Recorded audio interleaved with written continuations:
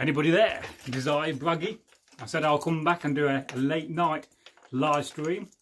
I don't think I'll be going for miles and miles in length of time on this one. We'll do a couple hours. We'll see how many people we get. And I have adjusted the stand so I'm looking a bit better on camera, so I'm not always like having to look down a lot. So wait for somebody to join, see if anybody does join, whilst I sort my boat out. Hello, we've got one person watching. Could that be Eric? As I figure out which way my boat goes on. Hello to you, whoever you may be. Please leave a comment in the old comment section. In fact, I'll say hello. It's a pity you can't just say hello and have it type it up for you automatically. Hello. This is indeed Bragi. Whilst I figure out my boat, give me a second. Decide to put your boat on a live stream at the same time. I'm sure the Vikings wouldn't have had this problem. What of a noise of this boat rig. So please go and share this with all your friends. Oh, I've got 2 people watching. I said I'd be back. I do a late night live stream. I'm a bit of a night owl and I'm feeling quite awake tonight. So we'll see what happens. Bear with me.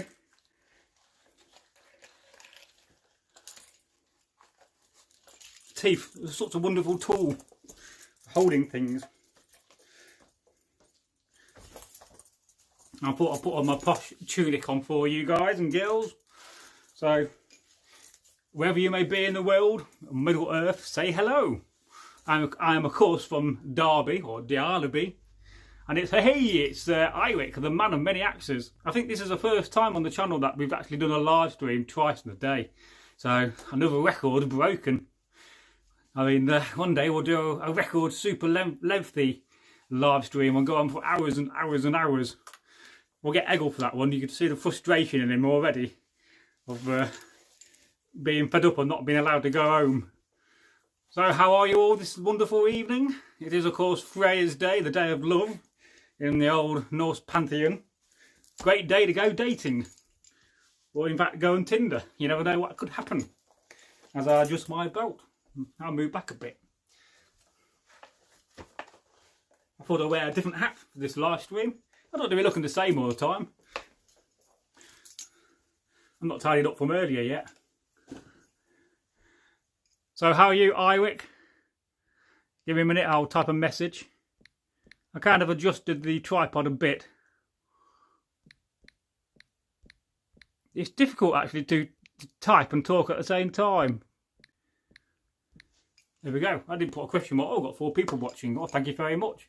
And Eric, the man of many axes, says, I'm feeling pretty tired tonight, which isn't like me. Well, you could always go and drink some coffee, but then again, you'll be awake for much longer.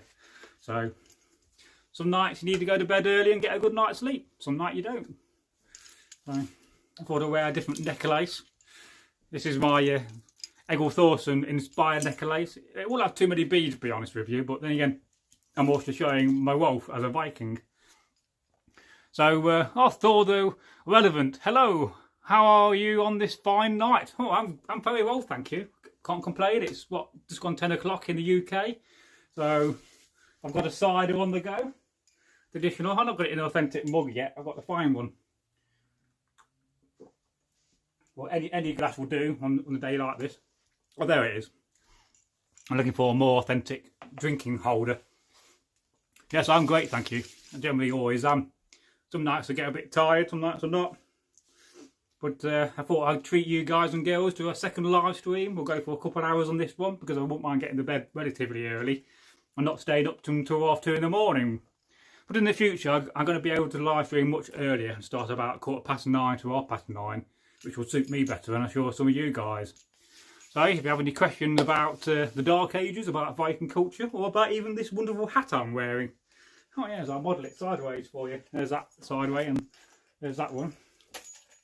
I'm really quite proud of this hat. It looks rather groovy. As Egil would say. I'm sure groovy isn't a word Vikings knew. But I'm sure they're around today, the actual Vikings, they were probably using such words. Yes, you too can be outdated and pretend to be in the 1980s. That's probably where it comes from. It's funny what sayings go in and go out of fashion. I've got no real set plan. I'm going to read some of your comments, and anything you want me to talk about, we can do. I watched a very interesting live stream earlier about paranormal things from a guy called Paul Sinclair. That was very entertaining. He talks about a thing called the Flixton werewolf, which is still seen today. And it does make you think, what's out there in the wilds? And they got talking about big cat sightings. And I think a couple of years ago, 2 or 3, there was, within a mile of this place, there was a big cat sighting. It does make you think. Of course, in the times of the Dark Ages, there was more creatures about, like bears and wolves and big cats like lynx.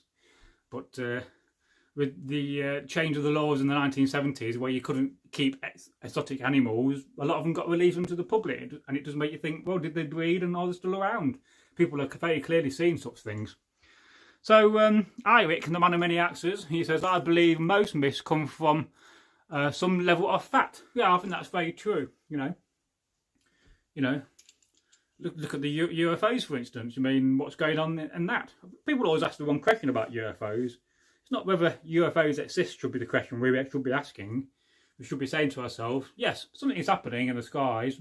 People are very clearly seeing things. What are they?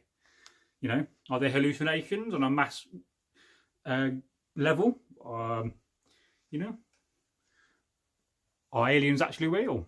Am I alien? Who knows? They do say aliens live amongst us. And I know I once went to a UFO society meeting. I looked for my axe, there we go. And there's a guy who looked for evidence of UFOs in artwork dating from, you know, the 16th and 17th century. And he very clearly showed us things in paintings which didn't quite add up. So if you can share this live stream, let's get some more people on the stream. It's nice to have 2 people watching indeed. And I'll read your comments and answer any questions. I do have a few folk tales I could tell you. In fact, I came up with an idea earlier whilst I was thinking, eating my tea. I had, what did I have, Bragi? I've got to think now. I had a pot noodle and some cheese and biscuits. Very nice. It was spreadable cheese.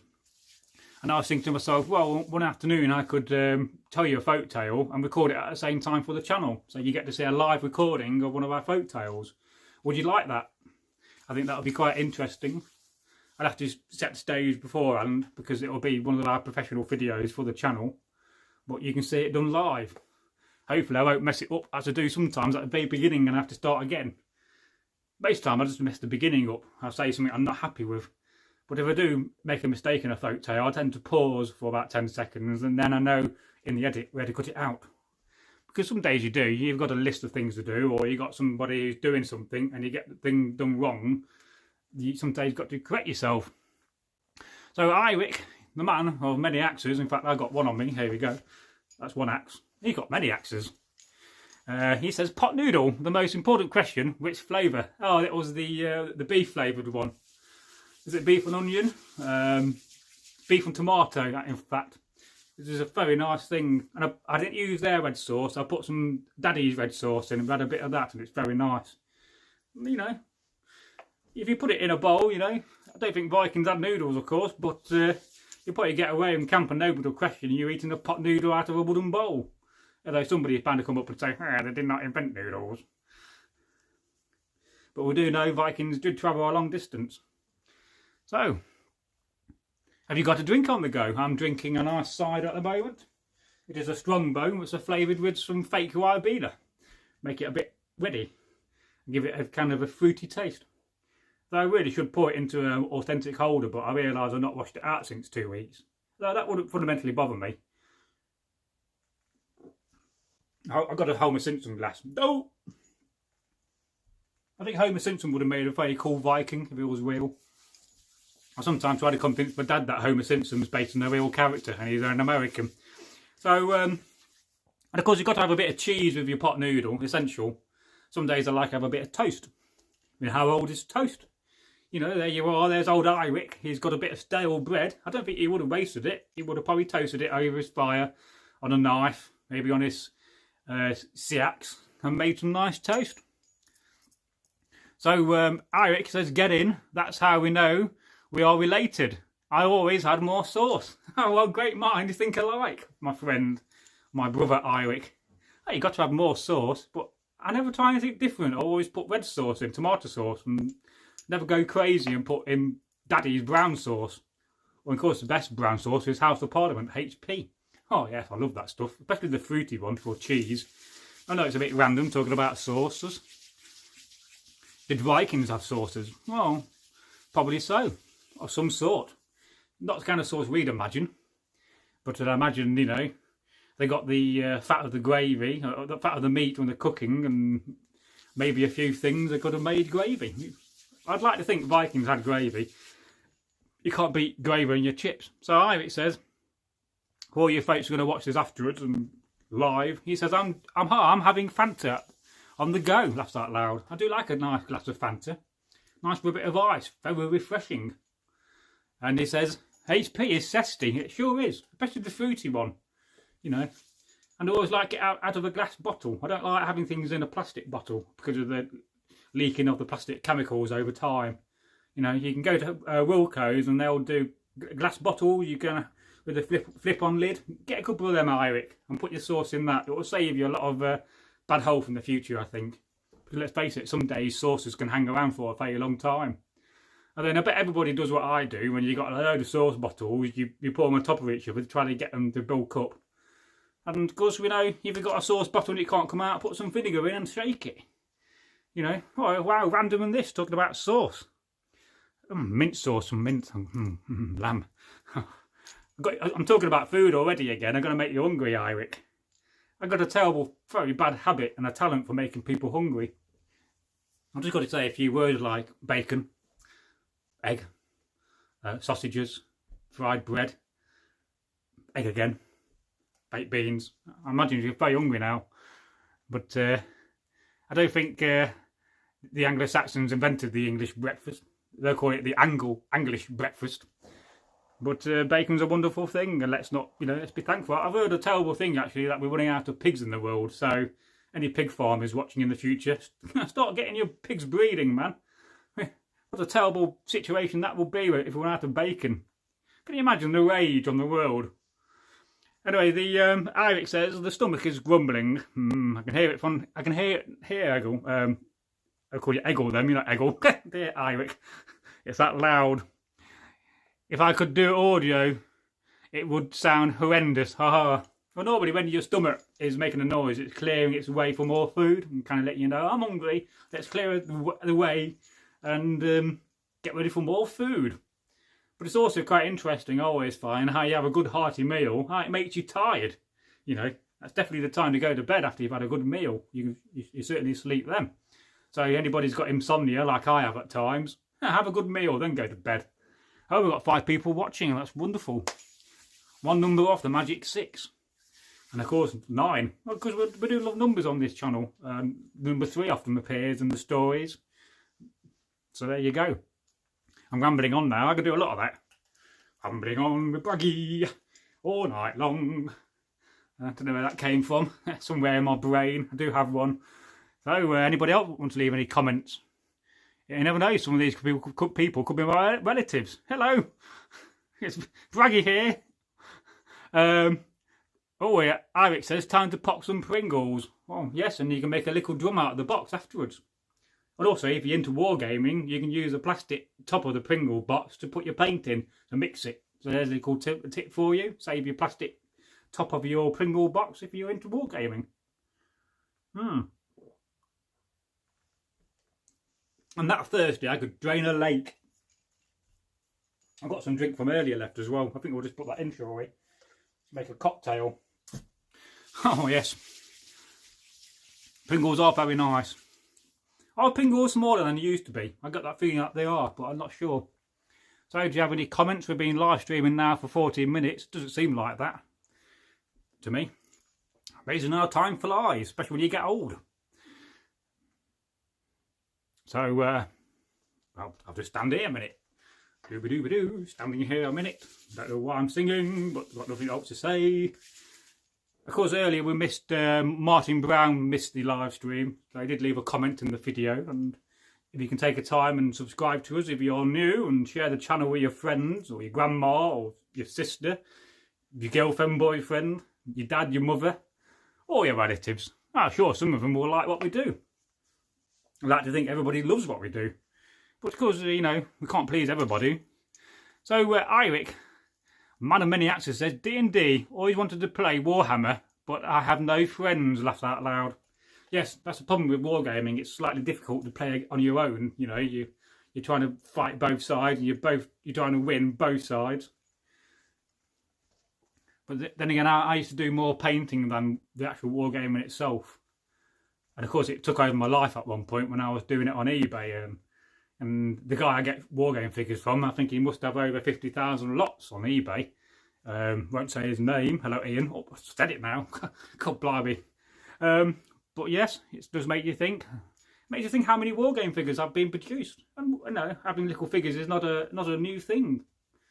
So I can imagine in the old times, I made little clay figures for your little child, or somebody might have made, you know, their son a wooden long ship. Hey, your son, play with that, you know. So Eirik says, must apologise, my reception is terrible. I'm so lagging behind, laughs out loud. Yes, if I start talking really slow, it will make it even more worse for you. That's a terrible thing with lag.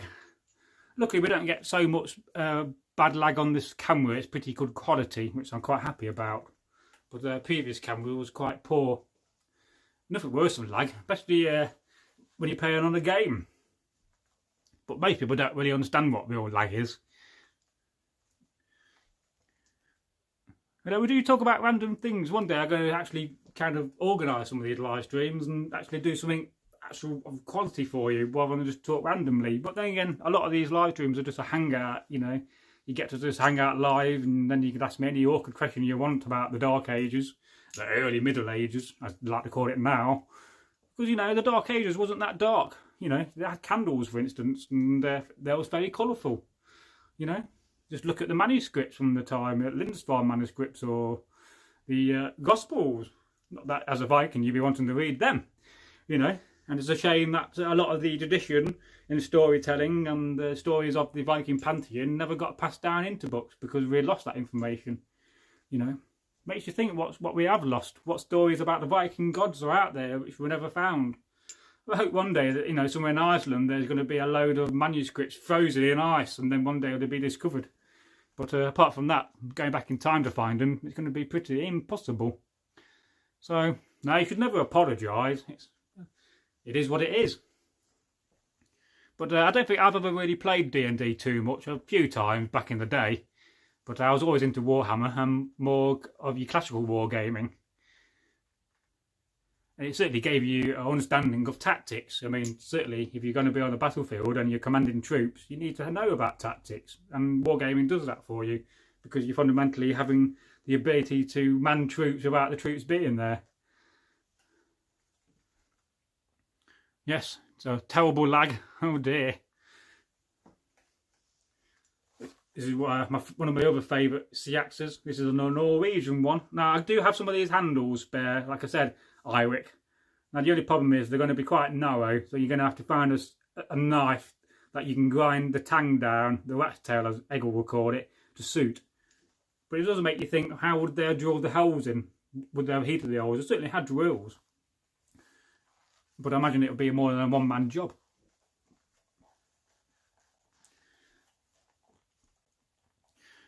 So Eirik says, in my household, Monopoly becomes a war game. Oh yes, I can see that.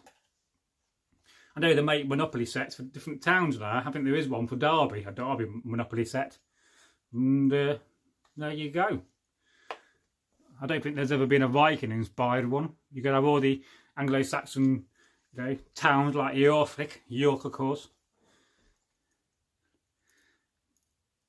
But, you know, board games are not a new thing. I mean, they're certainly playing chess back in the day, and where's that Viking game? I can never remember the name of it.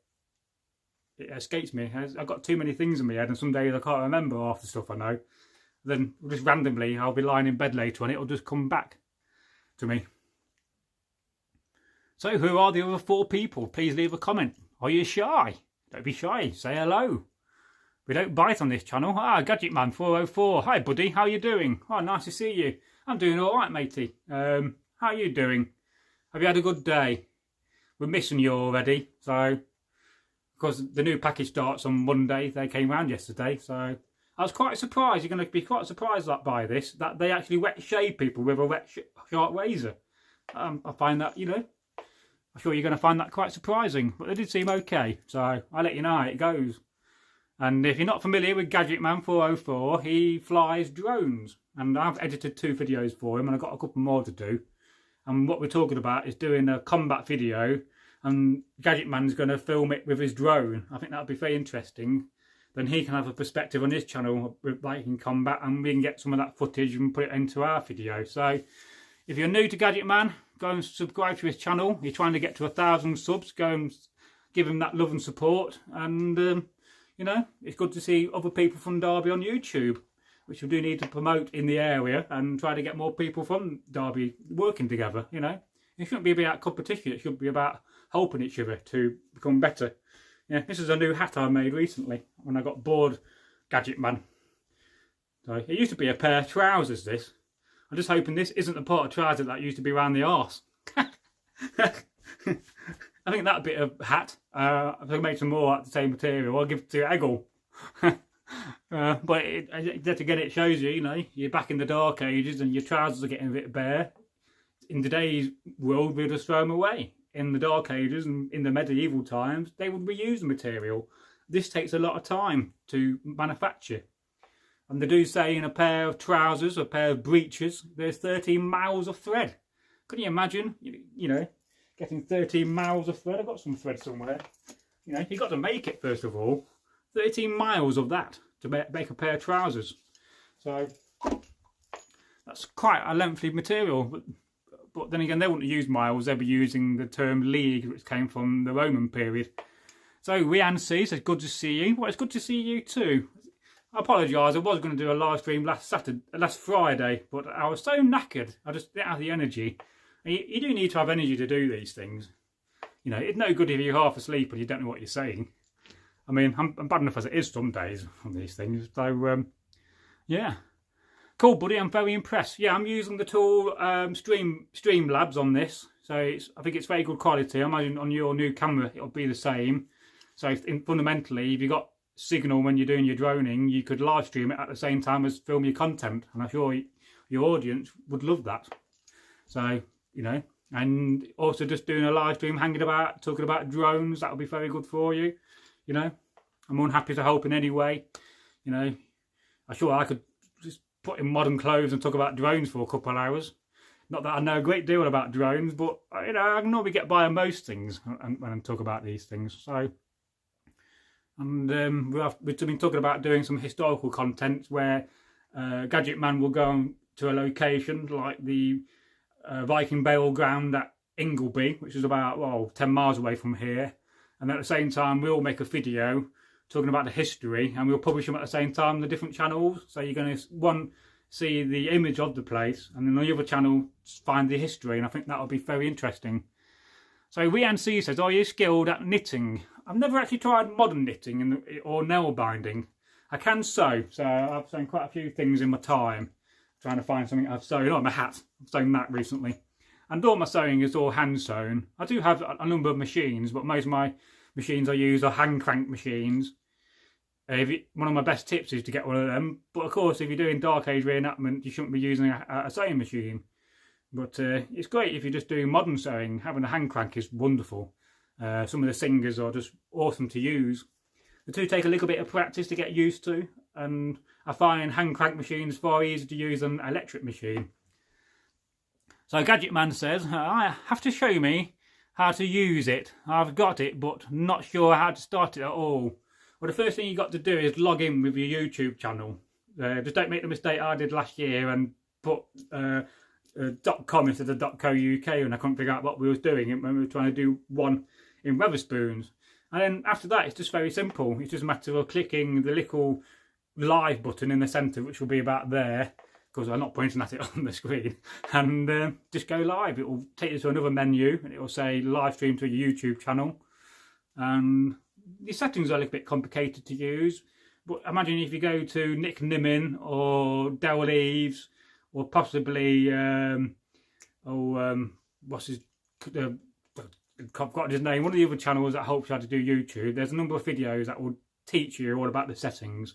So I think Nick Nimmin, he's got a brother, something Nimmin, might be Paul Nimmin, or Dave Nimmin, they call him Dave Nimmin. He's done a video on how to use Streamlabs, and I've watched that. So there's lots of contents out there. It shows you your frame rate, so we're getting good frame rates, and I'm doing it at 720p, which I think is good enough. And if you've got a battery pack attached to your mobile, then on a good mobile like what we've got, you better live stream for hours. I mean, I did 4.5 hours and my battery was still at 100%. On the old camera, the Samsung S6, we got to 3 hours 45, and that was only by me going in the settings and turning many things off and going to the battery settings. So yeah, if you come round some point, perhaps we could do your live stream in the garden and set you up, and I'll come on camera as well and help you through one. Just, you know, I think that would be good. People like to see interaction between people and channels. That's always a good thing. Of course, you may plan these videos more than I do. I just plan to come online and just talk and just carry on. So yeah, so I got to really look into knitting. I never really tried it with needles. I've always wanted to try knot binding. I've seen it done quite a few times on camp, because having a knot binded hat would be quite nice. I actually quite fancy doing some tablet weaving. So Gadget Man 404 says, cool bud, next time I'll try it. Cool. Night bud. Well, you take care, have a good night. No doubt you're busy tomorrow working, and have a good weekend if you can. And I'll look out for your content. And don't forget, I also got, if you can't find Gadget Man 404, just go to our main page where you see recommended channels, and I think he's the one on the bottom. There's about 5 or 6 channels there we recommend. So one of my favourite channels on there is called IKS Exploration. So if you like exploring and urban exploring, those guys are very good. Oh, we've got 6 people watching, that's great. You know, very cool, we've got 6 people. I think the record we've had is either 13 or 14 people, maybe 15. It'd be very nice in the future to have 100 or even 1,000 people live streaming, but I imagine trying to read the comments is going to be quite difficult, you know. I do watch live stream when there's thousands of people and the comments just go so fast, you just can't see them, you know. So yeah, so any advice you need on Streamlabs, just let me know. And I do recommend it. If you don't know how to live stream, if you're a YouTuber and you don't have the 1,000 subs and the 4,000 hours to enable live streaming, then one of the ways you can do it is to download a third-party app, and Streamlabs is one of those apps. I'll put it in the message so you guys can know how I spell it and what I'm talking about. You do see the icon come up onto the live stream when it says Streamlabs. Just say night, and you take care. And as Egil would say, stay groovy. It's one of his favourite words. And his other favourite word is woof. That's W-O-O-F. I think he gets that from Blackadder. He's a massive Blackadder fan. So we've got Chunky Monkey on here. 55555. That could be one too many fives with the right number. And he says, oh, I missed the comments gone, wait a minute. Hey. And we've got Adventures with Drain. How's life in America, Drain? How are you doing, matey? I wonder how our Viking ancestors live streamed. In longhouses and great halls with lots and lots of mead and hopefully good Frankish wine they may have raided. I mean, could you imagine what a Viking would make of YouTube? Would they understand it? Would they understand it more than Egil does? Well, probably not, no. But stay groovy. Yeah, I think it definitely, it's a very positive saying, isn't it? Stay groovy, you know. Woof woof, I think that's very positive. So, he's in Canada. I apologise about that, calling you American. Oh dear, bad Bragi. That's a problem when you've got so many subscribers. You often forget where people come from, and you know, there's nothing worse calling a Canadian an American. That's so bad on me. Oh dear. You can dislike the video for that if you like. Bad Bragi. They can be very bad some days. Martin Hale. Hi. Just wanted to ask, do you think the Saxons used gambesons at the Battle of Hastings? Oh, no doubt they did. It depends on each individual troop. It doesn't make sense for you not to wear a gambeson. I do have one about I can show you. Hang on. Hang on a minute. There we go. That's my gambeson. It's a very nice fitting one. It's made from good quality pigskin. And then it will have some kind of padding shoved into the sections That's the back of it. Although you can wear the back on the front and the back, but I tend to find I like this on the back more than the front, as it doesn't as the front neck's lower on this section and the back is a bit higher and therefore gets your throat a little bit. But I think they would have used gambesons and they would have certainly had leather jerkins as well. Of course, mail was such a rare thing and you had to have coin and money to own a suit of mail, or a hauberk as the Vikings would call it. So, yeah, I mean, it's one of those battles we don't know a lot about because we don't know where the site is, and they're speculating it was over here, some speculating it was below the monastery at Hastings. I think one day we will find the answers to that, but only by archaeology and by digging will we find, you know, the remains of the battle. But there is a very good series. I think it's on, what channel? It's called Lost Battles of Britain. It's just started 2 weeks ago, and the first one was Hastings. I think that may have been on, what channel was that on? It may have been on Blaze. I could be wrong there. It could have been on yesterday. But I did find that when I was looking through my channel list of content to watch on telly, and I thought, oh, that looks quite interesting. And the episode 2 was about the Boudicca, and I'm speculating where the battle of that was. And the Celtics got slaughtered by the Romans, of course, which is no surprise because the Romans were sort of organised, tuned army in the time of the day. Whereas, you know, they'll be fighting men with bare chests painted with road against men with metal on them. And, you know, to the Celt, that must have been very, very frightening.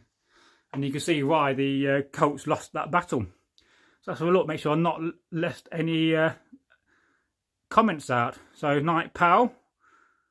So, Adventures with Drain. Or, if we could take our steel swords and knives and show our ancestors what they're capable of. Well, yes, that'd be very, very interesting. Although, if you've got a load of Viking reenactors and Saxon reenactors fighting against the Vikings from the day, I think we would lose, probably. They'd be more used to fighting us. And of course, the Vikings were quite well known for being fierce. But, you know, I think some of the battle scenes out of the Last Kingdom were very good, actually. Certainly the bloodshed would have been terrible. So, I'll just put a message. I need to put a message to get rid of the little section. It pops up and I can't see the comments. So I'll just do a generic comment. Hello all. Hello, good day to you. Or good nacht in the old Viking tongue. So Adventures with Drain says they could have used the animal poop they had from all the animals these ways. Oh yes, I mean, certainly when I was doing the American Civil War Society, the artillery, the Union used to put cow shit, or cow poo, from part of my French, down in the cannon after they ran down the black powder. The Confederates will get covered in it. It was quite funny. But if you're at the receiving end of flying cow poop, I'd imagine it's not a nice thing. So, I remember on quite a few occasions we would throw cabbages at each other. I don't know why, we just got in a habit of throwing cabbages before the battle. And I recall one time, I don't know if it was me who caught it, somebody threw a cabbage and it basically landed on somebody's sword, had it upright, and he basically got the sword and he flicked it back and threw the cabbage back and it just flew off his sword. It was quite comical. So, Adventure with Drain says, we might lose hand to hand until we call in some artillery. Yeah, so you have to get yourself on a big speaker and shout very loudly, you know. I mean, cannons are very loud, especially when you got, you know, half a dozen of them firing off. And if you've got a terrible officer, they'll tend to take you in front of the cannon where you shouldn't be, because they do have a massive range when the fire comes out. A lot of it you can't see, but it is there, and it's very dangerous to be in front of a cannon. So, Martin Hale, I'd just like to welcome you to the channel. I don't think we've seen you on a live stream before. I tend to remember most people, but forgive me if you have been on a live stream before with us. Last Kingdom, very good show, but not authentic like Vikings. Well, I think they both got good levels of authenticity and bad levels of authenticity. I mean, I think it was in the 3rd series of The Last Kingdom when there was in the Long Haul owned by the main hero, and they had some 19th century tankards, and you thought to yourself, well, what's that about? How lazy is that when they could get some simple wooden cups to use? But yet they had pewter tankards from the 19th century, and I thought that was very poor. And then you see the bit when he went to the village in, I think it must be the second or first season, I think it's the first season, when he had the blacksmith make a sword for him. I mean, it must be one of the most fastest blacksmiths on Middle Earth, because he made it in a few hours. Now, you know, that would not happen in the Dark Ages. They say that the average length for making a blade, if it was pattern welded, and most of them were pattern welded, was about 600 hours. It's a hell of a lot of work. And you can understand now, you often compare a sword, you know, basically to a very fast supercar like a Ferrari or a house, because it is a lot of money's worth. And although this is my pattern welded sword, which is a little bit earlier because it's a bit shorter, you see, you can get a picture of it. There you go. And you can see on the edge where you got steel, so the edge is quality steel, and the edge will be a mixed mild steel and mixed carbon steel to get that effect. But you'd certainly need a good sharp edge on your sword. And you should never touch the blade by hand, really, because it will put finger marks on it, and therefore that's a good sign of a sword scabbard. When it closes tight, as you can see, it won't pop out. So, and of course you have a thing invented by the Saxons under Alfred the Great, which was the peace tie. And the peace tie was basically the tie off your sword. So I'll demonstrate this best I can whilst trying to stand up and do it with one hand. And the peace tie was basically put on your sword, especially in Wessex. You was bound by law in Wessex to have a peace tie on your sword. And it's basically to stop you from pulling your sword out in anger. Because, you know, if you pull your sword out and kill somebody, then that's going to fundamentally cost you money, because you're going to have to declare it within a couple of langhouses or the people around you. Or else you're going to find yourself being charged with murder. And that was a terrible bad thing. There we go. Yeah, we've got everything around here practically. Oh, we're looking for more kit. So that sword, so Eirik, the man of many axes, that sword was made in a day and a night. The sword would have been rubbish. Oh yes, and then he had the most stupid pommel of that crystal he had, which I don't think would have done that. That was just a stupid thing. And then the most stupid thing of all these programs is to put it on the back. You know, let me demonstrate why you wouldn't have a sword on your back. So there's old Bragi, mind me knocking my hat. So the old back sword. Now, as you can see, even with this sword I'm wearing, it's very short. I can't get the reach to get the sword out. Let me pull back. Oh, minding my drink. See, I can't do it. I practically got to hold the sword and pull the sword out on the blade, which is actually a very dangerous thing to do. So, as we call it on the channel, the backsword of doom. Now, let me just demonstrate something to Eirik here. What I was on about earlier, so you got your chape, Eirik. And although this is not a scabbard, this is a scabbard, not a sheath. A scabbard is always solid construction. A sheath is always just leather. And the good thing to do with your sheath is to put a layer of felt inside. If you're not using the wooden scabbard style, so that when you put oil on your blade, the oil will go into the felt. So you can just bond that in using a traditional glue made out of gone-off beer or vinegar and milk and some ash from a fire. But if you see down the top, what you'd have is your chape, and then in this section here on the leather scabbard you have an inner bit of brass which you could rivet that onto, which will make a firmer construction. This is my #1 tip for that. I do have a couple of samples of that, and I'll take a picture for you, Eirik, so you can see it.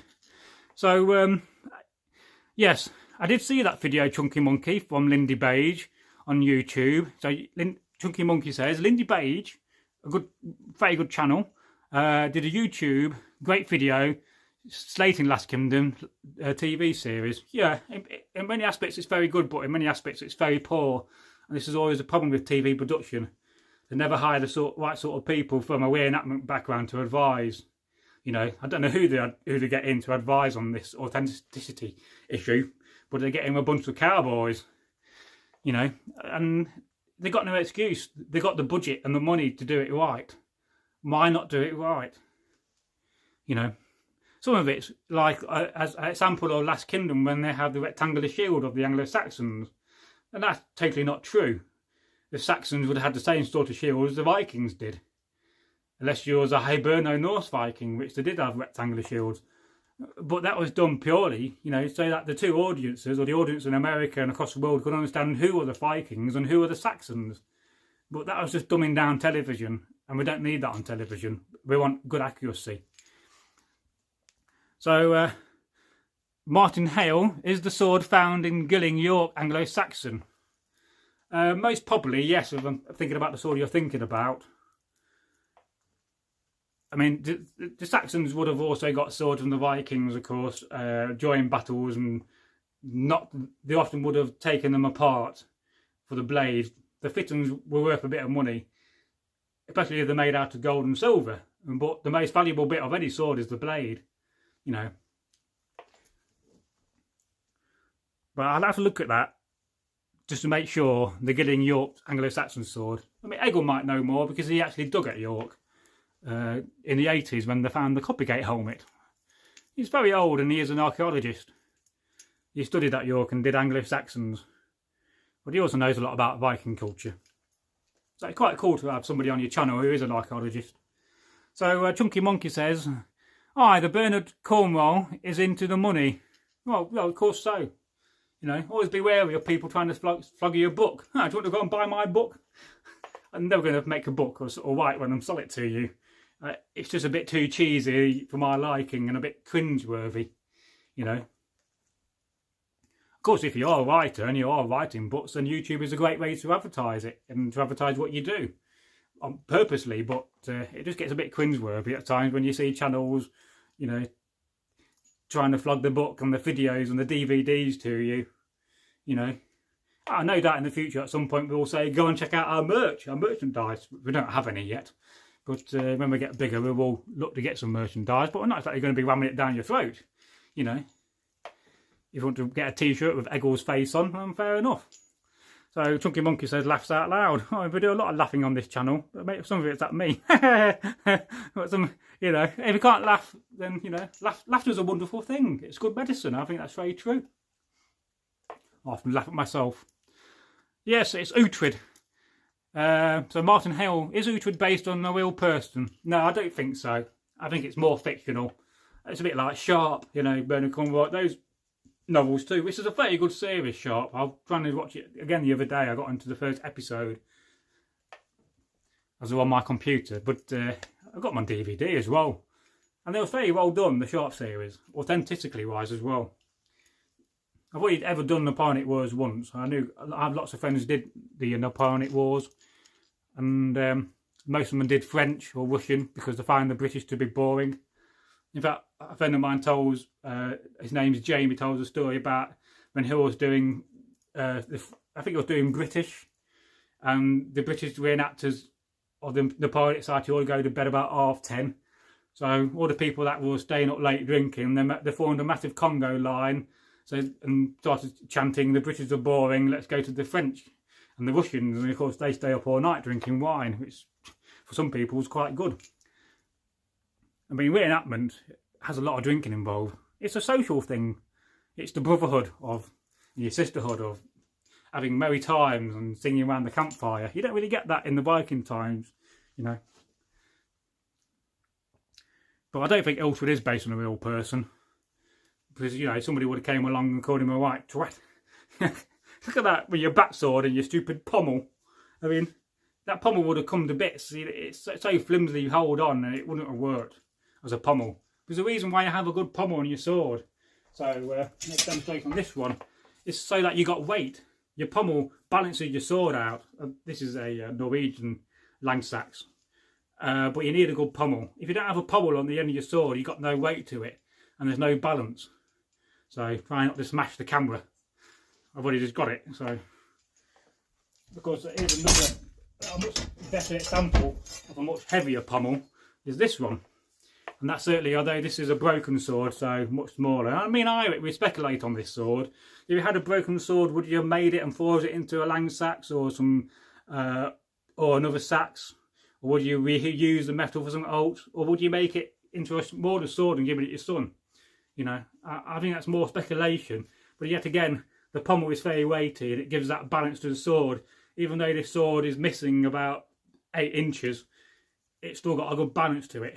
And at some point we are going to do some combat with this and try it out, because I think it'll be very interesting. But if you compare the two swords in length, you'll see the difference. A lot shorter. And practice for years. It's won a Turkey sword because he did it as a business, going around the schools. He used to fight, and now and again swords would just break. I think that's a Denby blade as well. Denby is one of the most rarest blades you can get. But I'm surprised if it is a Denby, because they couldn't break. So Martin, let's read a comment. Martin Hale, is it very good to join a reenactment group from any part of history? Yes, because you'll make friends, and you're going to make friends you're going to have for your life. Yes, there's a lot of politics in reenacting, and that kind of ruins it. And I've always said politics and reenactment does not go. And if you get into the situation where you've got politics, just bang their heads together and tell them to grow up and stop it, nip it in the bud. You do get people with egos that do think they're like an earl. I mean, some societies I've been to, the officers really do think they're officers, and, you know, treat the privates and the corporals like privates and corporals. And I think that's very, very wrong. You know, you're all equal on the battlefield. Naturally, you need a rank to have distinction and to organise your troops. But, yeah, it's a good thing to get into. Smaller groups are generally better than bigger groups. Large societies aren't as big as they used to be because there's lack of funding. And certainly back in the Civil War Society, there used to be 2,000 people in the UK. In the American Civil War Society, and you wouldn't think there'd be that many people in one society doing that. But it's a good way to spend your weekend. It becomes very addictive. Certainly I know people that try to go away every weekend. Of course, not during lockdown, you can't reenact anymore. Though I have seen lots of reenactors, they've been putting up the tents in the garden and doing that. So that's quite interesting. So let's read some of these comments before we lose them. So, Adventure with Drain says, but it looks cool, and most people have no idea about Vikings and swords. They just want cool looking things. Well, you know, Vikings did have very cool looking things and cool jewellery, and they had a lot of bling. It was very important to them. It showed the wealth off. But if he was a poor Viking, then you couldn't afford a bead. You know, you wouldn't be able to afford too many Thor's hammers. You just have an axe and, you know, a spear, a shield if you're lucky, and maybe some sort of a head covering. So let's go back to some of these comments. So Martin Hale, so we've done that one about reenactment. So Chunky Monkey says, can we have an example of politics? Well, when reenacting, it's when you get egos of somebody wanting to control the group and taking over the group. We certainly had that in the Derby group back in the day, and that basically killed the Derby group. It does not exist anymore, basically because of politics, because somebody wanted to be in charge and make kit and flog it to people. You know, you get some people that will really go to the full length where they'll take charge of a group and they'll rent you the tent and sell you the kit, and they'll be making money on the side out of it, which is kind of a little bit wrong, really, if not a lot wrong. And of course, you know, people fall out for different reasons. Different groups will fall out of each other. I don't do politics in reenactment. I just think bang heads together and tell people to grow up. You know, if you're going to sort it on the battlefield, but not properly, you know. So, Martin Hale, I'm from a Viking group called Magnarsson, Wiltshire way. Oh, right. I hope I pronounced that right. My eyes are getting poor as I get older, I think. So that's very cool. I mean, we do need a lot of the good groups are smaller groups, and certainly in the modern times, reenactment has changed to a lot of organised small groups that get together. And I think they often form the best groups and best little groups of societies. And let's face it, you know, the kit is expensive, and so is the insurance. A lot of the insurance issues came about because of the English Civil War Society, when they had a massive event where they made a massive mistake. They parked all the cars from the public in the same field. And normally that's not the practice. The practice was to have a separate field so the public can go and park there and have the battle somewhere else, because they're using firearms. And of course, if you've got very dry ground, it can set alight. And this is what happened. I wasn't at the event, but I heard all about it. And basically, the instruction was, do not fire at the ground. And somebody fired at the ground, and before you know it, the grass was on fire. And it went straight up the field. And suddenly all these cars were exploding. And public were running about. And reenactors were running about. And I think that had a massive effect on the insurance. It has become more difficult to get insurance for reenactment. Not that I know a lot about being insured as a reenactor, because I've not been in a group for some time. I tended to see the modern reenactments as standing in front of a camera. That's partly how I wanted to take it. and also because I'm stuck indoors all the time being a carer. So let's go back to some of these other comments. So I ventured with Drain. There is an interesting channel called Fandabby Dozy. Oh right, yes, I've heard of that phrase before, and he shows some of the old Highlander methods of fighting with a Scottish dirk. I've got a Scottish dirk somewhere. No idea where it is, but it is quite an authentic one. It used to belong to an old friend when he was into doing Highland gatherings, and he was a bagpiper. So Rean Sea, I'm trying to join a reenactment. Oh cool. I mean, some of the Vikings were very good, so it's Regi Anglorum. It depends what period of history you want to do. There's so many out there. I think it's Naries is an association that organises a lot of reenactment groups together. I think it's a National Association of Reenactment something, I forget now. So, but there's no doubt lists of reenactment groups on various pages you can find, and you'd be surprised how many groups are in local areas and probably in your city you don't know about. Some of them are very big and some are small. But the main thing about reenactments is that you have fun and you put on a good show for the public. You know, your daytime you're meant to be a professional, you're meant to be demonstrating the life of the soldier or the Viking. And then in the evening that's your own time to do what you want to do. You want to drink gallons of mead, you can drink gallons of mead. So, we've got a mistype from Chunky Monkey. Well, we can all do that. I mean, let's face it, if you're typing fast, I can often mistype things. I sometimes dictate on my phone some of the descriptions of the videos and it comes up awful. Then I have to go and autocorrect afterwards by hand. So we've got, Panada's here. Oh, great, a second live chat tonight. Yes, I did promise I'll do one, and I am a man of my word as a Viking. And we'll see how long it goes for. I don't know why, but the battery's not charging. Let me try to figure this out. There's one thing we don't want to happen, bear with me, is for the camera not to charge. So I did not realise that. We're on 72%.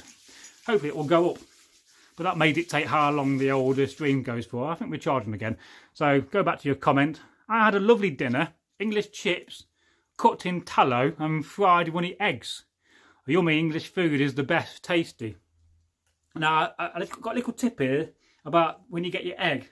Get a slice of bread, put it in your frying pan, and then cut a hole beforehand in your bread, a round hole in the centre. Then get a little cup, and just round the edge of the bread, round the hole, dampen it down with water. And then get your egg, chop it so you break your egg, and put it in the centre of your bread. And then give it a few minutes to fry, and you're going to have a nice fried bread with an egg in the middle. Oh, that's lovely. I know that it's got a proper name.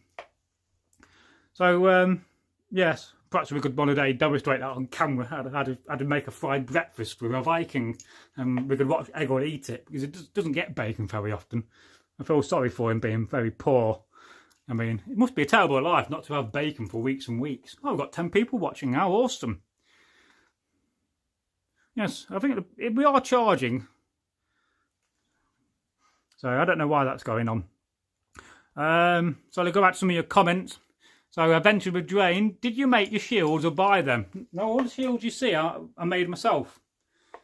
I do have some blank shields and I do have a couple of bosses. So I am thinking about at some point demonstrating how to make a shield using modern methods. And then possibly in the future we could have a go at making a plank shield if I can find some nice lime. Lime was often used for shields. Although plank shields are a little bit more difficult to make than a modern reenactment shield, and that's made out of plywood. And I've probably got 2 or 3 coatings on the material. We experimented.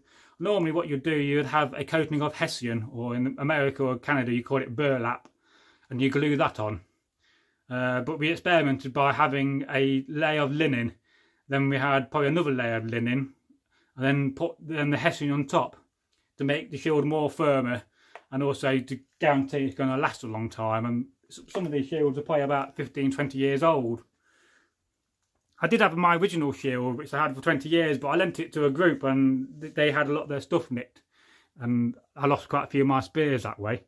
So, yeah, we will look at making a shield on camera. I don't think I could do it in a short video. It'd have to be over 2 or 3 videos. And it'll take a little bit of planning. But I think the average price of a shield boss, if I'm not correct, is about £15 to £20, which is probably about right. The thicker the shield boss, the better. some people paint shield bosses. I generally like to leave them the metal colour and just keep them moist with oil. So Chunky Monkey says, once Corona virus is over, I will be interested to go to a reenactment camp. Yes, it is a fascinating place to be, especially in the evening. I mean, some of these groups will play various games, and I mean, I can remember having lots of sing-songs in the later period reenactment groups, and I was quite well known for singing, and I played the rhythm bones. I've got some somewhere, but one day I've got to find them. So it's a great way to spend your weekend. It's escapism, you know, let's face it, you know, we live in a very busy modern life. So going back to the 10th century or the 9th century or wherever you want to be, it's a great way to escape the modern world.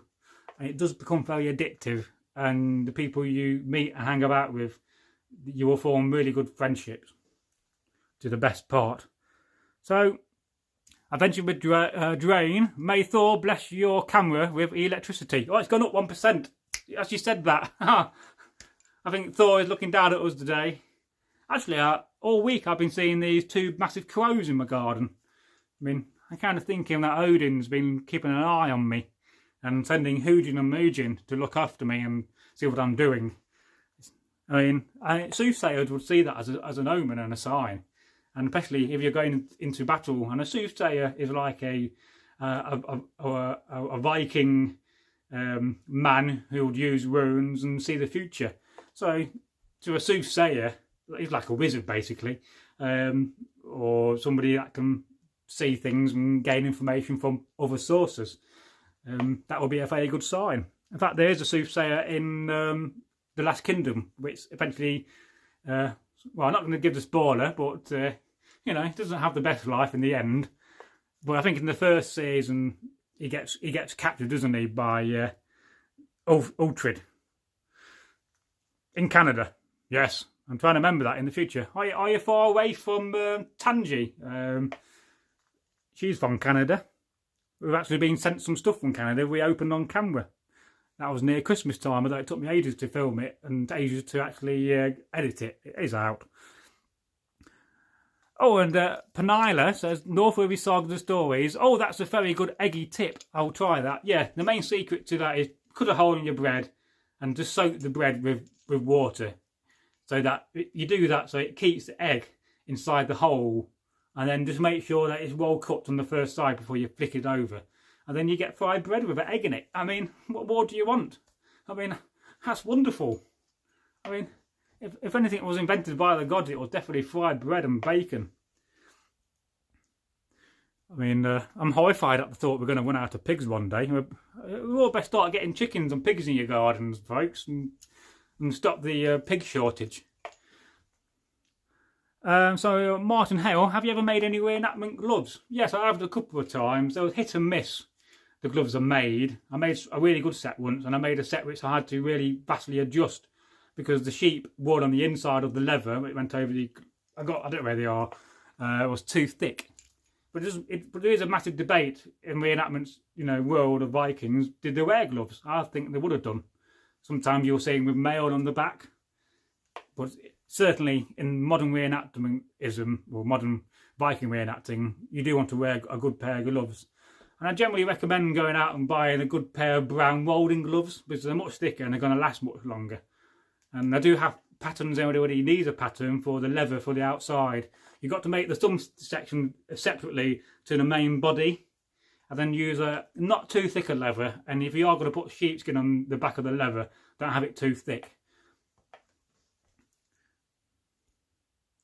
It's not something we really aim to do is demonstrate teaching making things. Yes, I have promised to make a hat and show you to do that, and so we will do, and that may lead on to making a couple more hats and then eventually an under tunic and a tunic. But a lot of these things take a little bit of planning and thinking about, which is often going around in my mind. But I promise I will do that, and in the future I'm going to be in a much better position to do that. So, and I think it's going to be very, very cool because they're going to advertise it for at least a week beforehand, and I'll put some pictures up of the patterns. Naturally, if you're going to make a hat, you've got to make sure that the hat is suitable for your head size. I mean, I don't know if I got the most average head size, but probably do, I don't know. But some people have got bigger heads and smaller heads. But it's always best when you make something to make it bigger and adjust it. And the thing about a hat like this is if you make this section a bit longer, then you can always adjust it back to suit your head. But if you make something small, when it's round here on your head, well, you can't exactly make it bigger. You know, yeah, you could add another layer and cover it with some fur to disguise it. But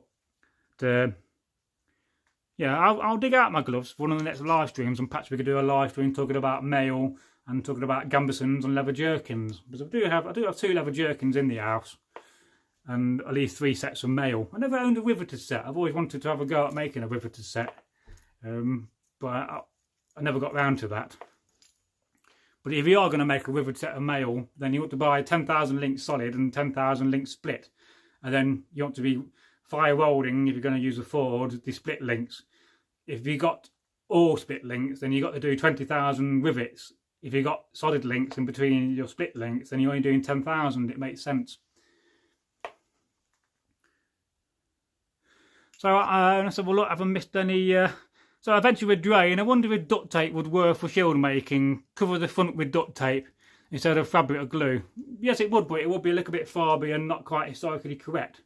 And you would be probably pulled up for it. Certainly, if you're covering your shield with duct tape and then you're gluing on some fabric on the outside, preferably linen, you don't be using cotton, of course, it's not authentic, then you wouldn't see it. But then again, would the duct tape peel? So no, I probably wouldn't use duct tape. If yours a larper, then that'll be acceptable. But you want to try to make your shield as authentic as possible if you can. And I can certainly write and give you instructions how to make a shield. So I wish I had a very long finger, then I could just not get so close and scroll up the comments. So, Eirik, the man of many axes. I need to make a shield. That's one bit of kit I desperately need, and the long haft spear. Yes, I think a spear shaft is about 20 to 30 pounds a shaft, depending if you're built buying them. You can just go and find a bit of ash and wood, but it's going to be a bit bendy, like this one here. It's just a natural wooden shaft from a ash tree, but as you can see, it's a bit wavy because it's not straight. And although, yes, I could probably put it and steam it straight if I really wanted to. And it does make you think, you know, would there all been straight shafts? I mean, as you can see, if I turn it around, it moves because it's not a straight shaft. But yeah, again, it's still quite practical to use, and we have used this a few times, minding the light. But they would have got a massive trunk of ash, which is the best wood for spear shafts, and they would have split it into quarters, and they would have had segments they would have shaved down, and then ended up with straight shafts. Of course, I suppose you could also wood turn one if you've got a long enough lathe, but not most people don't have a lathe which is 9 foot long, and if you've got a floor lathe, you could do it in the traditional style, but generally they would have shaped it on a wood horse.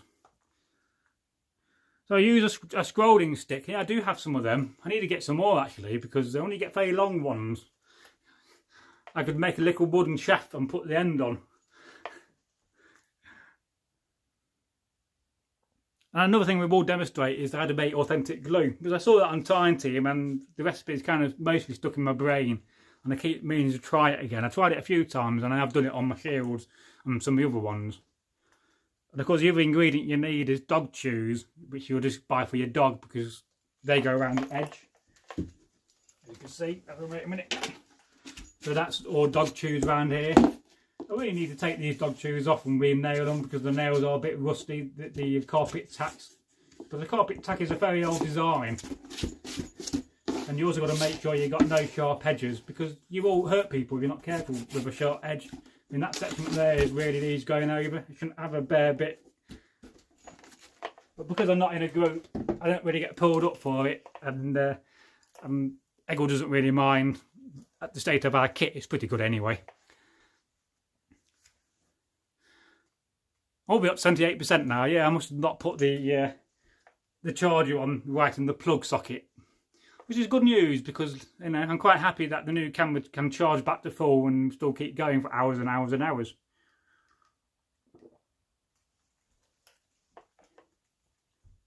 Perhaps one day I'll do a random live stream where I'll say the word Viking for a whole day.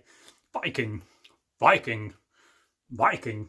I'm sure after about 10 minutes you'll be bored. But people do that kind of rubbish on YouTube. Like I said before in a live stream, I watched a man wouldn't say the word meme. And it was quite comical, but after about 20 minutes or half an hour, I kind of got bored. So Martin Sale says, have you ever been to Hastings reenactment? I think I went once in the early 2000s, but it was a little bit too far south for me. And I never really liked the idea of the Saxons losing. And there's no way I'm going to ever dress up as a Norman. I mean, we have talked about doing a video called Viking versus Norman and Saxon versus Norman. And Muggins here's got the role of being the Norman. And they don't really want to be a Norman. Normans suck. Boo, bad Normans. But, oh yes. Sharmanar, nice to see you. How's life down under, mate? Hey, Bragi, a live stream. Nice surprise. Yes, now that I've got the new camera, I'm planning to do more live streams in the future. Most of them will be just me talking random and reading your comments. But it's nice to hang about with you guys, and you know, it's a bit like a bar, isn't it? You know, I've got my drink on the go. No doubt, what are you guys drinking? You know, we get to 11 o'clock, I can do last orders. Last orders! Probably a bit noisy on camera, that. I was using that to go out and clap the carers. I got some funny looks from the neighbours when they took out my one of my metal shields from much later medieval times and smacked that with a hammer.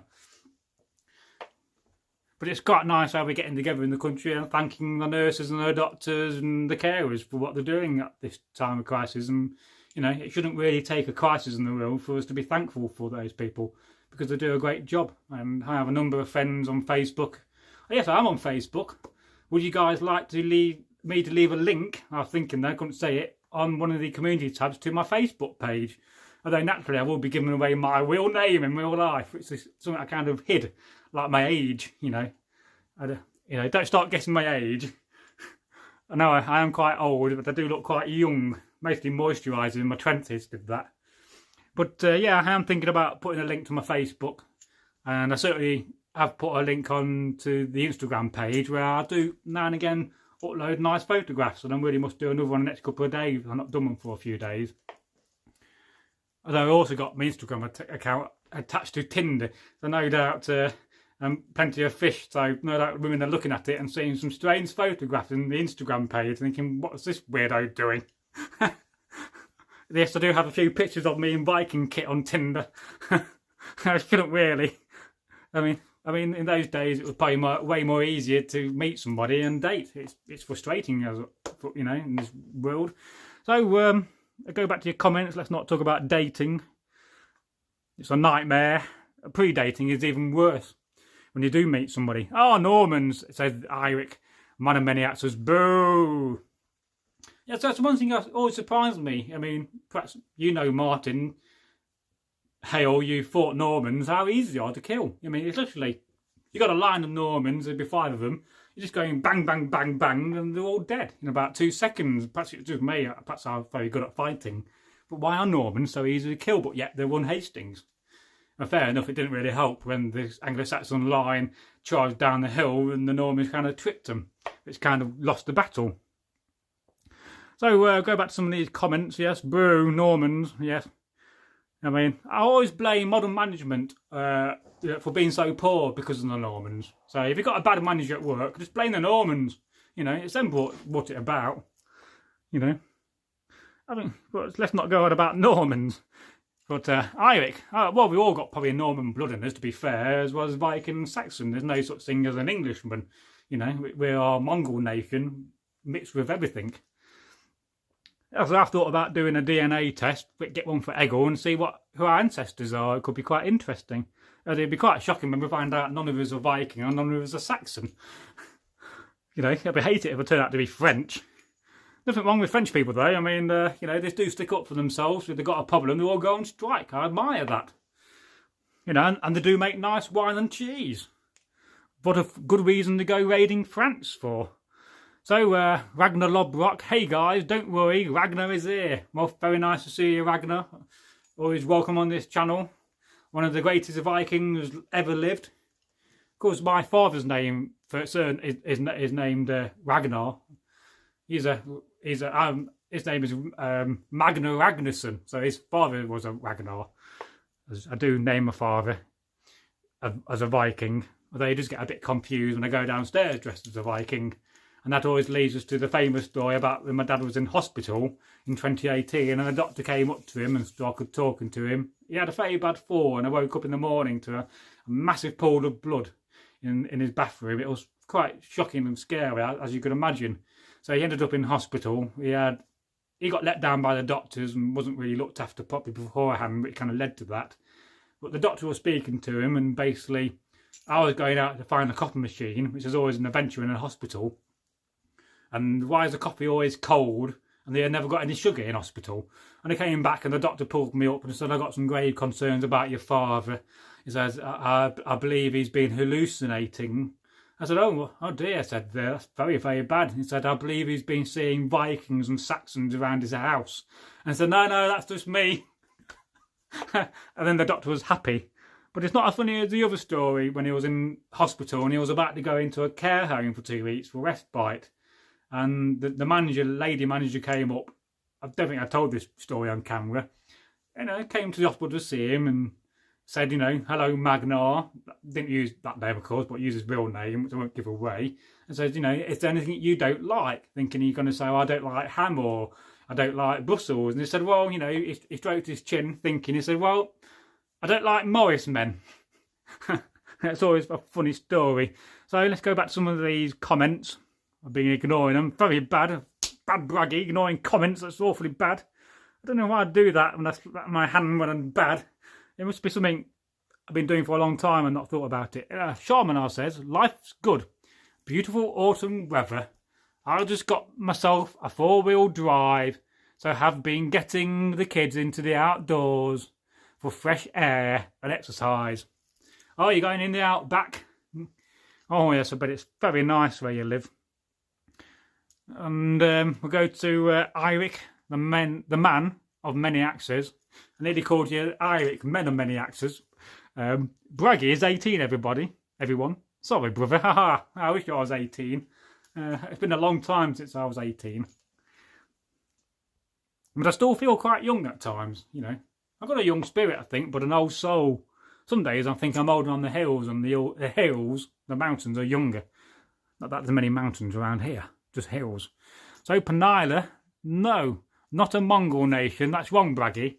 Oh no, it's just a term I use to kind of demonstrate we're mixed blood. So we're probably not Mongols. That probably is a wrong phrase. All related to North Western folk. New information is we were separated due to the rise of the North Sea when the ice melted, and we lived on the plains there. Oh, Doggerland. We made a video on that once. And actually there is a follow-up video which I've so far not edited, and the video is going to be called Why Doggerland Got Its Name. And I've just been very lazy on those videos. That was part of the 2-minute history videos we was doing, and I do promise to get back onto that series, and because they were very simple videos to do, and some of them had a bit of B-roll footage in between, and I did enjoy doing that. But just the stress I've been through the last 10 months, it's been a nightmare. It's not really over yet. I've got another few more months of that, I think, to go, and possibly longer. But and then we also had another series called, I think it was Mystic Fridays, was it? Or was it Mystic Saturdays? Where it kind of gave the ability to talk about other subjects other than the Dark Ages. But again, I kind of got a bit lackadaisical on that, and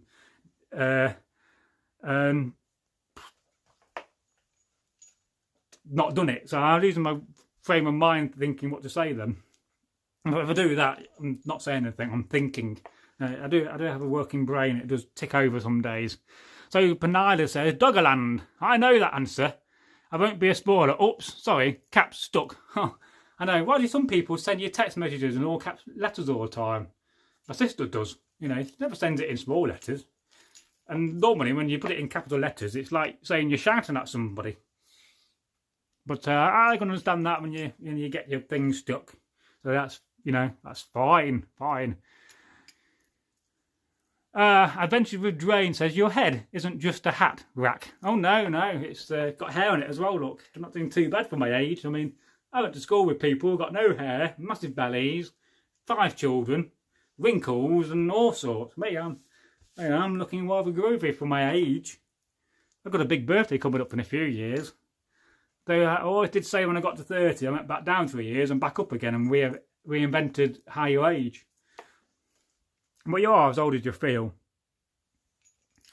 So, Sharmanar, I can't quite get to the outback at the moment due to COVID restrictions. We aren't allowed more than 50 kilometres from home for recreation. Restrictions are being lifted soon and we are planning a road trip. Oh, cool. You have to film some of that and put it on your channel. I mean, I'd love to go to Australia one day. I know my brother went for about 2 years, but he can't remember half of it because he had too much fun. That was a long time ago. And then he came back via Thailand and got stuck in the riots when they happened in the 90s, from what he says. So, Chunky Monkey says, laugh out loud, how far would 50 kilometres get you to the UK? Well, that would be about 32 miles, I think. I may be mistaken.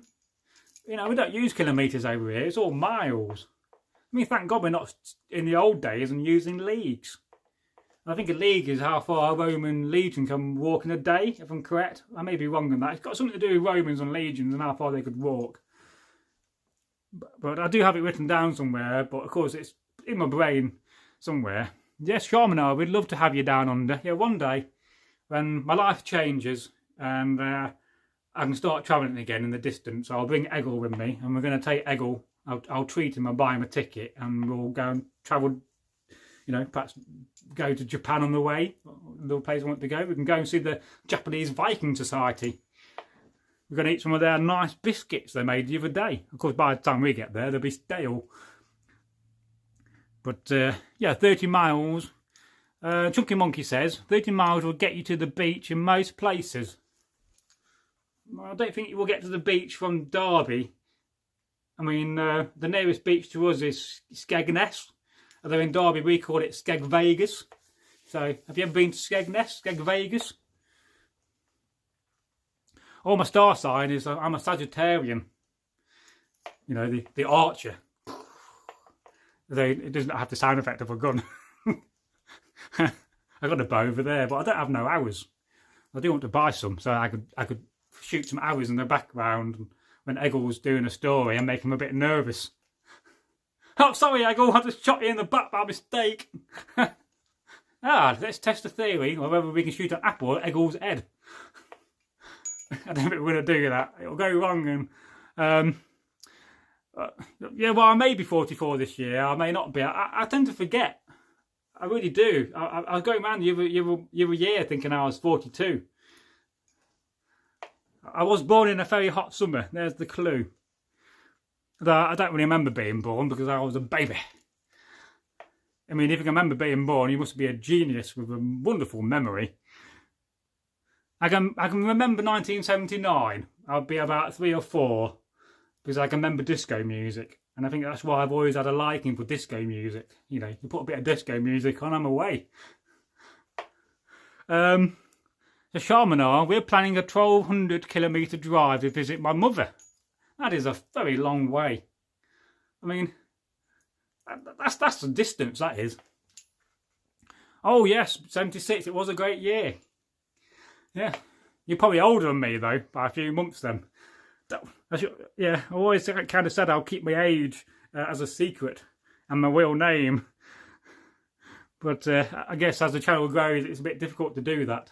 I don't look like I'm 44, do I? I'm 43. I'm 44. Yeah, I've got to think now how old I am. Oh yes, the goodies. I can always remember that sketch from the goodies when there was somebody in a plastic ball and they was rolling around the fields and a farmhouse. You know, I can remember that. Can you remember that? I can. I think I watched the goodies more than I watched Monty Python as a child. And then I can remember on a Wednesday my mum used to work and we used to watch I'll Feed the Same Pet and she'll come back from work just before it started with a cream cake. It's funny what you remember really. So have a look some of these. Panida, no wonder I like you. I get on well with the Archers. Is that the radio show? There's a radio show in England called The Archers. Is it still going? I think it is. Yes, I am. I'm very easy to get on with, I am, you know. I think life's too short not to get on with folk. There's not many people I've met in my life I don't like or took a dislike to, you know. But there is that great poem called Desiderata, which kind of describes life a little bit and keeping away from the noisy people and the loud and aggressive people. But I can't remember it off by heart. So, yes, I do remember the goodies on TV. Such a shame it wasn't Bragi. Yes, what a dude Bragi is. Loves his birds. Shamanar, February is my birth month. Yes, you're definitely older on me then. I should look up to my elders. It's true saying though, you should always look up to your elders, and I don't think there's enough of that in today's society. Especially with the younger generations. I mean, the teenagers and people in the early 20s, a lot of them don't have respect for the elders. I mean, I bet you consider to be really old then. I mean, certainly when I was a teenager, 18 and 19, people my age, you think they're really old, but I don't feel old, But then again, so I couldn't say that, I don't exactly go clubbing anymore and stay out all night like I used to. I mean, back in the old days, going clubbing, you'll come back at dawn, or 2 days later even, you've had a good day, good party and a good night out, and you get back 2 days later and you're not being to bed. Anyway, I've got some of these. Penila, Shamanar, are you an Aquarius? I know a song about that. An Iric and a man of many axes. Yes, I will make you an axe, brother. That is a promise. Right, my family, although it's very early, but tomorrow is my lady's birthday tomorrow, so I'm up at the crack of dawn to give her a birthday phone call. COVID-19 has stopped me seeing her since March. Yes, that must be terrible if you're going out with somebody and you're fastly in love, as you probably are, and you can't see your loved half. I mean, that will break my heart. But hopefully soon you'll be able to get together again, and you won't be leaving your house for a few months. Moving on from that rather quickly, a Chunky Monkey says, my mum ranks... So, start again. My mum once rang Games Workshop and asked the man if they sell bag of elders. Oh yes, I can remember going to Games Workshop in my early teens and buying figures, and a lot of them I sold on in my late teens, and I kind of regretted it. And then in my 20s and 30s I bought a lot of Warhammer figures off eBay. I think it was trying to recapture my youth, which I still never painted really. I got tons of war game figures, thousands of them. I could probably flog you a load. Oh, I've got Martin here. So the bold-fast Viking, Martin Brown. It's getting late. Hello. Am I the 21st of the 2nd? Indeed. Oh, we've got 9 watchers. We did have 15 then. Funny how people come out and leave. Perhaps I don't understand what we do on this channel. I think some days, we are a little bit hard to understand what we do. Perhaps I need to update the subscription. Because it reminds me of the time when my dad first went to McDonald's and he got, he went to the counter. I was a kid at the time, about 9 or 10. This is when McDonald's opened in Derby. I don't think it was Derby. I think it was when he was on holiday. May have even been London. And he got the hamburgers and he got the milkshakes, and he came back and he was horrified. He said, I've got to go back to the counter. And he went and asked for knife and forks. He said, have you got any knife and forks, please? Only my dad would ask for knife and forks at McDonald's. This is a true story. And I've heard that very recently KFC have opened in Derby again, and apparently the queues are that long in the traffic, it's causing massive traffic delays everywhere. I mean, people are going mad for chicken. I bought some chicken today. It was lovely. Not had it yet, but I'm going to have it probably tomorrow. Ah, it's your birthday. 21st or the 2nd. Oh, right. Well, happy birthday in advance. Won't be long now. Won't be long to Christmas, will it, folks? Time to remember the old Jesus. And, but let's not forget the old Viking festivals as well. So, Rean Sea, this COVID thing is ridiculous.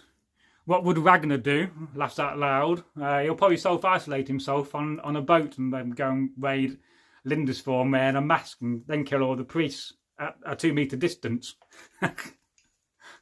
Vikings wouldn't put with keeping the distance, would they? And it's, it's a shame really what we've been going through, but let's just think of all the people that have passed away, including one of the first subscribers to this channel, Tecto Sagas, has sadly died of the virus. So if any of you guys are wondering where Tecto is, I mean, he's in Valhalla now. You mean, damn COVID, killing my best mate. I'm really upset about that, but that's the way it goes, isn't it? Moving on from that one. Panada says that Shamanar, that's great, sign to be born under, very special folk. They only compete as number one with Aries, but Aquaman will put the fire out of Aries. Oh yes. I have seen most of the movie Aquaman, but I never quite got to the end. I've got a terrible habit of watching a film, and then towards the end I get bored and I think, oh, I won't watch the end, I'll wait for the future. Then I kind of seen the movie, but not seen the movie.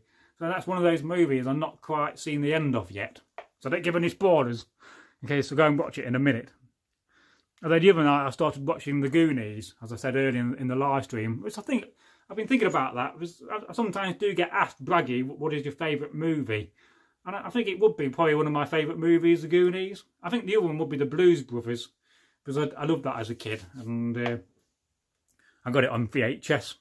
Not that people have a VHS play machine anymore, and some of you guys will probably never heard of VHS, let alone Betamax. So Martin, the Belfast Viking, was hail. I was at McDonald's the first day they opened in Moscow years ago. Oh, that's very cool. Another country I've never been to, and we always welcome anybody from Russia on this channel. Very cool people. And Sharmanar, wow, sorry to hear about Tecto. Yes, it has been a bit of a shock.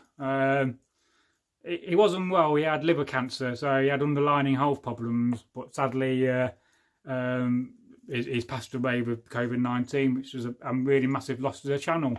But hopefully his comments will stay on the channel, so his channel won't be deleted, and he'll have a bit of a legacy there. And a lot of my kit does belong to Tecto, so, you know, his kit will carry on, including this knife. That was Tecto's. My favourite knife. I think Tirk here, the former first host, has been really upset by it and struck by his death. He was a fantastic cook. My God, he could cook. So if he's in Valhalla, I can imagine now standing next to a massive cauldron a few leagues wide, and Valhalla will be eating very well. But it's very sad, you know, that we lost somebody on the channel which has been a very good friend of the channel, and he was the first subscriber, as I recall, if not the second. I may have been the first subscriber, but I think he was actually the first subscriber. But, you know, Valhalla is better off, so now, I try not to think about it too much because it is upsetting, but, you know, perhaps I really had time to think about it, you know. They say that when you cry over a friend's death, that's because you love them a lot, but some days you don't get a chance to, or you don't get the time. These things will catch up with you later on. So, eventually with Drain, if you like The Goonies, Stranger Things is a really good series. Yes, I've seen the first series of that, although I can't quite recall the series because I watched it a couple of years ago. And I did start rewatching it again on, I think it was on Netflix, or was it on Amazon Prime, I forget. But I didn't quite get back into the series, and I need to find some time and do that. But I did enjoy the first series, and I do recommend it.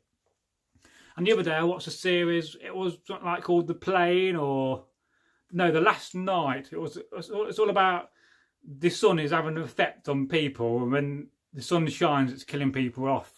And there's this plane and they're trying to escape the sun. I won't give any more spoilers away, but I think that's on Netflix and I did enjoy that. It's only got 6 or 8 episodes and there's a bit of a cliffhanger at the end, but I did enjoy that series. But it does make you think, you know, we do get affected by the sun, you know, the solar rays. Will we ever get a massive solar burst? I think the next maximum is 2023 to 2026. So if the sun puts out a lot of really vast, you know, whatever it does, X-rated flares, then we could be in deep trouble and back to the Iron Ages like that, or the Dark Ages. I mean, we'd be alright, we got Viking kit, we'll rule, but most people are going to die and suffer. That's terrible. And it's mad. Why aren't governments prepared for such things? Why have we not prepared for a crisis like COVID? I don't understand it. You know, it's crazy that we don't prepare for such things. I mean, in this country, in the UK, there's no such thing as a nuclear bunker for the public. You know, if there's a nuclear war, we're just going to fry and get burnt by radiation and accept that you're going to be dead in a few hours. Well, that's crazy, you know. The generation of World War II would not stand by that, but yet that's the world we live in. So, go back to some of these comments. Yes, The Goonies, fantastic. I recommend that film. There's always speculation about a Goonies 2 film, but that never happened. And I think there's a guy called Paul Cadd, I think his name is, who recently got the Goonies back together for the 35th anniversary, which I think, was it last year or this year? I forget. But that was quite interesting. I still got to watch all of that. So I go back to your comments. I do love reading your comments. This is partly why I do these live streams. So Martin says, from Belfast, the Viking, Martin Brown, my favourite film is Zulu, and I have a DVD and video player all in one I use every day. Yes, I have thrown a lot of my videos away. I did record lots of historical videos, but I tend to throw them away. But I have kept a lot of my videos alight. No idea why, but yeah, I just can't throw away decent films I like on VHS. And I do have a video player downstairs, but most TVs don't have the same fittings. So moving on from that, and it is a good film, Zulu. I mean, what you know, Michael Caine plays a great part. And stop throwing those sticking spears at me. And I'm probably saying that wrong. I know I am. So Penila, the Belfast Viking, Martin Brown. Wow, that's a good day. I'm not a take away food person, but I had a very good McDonald's in Australia and New Zealand years ago. And then I was in LA, United States of America, and it was disgusting. Now, when I went to America, I think I'm correct in saying McDonald's are much bigger. And they certainly have got smaller over the years, haven't they? I mean, your Big Mac used to be massive. But now it's a lot smaller. I like to put fries in my Big Mac. But I'll tell you the best thing I ever did once was I went to a chippy and I got a one of those battered potato things. What Martin went on about. My brain's gone frozen. And I put that in the burger as well, and it was fantastic. It'll come back to me in about 5 minutes and then I'll remember. I'll tell you another thing I love is a battered burger. Not many chippies do them.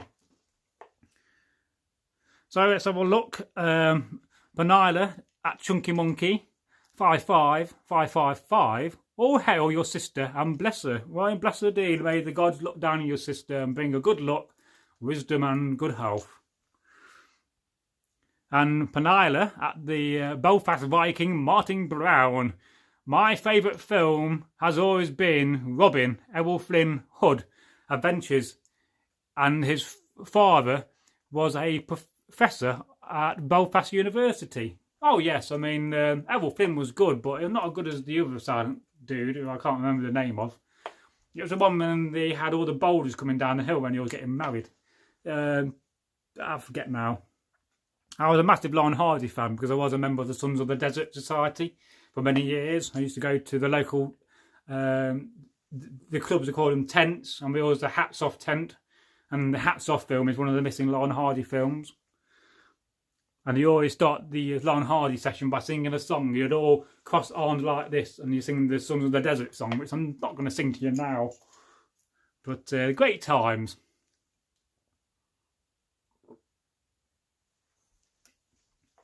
And you don't get people like that no more. Buster Keaton. Yeah, that's the other silent artist. I knew it would come back. He was good as well. I mean, he did all his own stunts as well, did Buster Keaton. And I find that amazing. And there's another one as well. Art Lloyd. I think it was Art Lloyd. He was another silent star. I forget now. There's lots of them. So, Adventure with Drain. Frying an egg in a piece of bread is called egg in a hole here in Canada. Oh, right. Well, we're just going to call it that from now on. It makes sense. Egg in the hole. It's better than toad in the hole, because I don't like cabbage. And the Belfast Viking Martin Brown, I paid £69 for a video of RoboCop when it first came out, and I still have the video. In fact, our brothers now, where my videos are, I have the first RoboCop on VHS still, and I used to love those movies. The first and second one were brilliant. I did watch the recent new one, but I thought that was rubbish. So I had a girlfriend once who used to be able to recite the whole of the Lord of the Rings, and she would wake me up at about 3 in the morning and do the voice of Gollum and go, "My precious." It was quite scary, really. Her name was Alison, and she was a Viking. But that's another long story of my life. The heartbreak. But never mind. If you've not been heartbroken in your life, you've not really lived, have you? That's probably why I remained single for a long time, but that's another story. Shamanar, just catch up on this. I love the Lord of the Rings trilogy. Yes, I'm really waiting for some of the new series they're meant to be developing. And certainly some of the series that's going to come from Game of Thrones as well look quite interesting. Yes, if you go to Bridlington, there's a chippy in Bridlington that sell battered haggis. That's lovely. And that comes from Martin Brown, says battered haggis, yummy.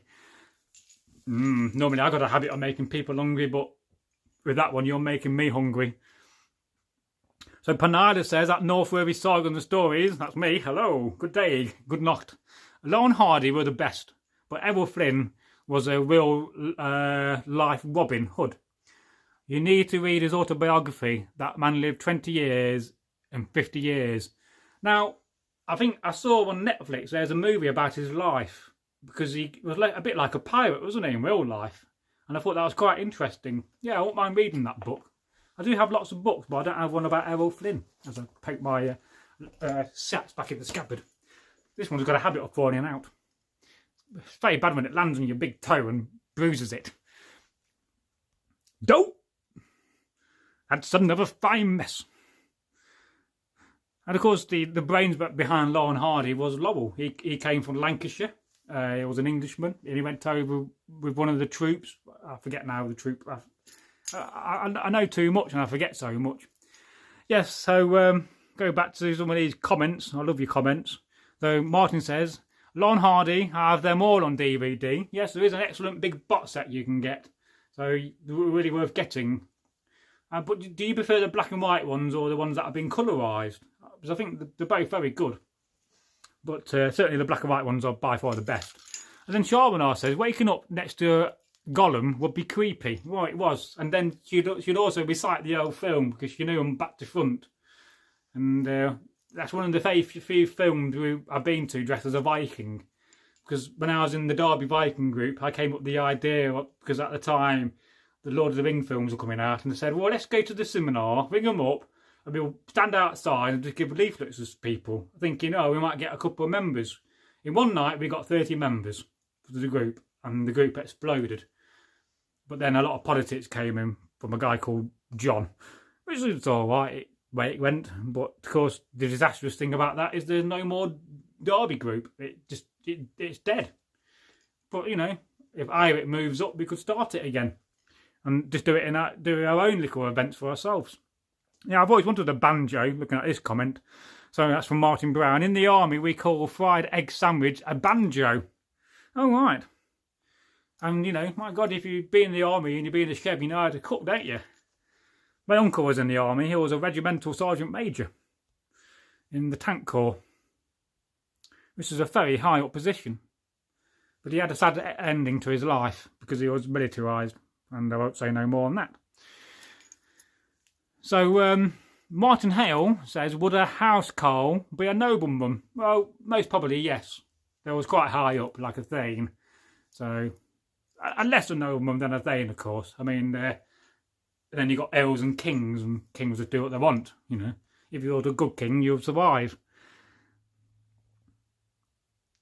Shamanar, I'm frying up hash browns and tomatoes, yuck, for my kids' breakfast as we speak. I love tomato sauce and tomato soup, but there's no way on earth would you get me eating a tomato. No way. I don't know why I got a funny taste for food. It's like Brussels sprouts, I won't eat them either. I call them the devil's balls, I do. But I'm very certain that tomatoes are quite nice fried. My dad loves a fried tomato. And in fact, I'm growing some for the first time ever. But I just can't bring myself to eat a tomato. So, I don't know, I'm weird. Can't help it. So Martin, yeah, we've done that one for Martin Hale. Yeah, so a housecarl would be a lesser nobleman. Yeah, you know, the housecarl would own land. He's not going to be a so much as a carl, and of course he's not going to be a peasant. So he's come up with the world. But it depends on the circumstances. I mean, some housecarls had more money and more land than others. And then naturally, in Anglo Saxon society, they could move up rank and go to the next one and become a thane and even an earl. I mean, that's the wonderful thing about Viking Anglo-Saxon society, is that you can start at the bottom as a slave, and the Viking terms are nithling from nothing, and you could fundamentally become an earl or a king if you worked hard and you were lucky. But that would have been very rare. Yes, I do love pizzas. I had lots of tomatoes on them, but that's fine. It's a tomato puree. I can eat that. But put me a sliced tomato in a pizza, no, couldn't eat that. I told you I was strange. People are strange when they are strangers, and faces look ugly when they're alone. Yes, I'm a massive Doors fan. There's a comment here about Albert and Costello were very good black and white films. Yes. And we don't often get good black and white films anymore. Well, we're so obsessed with colour, aren't we? But there has been one or two made in recent times, but not too bad. So, Sharmanar, my second son loves tomato sauce, but I can't get him to eat a fresh tomato either. Yeah, it sounds like me. You know, I just can't bring myself to eat a tomato. No way. I just couldn't do it. I'd run a mile. I mean, I love ravioli, and this is how mad it is.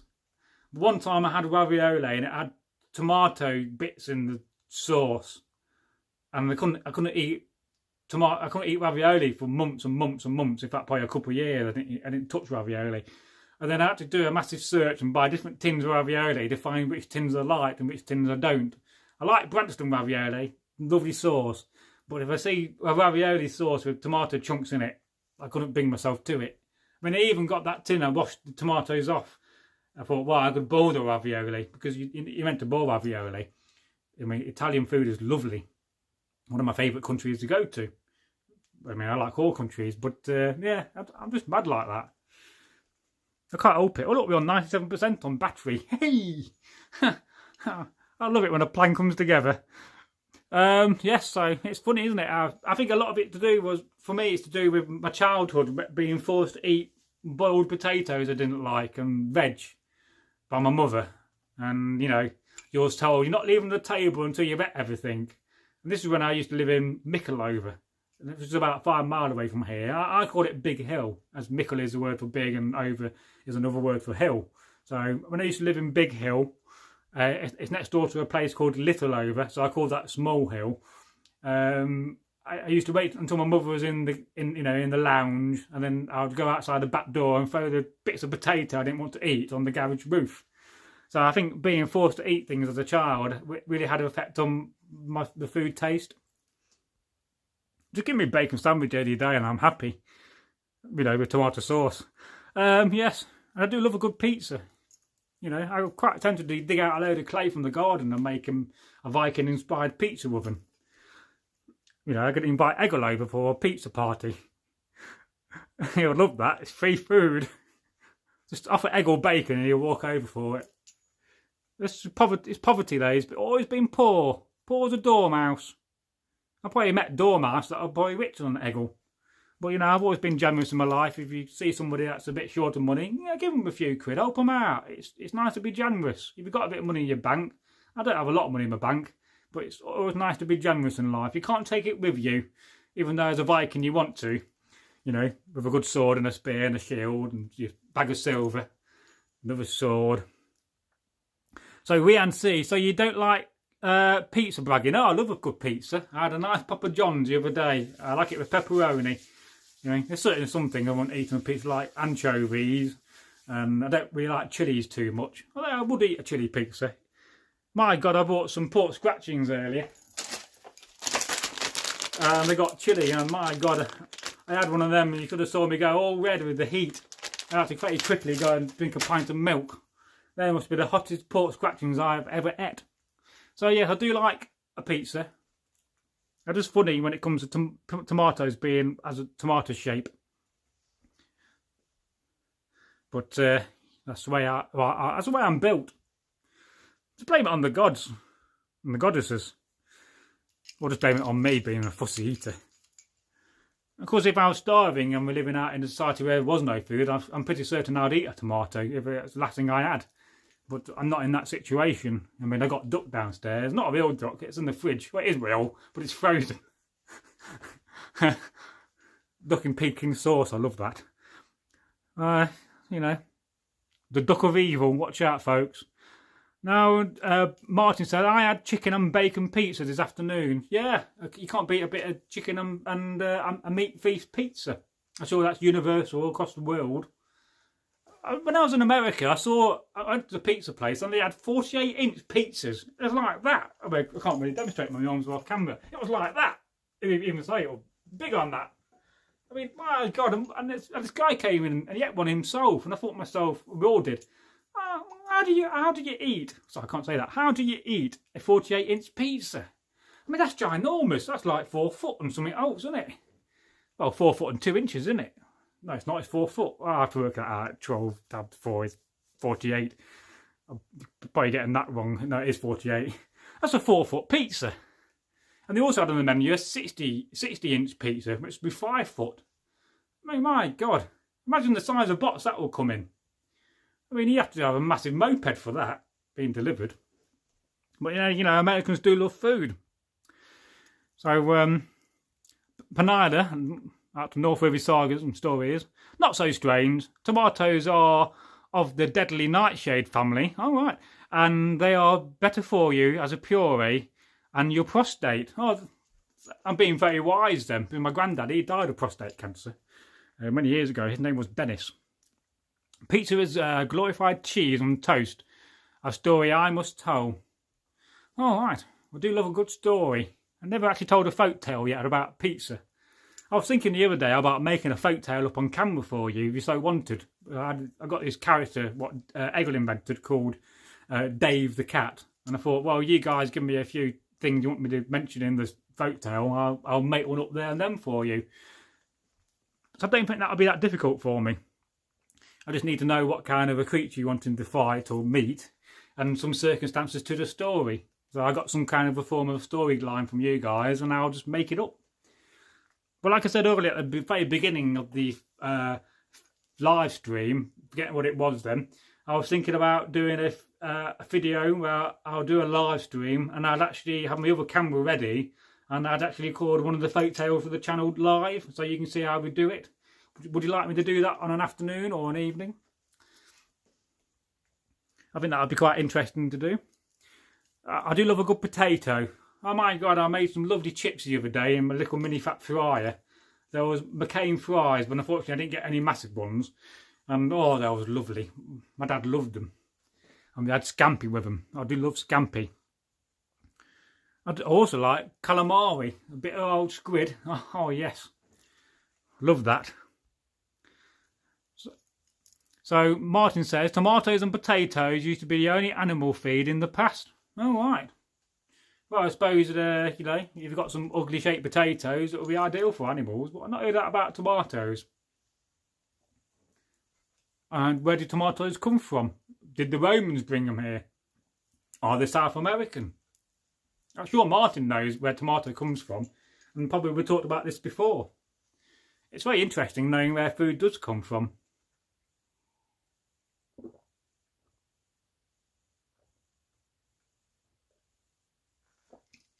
Cheers, folks. Oh, that's lovely, that is. I'm having cider. If you're going to do a live stream in the evening, have a cider. So, Chunky Monkey, how come they didn't used to be potatoes in the UK? Well, potatoes came from America, so they would have come over with Columbus. So, it's a relatively new thing in this country. And of course, we've all heard of the potato famine in Ireland. It had a terrible effect on them. And that made lots of Irish men and, in fact, whole villages go to America. And that's why there's so many Irish men fought in the American Civil War. But it's terrible when, you know, you got the Irish Brigade of the Confederacy fighting the Irish Brigade of the Union. And literally these men were fighting their own relatives. Could you imagine that? Terrible, terrible thing. So, the oldest. Ah, nice to see you again. How are you doing? So, Northworthy Sagas and Stories, we've asked the hail Bragi, just stopping in for a sec to see how you are faring during the plague. Hope that you and Egil are well. Thorbert.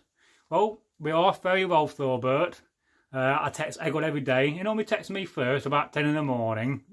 Then he'll say, how are you doing? I'm groovy. And we have a little bit of a chat. And then always let him know what subs we got. I was always very excited to see the subs go up, which is awesome.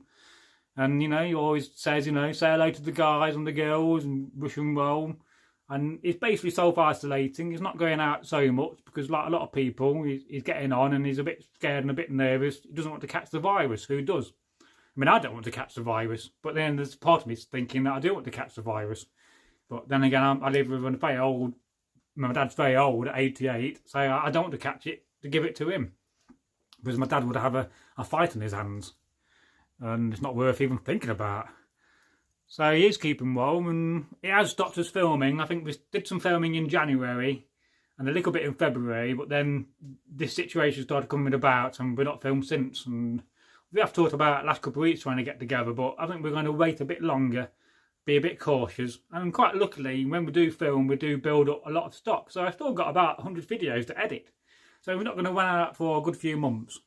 And that's one of my tips for YouTube, is always build up some content so you don't run out. Nice to see you on Instagram, the oldest, Thorbert. Been enjoying your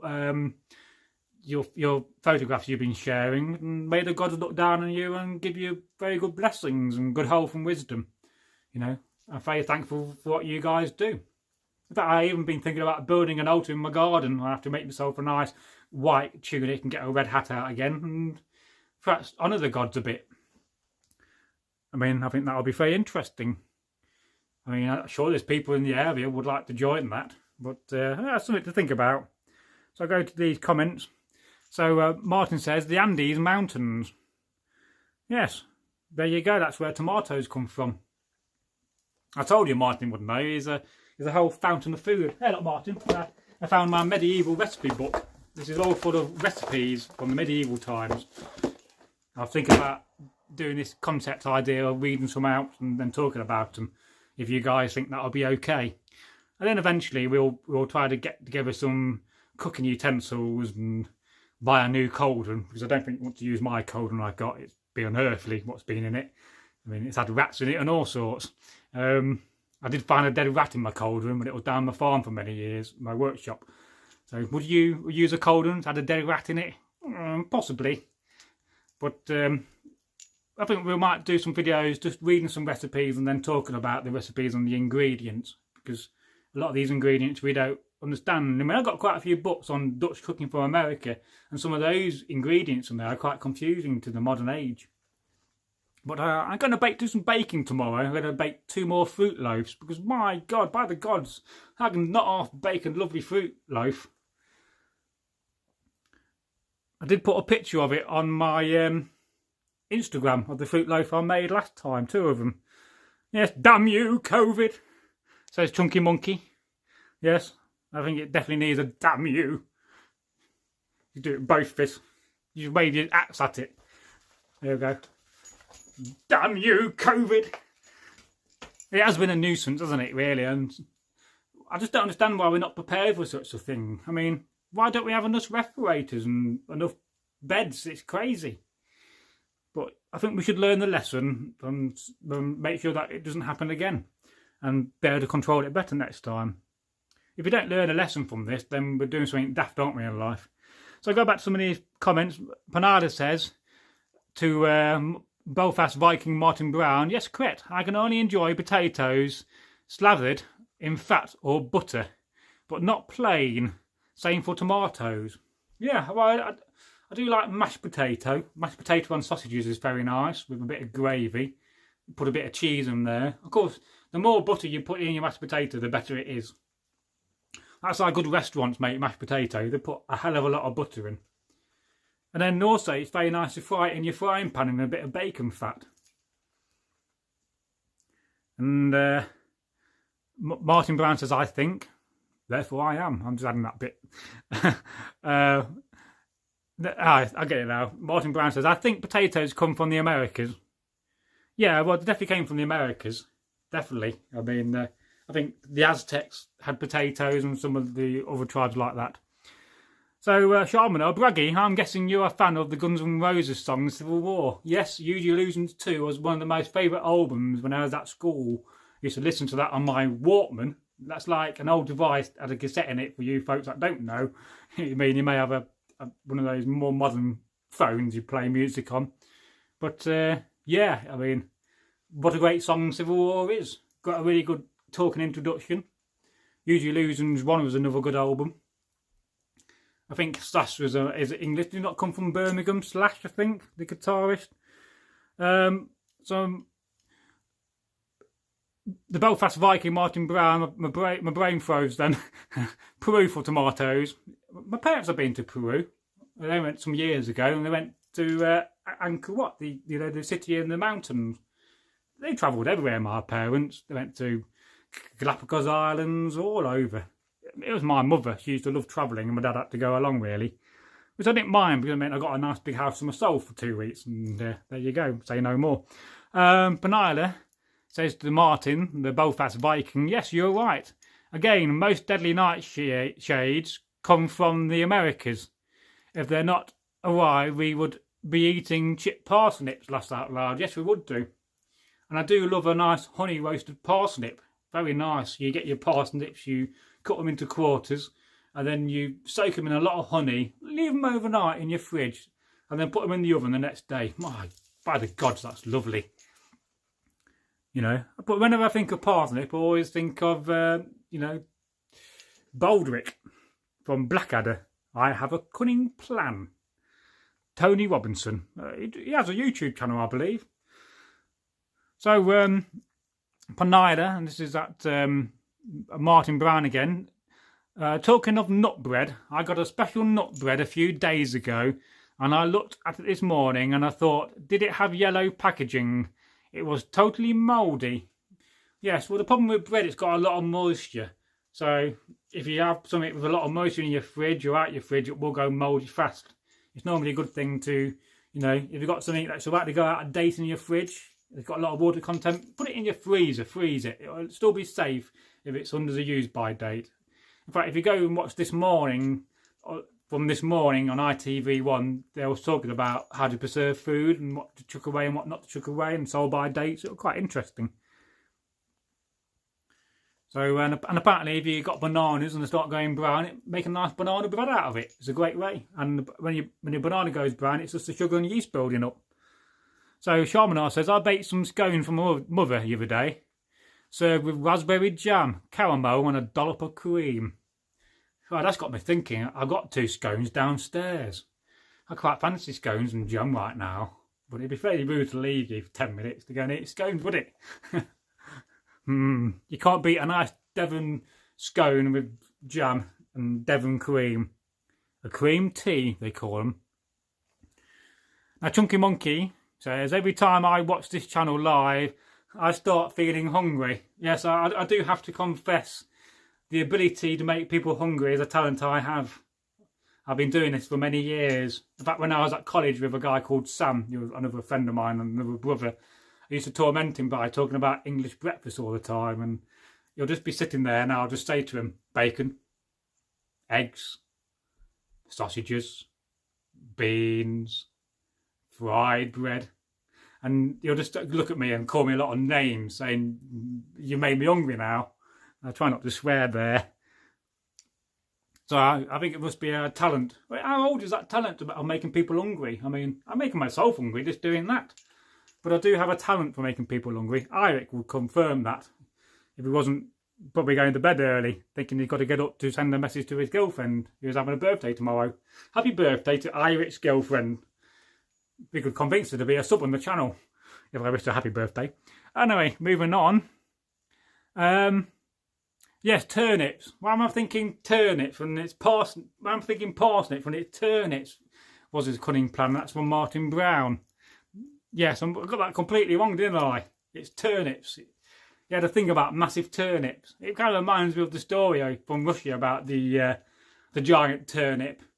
once upon a time in the old days of Russia, there was a family, you know, there was a man and a wife, and they lived with a grandma and a daughter.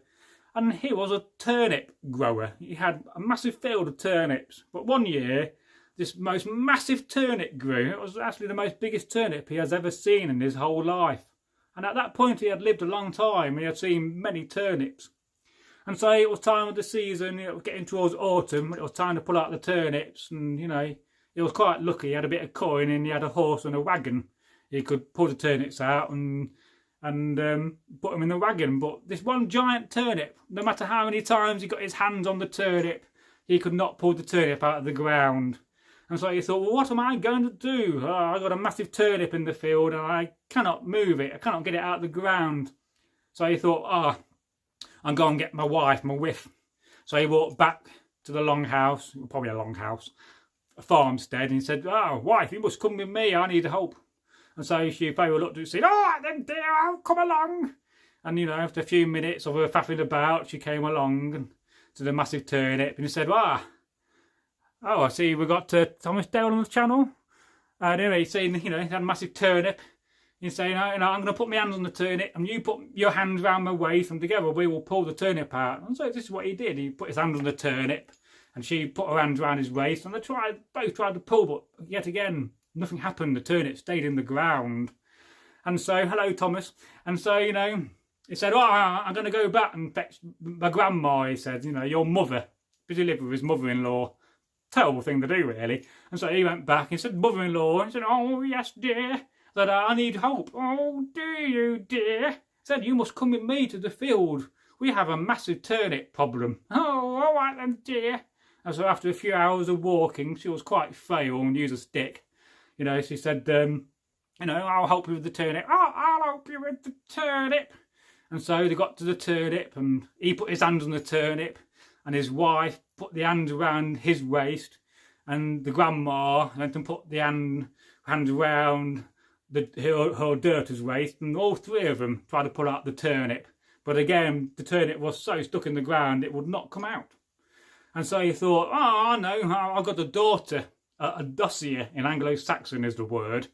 And so he went back. Of course, he was Russian, so that'll be another completely different word. He said, oh, daughter, you must come with me. And he said, all right then, dear father. And, you know, after a few minutes of faffing about, she came to the field where, you know, he was standing and her mother was standing and her grandmother. And said, you must help us to pull out this turnip. It's massive and we could feast for hours and days on this. And so he puts his hand around the turnip.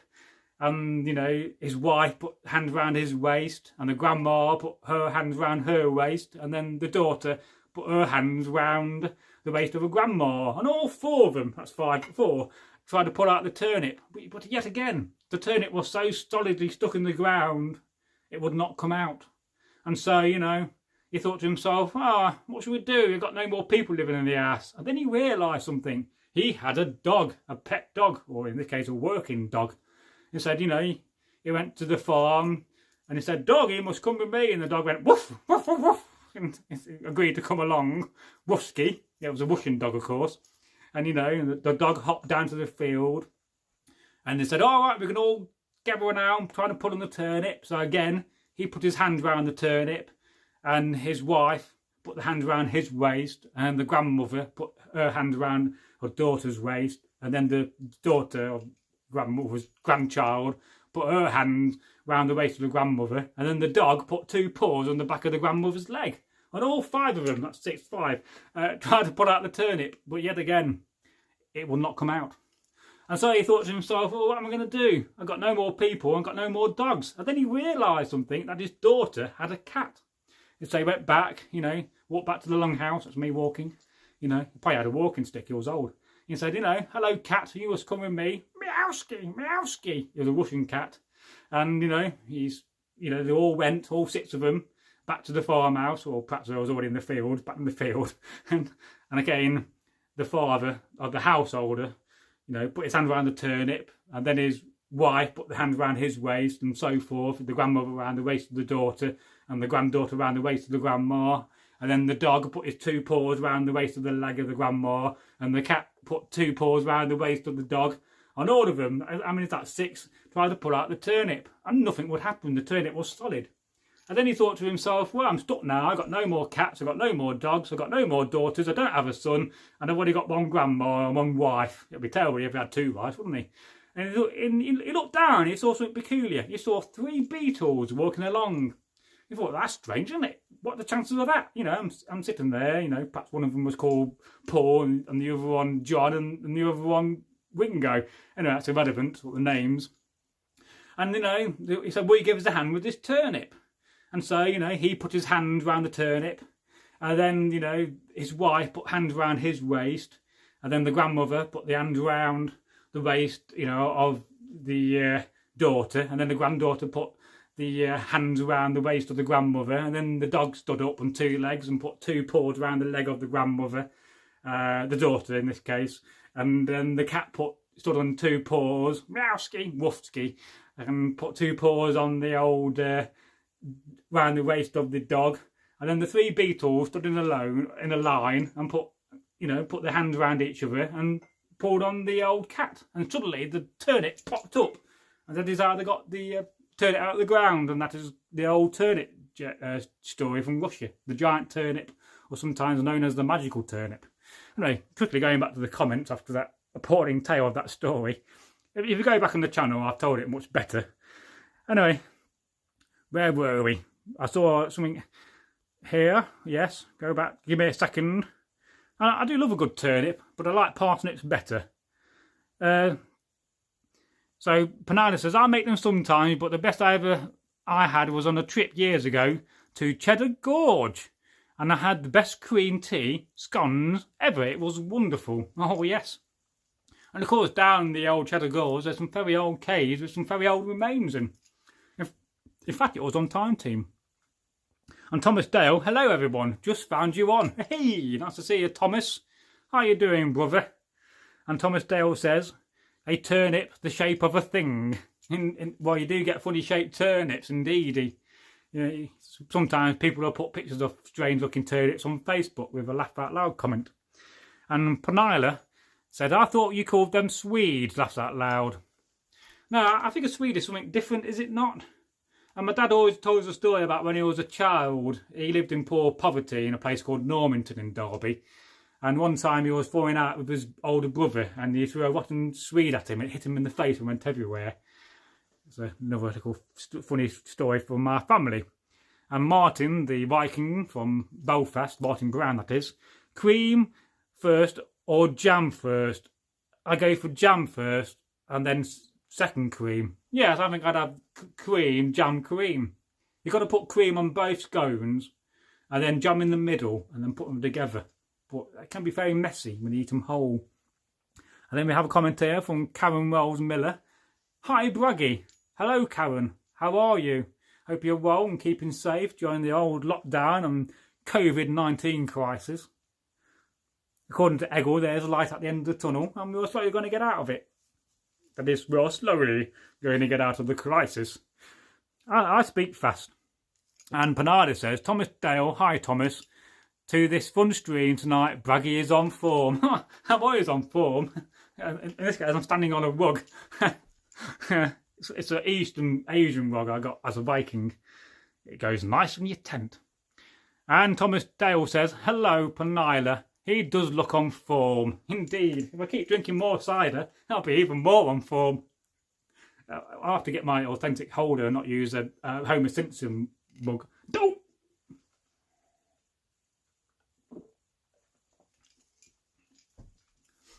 And Sharmaner, yay, spontaneous folk tale. Indeed. Well, you just got me thinking about turnips and it just popped in my mind. I do have a list of folk tales down there I'm not told in the live stream before because I don't want to repeat them. And you could really convince me to tell a tale from Iceland if you really wanted to, called Bukala, about a magic cow. You get moo sound effects, moo, in that one. And it's one of my favourite tales to tell. It'll probably take me about 10 to 15 minutes. But it just got giants in. And I can remember it. Wow. But it's funny how I do recall folk tales. I do retain them in my mind. And some days I do forget them and then they just pop back in. And then some days I just know them off by heart. So, looking at this, Panada says, the Belfast Viking, Martin Brown, I have one of each, so I did not offend anybody, both yummy. Indeed. Thomas Dale says, Swedes and turnips are very similar though. Well, indeed. And Karen Rolls Miller says, hi Thomas, wave and a big smiley face. It's like you got blushing cheeks. I'm slowly getting used to emojis. You can tell my age when I'm not quite used to them, but my new mobile phone, this one I'm using, is fantastic. I can just write a description like beer and it shows me a beer emoji. And I'm sure if Eric was here, he would say that I've been commenting on his little messaging with instead of saying beer, I'm just putting a beer emoji with an S at the end. And Panada says to Martin Brown, yes, we call them Norwegians, laughed out loud. Yes, well, I was going to say there, you can't compare a Swede to a Norwegian. So, but I didn't want to offend any Norwegians or any Swedes. But, both fantastic people. I used to have a Viking bodyguard. His name was Larry Kalla. This was a very unusual name. He was Finnish. But I've not spoken to him for a long time. But I do often see him on the Xbox. And Thomas Dale says, I don't know why we call them Swedes. Whether it's like saying Brussels sprouts, I don't know. Well, I call Brussels sprouts the devil's balls. Because, they've got to be invented by the devil, or at least Loki. If you're telling me Loki didn't invent some evil vegetables, then that's not true, is it? He must have done. If he invented great serpents and Fenrir, the mighty wolf, then I can guarantee you he invented, A, the printer to really upset me in the modern world, and Brussels sprouts. Yes, he invented lots of things, it was like the, he was that guy who invented the light bulb of the Viking Age. Edison, he was like the Edison of the Viking Age. But inventing evil things are not good things, though. Because I'm sure you agree, the light bulb's very good. I mean, where would we be without the light bulb? In the dark, and you won't see me. I'll be, hello, I'm over here, but you can't see me. And it's a wonderful story about Edison. I often told this about people, when they'd given up. Edison, he struggled and he struggled inventing the light bulb. And somebody went, spoke to him and said, it was a reporting and said, well, why are you trying to invent the light bulb when you're just doing nothing but failing all the time? And then I think Edison basically replied, well, yes, I failed and I failed and I failed. In fact, I've created 100 or so light bulbs and every one of them have failed. But eventually I will succeed and I will invent the light bulb. And he did. So it just goes to show when you're struggling in life with something, just to keep going, don't quit. Because eventually you will get there. And I think that's a very good moral story in life. Don't quit. Just keep battling on. So Panada says to Thomas Dale, when I was last in England, I heard our host on the phone say we have a load of turnips here. I got the joke, a play on Swedes, laughs out loud. English humour is great. Oh yes, have you ever seen the Carry On films, Panada? Oh, I do love them. Carry On Camping was one of my favourites, when the guy put his head through the tent. And then wasn't there the other one when they was digging up Roman remains? Was that another Carry On Camping film, or another one like it? Carry On Up the Jungle with Tarzan. And Thomas Dale says, laughs out loud. Ha ha ha ha ha. And Martin says, ha, turnip, more white inside, Swedes are more orange. Yes, Swedes are very, very orangey. And you can make a mashed potato kind of a stuff out of Swedes, but I never heard anybody make mashed potato out of turnips. Karen Rolls is doing 3 laughing faces. I can't help but be funny. I could be one of the most funniest Vikings on Middle Earth. I'm definitely probably the most funniest Viking on YouTube. I mean, you're not going to find this on, Dr. Jackson Crawford. I mean, his videos are great, don't get me wrong. But I don't think you're going to be watching a live stream and laugh your head off all the time. But you do learn some wonderful, fantastic things about Norse mythology from his channel. So, both the Belfast Viking Martin Brown, Rutterbeiger. I'm not sure what that refers to, but if I remember that tomorrow, I might have to Google that. Unless you can explain it in a minute as I wipe my eye. Yeah. Oh, I'm Odin now. Ah, one eye. Odin. Bernarda says turnips can be a bit stringy. Yes, they can be very stringy. You've got to cook them for a good amount of time. I think you have the same dish. We call it root mousse swede and potato mashed together. Very good. Yeah, put a bit of cheese in that. That's lovely. And Andre Lenard. Hi all, just woken up. Oh, you was there earlier and you're here again. Nice to see you, Andre. And I was watching a live stream earlier from Paul Sinclair. Very interesting. So if you look at that from earlier, you'll see some of my comments. I was asking about, are dogmen the same as the black dog? Although he didn't answer the question, I don't think. But I was quite busy with my dad at the time. I was getting confused as to where he was. It must be terrible when you get Alzheimer's and you don't know where your home is. And you keep saying to yourself, can I go home now? I want to go home. Can I go to my home? And you say to him, well, you're at your home. This is your home. And no matter how many times you say it, he doesn't believe you. So I tend to just go along with him and say, well, we'll take you back home tomorrow. And I don't like lying. I know it's a white lie. It's not a bad lie. But it must be heartbreaking, you know, when you don't know where you are. You know? It'll be like me in 50 years' time. I'll be saying, am I a Viking? Can I be a Viking on a live stream when I've probably got Alzheimer's? So hopefully they won't get it. It'll bypass me and go to the next generation. Anyway, Andre Linar said, he said, I read that one. I hope you had a good sleep. I'll be getting to sleep tonight at some point and have a bit of a line in the morning. Thomas Dale said, you can find Bernard Manning's joke book in the caves up Cheddar Gorge. Well, that's where he found it to begin with. Well, probably old jokes, is Bernard Manning. Probably not the most PC comedians of the day. And whenever I think of Bernard Manning, I always think of Turkey. Beautiful. But that's another Bernard Manning, not the same one. Unless it was the same one, he was actually a comedian in his spare time, but I don't think he was. And Karen Miles Miller says, good, I'm drinking beer. Well, I'm drinking cider. So I'm about to drain this one and start another one. I apologise for my non-authentic Viking glass. I've had this for many years. The girlfriend who used to talk like Gollum bought me that. I'm your precious. But I don't think she knows about the channel, and she's never spoken to me for God knows how many years. But it's funny, isn't it? You mean, I'm such a wonderful person as well. I'm a white catch. So, Rean Sea, I'm drinking some wine tomorrow. I will drink beer. Oh yes, I do love a nice glass of wine. I like a rosy wine. I find red wine a little bit too on the strong side, unless it's really expensive and nice. And Panada says to the Belfast Viking, Martin Brown, yes, you know your names. Are you a secret Swede? Indeed. Yes, and that's another country we'll have to go to. We'll have to come and see you, Penila, and tell you some folk tales in real life. We'll bring ale.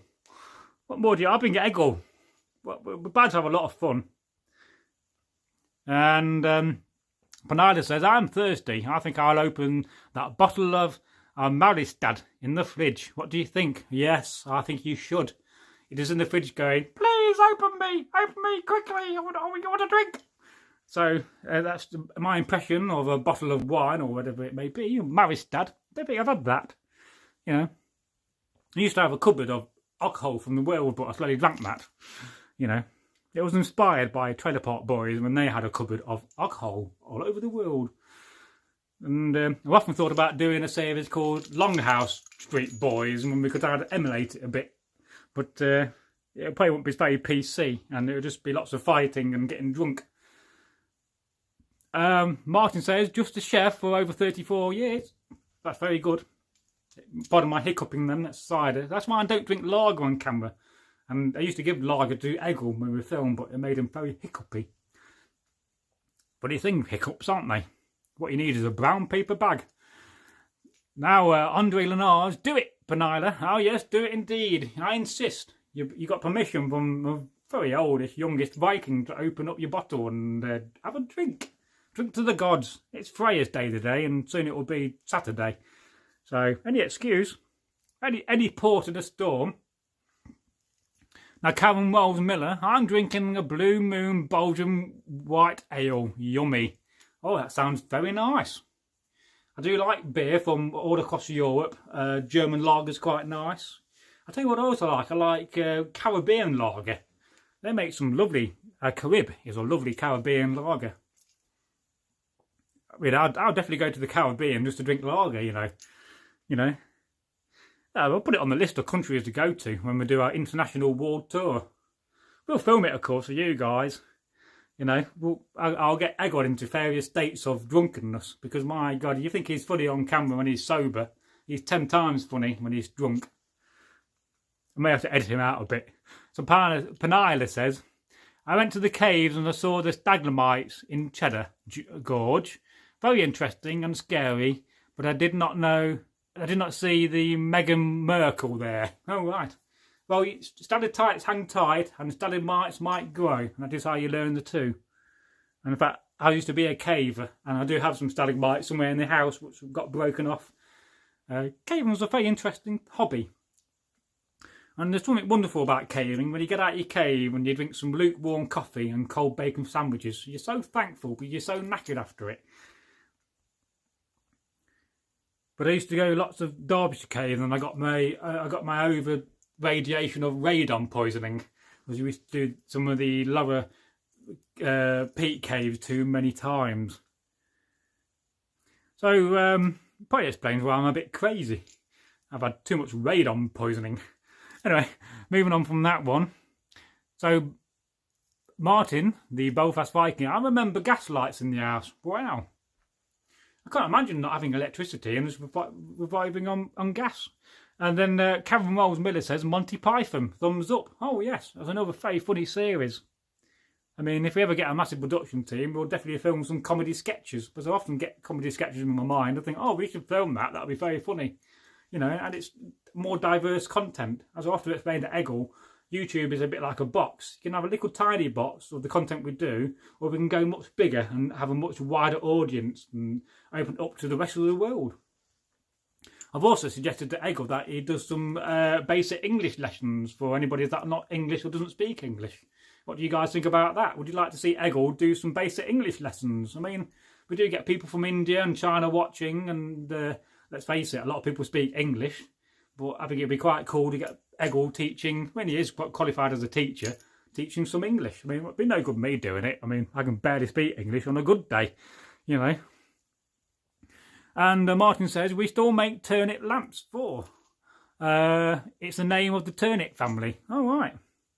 Halloween. For Halloween, yes. I mean, most people use pumpkins, but I've seen a few photos of turnip lamps, so that's very cool. Although I don't celebrate Halloween because I'm not a Satanist.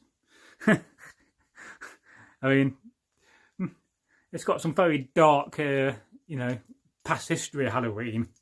I don't really understand it, why all these people take the... I mean, fair enough, it's probably nice for the children to go out and do trick-and-treating, but you are basically practising a satanic festival to a degree, and we should really celebrate the pagan equivalent and get away from Halloween, you know. Plus it's been monetarised vastly by the Americans. So Andre Linard says, I missed Paul's stream. Yes, it was very good, the bits I caught. It's very entertaining and he had some good guests on. And it does make you think about, you know, the sightings of dogmen and UFOs that are still seen, especially in his area where he lives. It seems to be very prolific. So it does make you think what's out there, and just because we don't see it doesn't mean it does not exist. I mean, you can spend all your life trying to see a mountain tiger, a lynx, but you're never going to see one. So it does make you think what's out there. You know, could there be Bigfoot and dogmen in England still? You know, I think they won't be seen often because they'll have to adapt themselves to the fact that they wouldn't want to be seen. But it does make you think. Just because we don't see it doesn't mean it doesn't exist.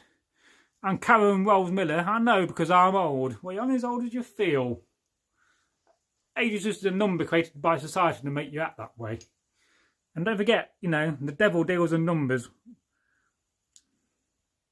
Because it was banned from using words, apparently. But of course, I'm not really a Christian. I was brought up as a Christian. I used to go to church as a scout. It was always a bit boring, to be honest with you. Now, Panada says, Karen Rolls Miller, that sounds interesting. White ale. I've just got myself a bottle of Maristad of the best, the rest, but Swedish beer is not that good. We are deprived of good beer and bacon. Why, you want to ring up Burton-on-Trent and get them to send you some good ale from Burton, because they used to ship beer all over the world back in the 19th century and probably still do. I love an English IPA. They make a lovely English IPA. It's 95 pence a bottle at Asda. Andre Lenars, no bacon, question mark, I couldn't. And Karen Rolls Miller, Panada, oh no, beer and bacon. Oh, what a wonderful mix it is. I love crispy bacon. Bacon and cheese, bacon and egg. Oh yes, I'd love a bacon, prawn and cheese sandwich with a bit of tomato sauce, or even tomato sauce and a bit of salad sauce put together as a marinade. And Panada says, yes, do that. Bring Egil. You can stay with us and bring some mead. Yes, I'll bring some of the 40-year-old mead. In fact, I'm thinking about making some mead because I've got about 500 gallons of honey downstairs that I'm never going to use. So I think I should turn it into alcohol rather quickly and let it flavour over years. And Andre Lenard says, I'm old. Previously unexpected things start happening. Well, yes, indeed. But you're only old as you feel. Think positive, and there you go. I mean, I'm getting old. I mean, I didn't think I'll, I don't feel in my 40s, but I know I am. But I've got good skin. Mostly being vain in my 20s. And when I used to go night clubbing and putting lots of moisturiser on, which I still do. I use dermal cream now. It's lovely stuff. Put it all over your face. Yes, move on from that, Although Vikings did like to look after themselves. But I don't fancy sharing a spitball with another bunch of Vikings. Not unless I'm at top of the table and I get to go first or second. Anyway, moving on from that one. Andre Lenard, things stopped working. Yeah, so I can understand that. I mean, I've definitely seen my dad go downhill. He's gone from being able to walk good to a Zimmer frame. And I kind of feel, because he got onto the Zimmer frame, he's gone downhill because of that. So it's very important, when you do get old, you stay active as much as you can and get your limbs working and stop yourself from going downhill further. That was how you prolong and have good health. And just adapt, Adapting is a very wonderful thing, and it's human nature to adapt. Well, let's hope so, it should be. And Karen Rolls Miller says, yes, Andre stuff starts happening, laughs it off and keep going. Keep battling is the old phrase. Never give up. Edison didn't give up, so there you go. And Panada says to Karen Rolls Miller, English bacon is the best. I love the bacon back and Burtoon wood ales. Funny how the English keep their food secret. Everybody thinks it's cat vomit, yet it's better than frog food. Oh yes. But a lot of the bacon you get in supermarkets is okay.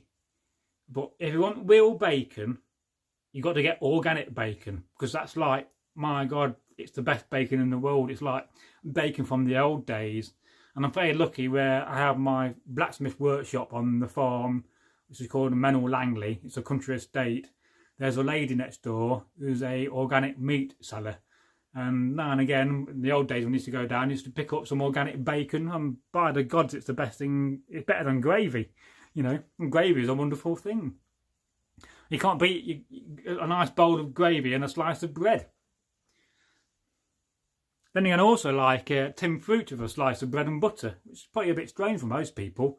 But, you get some tinned peaches, put it in a bowl, and then get some nice bread and butter. My God, that's lovely. And Karen Rolls Miller says, yummy rashers, thick bacon. Oh, yes. Proper bacon. And what should happen when you get a bacon sandwich? It should be nice and thick and not get that white smeg coming out of it, which bacon, which is rubbish, has. Because they inject it with water and make it heavy. So, Thomas Dale, I remember having Tate de la pork and feeling queasy. Yes, that's just got the image of that sketch from Mr. Bean when he went to that restaurant and he got some kind of strange raw patty and he was hiding it in all his little jars and under the plate and everywhere. And the guy, thought he was loving it so much he bought another portion for him. Mr. Bean was so funny, and you know, Rowan Atkinson, what a dude he is. Has he been knighted? He should be. Anyway, Andrew Leonard, what has been monetarised by the Americans? They just worship the dollar. Well, indeed they do. And Panada says, Northworthy Sagas and Stories, that's me, hello! I wasn't doing jazz hands there, by the way. Just a double wave.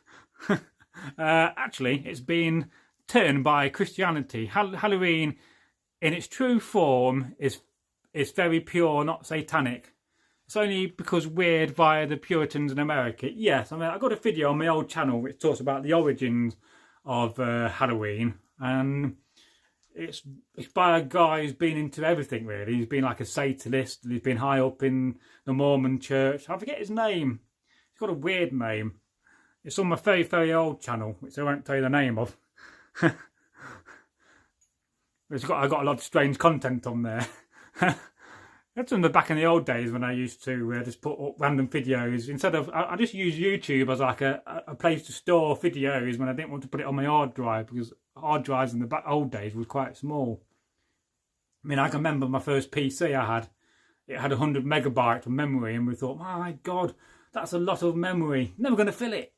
But now 100 megabyte, well, you know, you can't even put a video with that or a few photographs. You know, that's probably about 20 decent photographs from a decent camera. Martin says, I better say good night. I keep getting cut off for some reason. Oh, right. Well, hope it's not from our end, and get a good night's sleep. No doubt you're probably up early in the morning working. So night, Martin. It was nice to see you here. I did kind of come on the stream so I could see you again and say hello. So this has been very fun, and I'm going to keep going. I mean, I'm not quite tired yet, and I've got to crack open another cider. So this is a Strongbow fruit cider. These are quite expensive. They're about £5.50 for 4 cans. So I tend to buy the normal Strongbow and just put some fake Ribena in it. So there you go. But it's very red. And I do like the Strongbow dark fruit cider. Oh yes. Oh yes, oh yes, oh yes. Got a bit of a head there growing. So good night, Martin. You take care. Have a good night's sleep, my friend. And in the words of Egil, stay groovy. Woof, woof. You know I'm going to stay up for a bit longer. I've got that to drink yet. And I've still got another one here. I could have 3 tonight. That's all. 3 is a magic number. 3 is a magic number. I keep promising never to sing on camera again. My God, I was close to getting my harmonica out the other day. But I promise not to do that. Although I do have a funny intro for a folktale, which I may use my harmonica at the beginning, which you'll see when I do that video. It's just a little joke intro. I like to come up with these joke intros because I think they're funny and meet my sense of humour. It's a bit warped and a bit mad. But, you know, I think it helps to be a bit mad. You don't want to be normal, would you? Would you like to be normal? Hello, I'm normal. And I'm definitely not normal. I wouldn't be doing this if I was normal. I don't think there's such a thing as normal. There's such a thing as Norman, but that's another story. The boo Normans. And Panada says, oh, to Martin Brown, that's no good. Good night. Good night. Good night, Martin, from Andrew Linarge. And Andre, not Andrew, we share the same name in real life. Andre Linarge, you're making my belly rumble. Oh yes, I'm terrible at that. It is a talent of the gods I've been given. So, you know, to make people hungry. Audacity. Yes, I do use Audacity. It's a good app on my PC. When I used to do gaming content, I used to overdub using a snowboy mic and overdub my gaming videos with Audacity. And I know that channel is growing. With one of my videos is currently on about 25 to 30,000 views. But it's basically me demonstrating how to make a big pyramid out of cobblestone using a bucket of lava and water. That's the channel called, I like the channel name down. I don't know why. This is my gaming channel. That's how I started on YouTube, really, doing this kind of content. And I thought to myself, yeah, am I spelling it right? Yeah. That's my gaming channel name. I've typed it in. It'll show up in a minute. I really must go back and do some more content, because I know that channel is growing, even though I'm not putting videos out. But I did get lots of dislikes and stuff. But there's so much competition when it comes to gaming videos. But I think I will do a gaming video of Egil, because I know he's not played on a computer since 1978, apparently. Which I didn't know they had computers in those days. And Panada says to Karen Rolls Miller, they have the audacity to call it bacon back when it's occasionally arrives here, it's pork chops. Sorry, I'm not sure how to spell audacity. Oh, well, it's a good attempt. I mean, I'm not brilliant at spelling, I must say. But some days you just get along with it, don't you? My English is terrible some days. No, I think your English is very good. I mean, I can't spell and speak Swedish, so. And Andre Leonard, and it solves it for you. Yeah, there you go. And Audacity is also an app. So there that comes from. And Thomas Dale says, yay, take little Borkis slices of smoked pig's brain, and it looks like the sort of lumpy, gelatinous salami slice, but bigger and just weirder. Well, I like salami, but I don't want to eat that for my tea. I do like a nice patty, though. A good Brussels pork patty is lovely. And Karen Rolls Miller, that's okay, Panada. I know what you mean. We do, indeed. And Andre Leonard's okay. I've never haven't titate de la pork. Sounds like food crime. Yes, it's a go down in history with tomatoes and Brussels sprouts and other weird stuff you don't want to ever eat for your tea. I'm sure I could type up a list of food I don't like. Panada says to Andre Leonard, thank you for the correction. English sometimes can confuse one. Yes, it can be a very confusing language when different words mean different things. And then, you know, you know, if you came to Derby, you know, you're a bit very confused because people will go, hey up my duck. I'll spell it. That's how people say hello in Derby. And then people think, well, why are you calling me a duck? That's how we say hello, hey up my duck. All right there, duck, what are you doing? Then sometimes my dad calls me sausage. All right there, sausage. All right there, sausage. I don't know what's all that about, but he does. He calls me sausage. So, yes, I don't often go on my gaming channel these days. And sometimes I log in and see what comments I've got. And occasionally I'll publish a video. But it's a bit difficult running more than 2 channels at the same time. In this case, more than 1 channel. I got that wrong. And Karen Rolls Miller says, yummy, we're going to start slurring our text. Well, yeah, that's fine. You know, people do funny things when they're drunk and merry. I mean, it's a very old thing, getting drunk, let's face it. I mean, ever since we invented drinking and alcohol, we've been doing it. And, you know, I did belong to a society once called the Temperance and Training Society. One day I'm going to get the sign out and put it on the wall, show you. And it's just a joke. The old society was on camp. It was just a joke, playing words, because the Temperance Society didn't like you drinking. But we just had the joke, you know, we're trying to give up drinking, but we're failing badly. And just getting drunk every night. I can remember one event when I took my mate Ian, who was an I think it was a paratrooper, or was he? No, it might have been a Marine. And he came back. I don't know how he got it. He got a barrel of bitter and a barrel of wine. No idea where he got it from, but my God, we drank it. And he woke up the next day in the middle of the park in a rose bush. So, as far as I'm concerned, being his officer, I thought that was very good, that was. Well done. Waking up in the middle of a rose bush, completely slaughtered out your mind. Good troop. But then the regiment I used to hang about with were very well known for being drinkers. I mean, in the old days, in the 90s, the battle would start and we'll still be in the pub. And then think, oh, look, the battle's started, we can hear the cannons going, oh, we best go and fight for a bit and then go back to the pub. That's how bad we were. And then we used to hang about with the 43rd North Carolinians, who were just as bad as us, but of course on the other side. But of course you can't really do that in reenactment anymore. Don't drink in reenactment and do battles, it's not PC and not done. But certainly in the 90s when we were doing it, we didn't really care. Well, you never get away with that now, you'll be banned from the society. Don't come back, you're drinking on camp in the daytime, that's awfully bad. And you'll be told to go away and never come back again in today's world. So, let's look at some of your comments. duck down a bit. That's me ducking. Whack whack. I've always had our crackers. Andre Renard. Pernilla, I forgot where you're from. Is it Norway? Oh no, don't call her from Norway. That's not very nice. She's from Sweden. Your English is way better than my Norse. Right, it's not the most easy language to talk. And Thomas Dale says, yeah, we should have known it was weird when we thought about it and translated it as head of the pig. It was just brain slices, but cold with its lumpy, gelatinous texture with it. Brains, I need brains. And Andre Renard says, Flurg. Flurg indeedy. Yes, you're never going to see Paul Sinclair do a live stream like this, I don't think. I mean, it does look good, entertaining live streams. They're very watchable.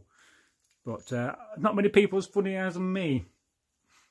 I'm indeed a funny Viking, in a good sense, not in a funny, odd sense. And Thomas Dale says, yes, tripe equally is gastric oddities. Yes, you don't often get tripe and eel. Eel's a funny thing, isn't it? You know, I love calamari, and a lot of people don't like calamari. They think it's very rubbery, but my God, I love it. Give it to me battered or sliced or fresh or boiled, I'll eat it. You know, I just love octopus. Mate, it reminds me of James Bond, Octopussy, another great film. If you never read the James Bond books, I highly recommend them. There's no random comment and suggestion there by me. Ian Fleming was a very good writer. And of course he wrote Chitty Chitty Bang Bang, which always surprises me. And Panada says, Andre Renard, I'm actually Norwegian, but I live in Sweden. Oh, right, so I'll take it back. I have Viking ancestors in Lancashire, England, and I am an Anglophile, despite my bad spelling. Oh, yes, well, at least you're not from Yorkshire. Well, Yorkshire's all right. I know TK used to have a saying about Yorkshire and Derbyshire. He used to say, Derbyshire's the pimple on the arse of Yorkshire. But TK was a putty man. That's another very good friend of mine. One day you may see him back on the channel. One day. And Panada says, Thomas Dale, my grandmother once served me tripe, and I can eat most things, but it was tasteless, chewy stomach. Well, that's what it is. And I said, I don't think I'll eat this again, laughs out loud. And Andre Renard said, your spelling is just fine. Mine gets worse when the phone decides to change words for me. Yes, auto spelling is a terrible invention. I mean, it's very bad, especially when you're trying to spell people's names and it puts it back into a word and you think, oh, you know, it's frustrating. When you're trying to spell someone's name and it's, you know what I mean. Karen Rosemiller, never give up. Beer and big arms. I should have a drink at that. Every time you say beer, I'll have a drink. I'll be drunk very quickly.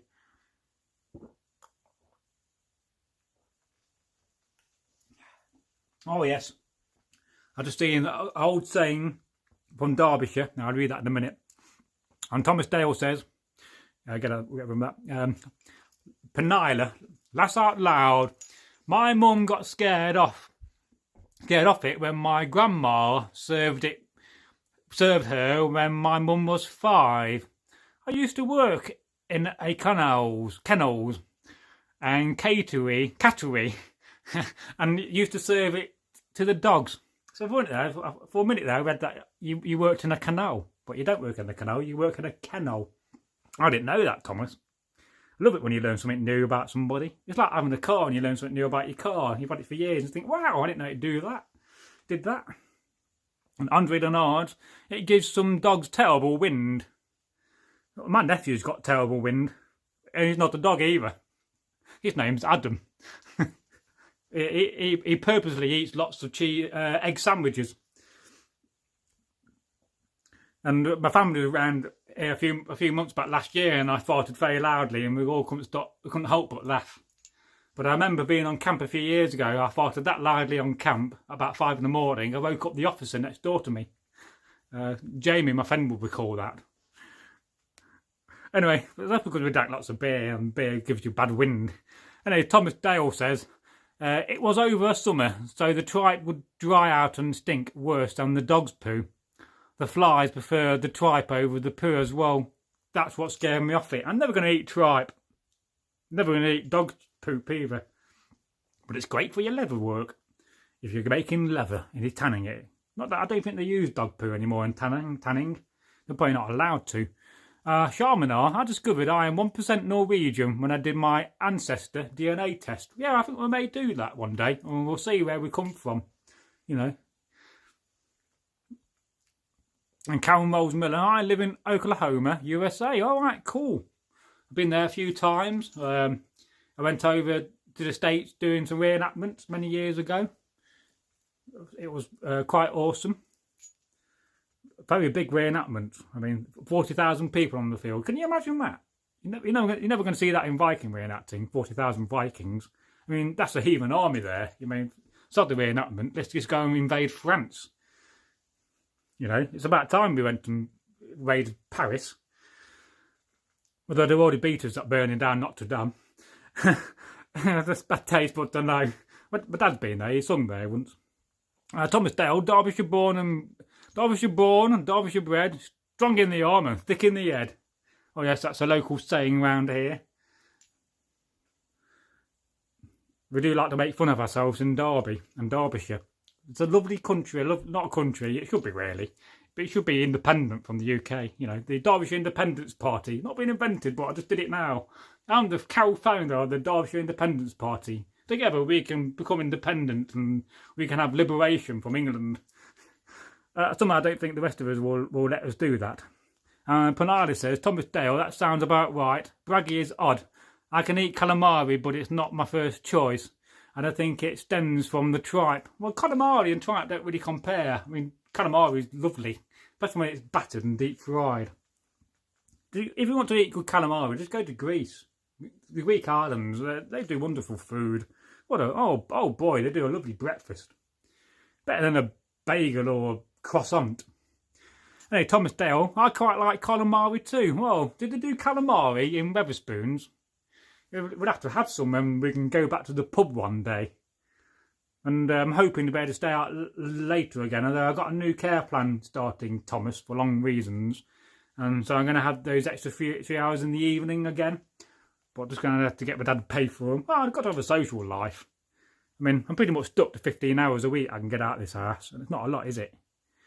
Andre Lenard, although granted I can go in the garden anytime I want. At Karen, Oklahoma, where the wind comes sweeping down from the plain. So you made Howard Keel burst into song in my head. Oh yes, I do know many of them American songs from the Civil War, as I'm very well known. I was always the one on camp that people used to drag to the campfire and say, oh, not using my Viking name, they'll say, oh, Bragi, sing us some more songs, and 5 hours later we'll be about finished. Oh, whiskey is the life of man. And Panada says, Karen Rolls Miller, oh, it's gone up, wait a minute. Oh, Oklahoma, that's the place I always wanted to visit. And I befriended some Oklahomans when I visited Wales many years ago. They were great folk. I got lost in Wales once when I was going to one of my other ex-girlfriend's houses. And I swear to you, I went to the same garage 4 or 5 times, and every time I was after direction, they told me somewhere else to go. And, you know, I can't understand Welsh. All the signs are in foreign language. It's confusing. Yeah, if you go in Wales, always stick to the main roads and never go off to the country lanes, because you're going to get lost for days. But it's a lovely country, and it's very much like Derbyshire. It's very hilly and mountainy, and reminds me of Derbyshire. And Karen Rolls Miller, Bragi, you and me will drink ales and ciders and invade France. Indeed, that sounds like a plan, and I do love a good plan, but it comes together. So I'm all up for that. I mean, we should have equal opportunities in the world when it comes to invading. All men and women should be able to go raiding. I mean, that sounds like a plan to me. Andre Leonard, I once went to Thai place and popped what I thought was a piece of baby corn in my mouth. Turned out to be a tentacle. I squealed like a little girl. I once went off bacon, you know, once. Because I was frying some bacon, and my mother was, and she fried a wasp in the bacon, and it ended up in my bacon sandwich. And for about a year, I didn't touch bacon, basically because of a fried wasp. I think you would be put off, wouldn't you, from bacon if you found a fried wasp in your bacon sandwich. I'm sure some people would probably eat it. You know, they're real people. And Thomas Dale, they don't do it in Wetherspoons. Scampi, yes. Calamari, no. Well, that's barbaric, isn't it? Come on, JD Wetherspoons. It's about time you got real in the world and put calamari on your menu. I mean, my God, you do fried breakfast. My God, you do calamari. Make a Viking very happy. In fact, 2 Vikings, because Thomas will join me. We could always get our own calamari and ask him to fry it for us when we get our own booth, the Bragi and Egil booth, with Thomas as guest. It's going to happen one day. They're bound to give us a booth and a blue plaque. You know. And of course, now that I got the new camera and I figured out how to live stream, just remind me when we're doing next live stream, I've got to put go.uk and not .com. That's the mistake I made and why we couldn't do a live stream in the pub. Because yes, you can see Thomas, he has been on camera once.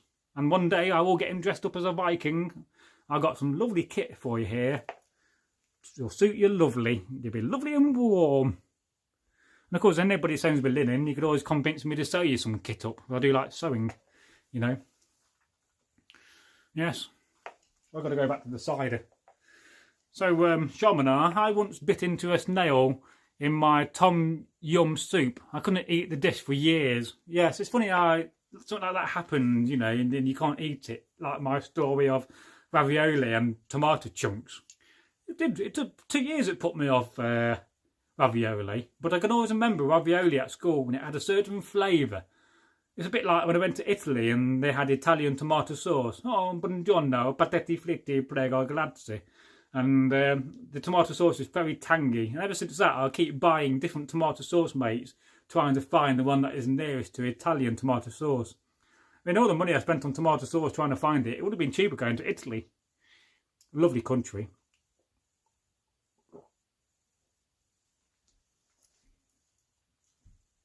Bit expensive these days, though.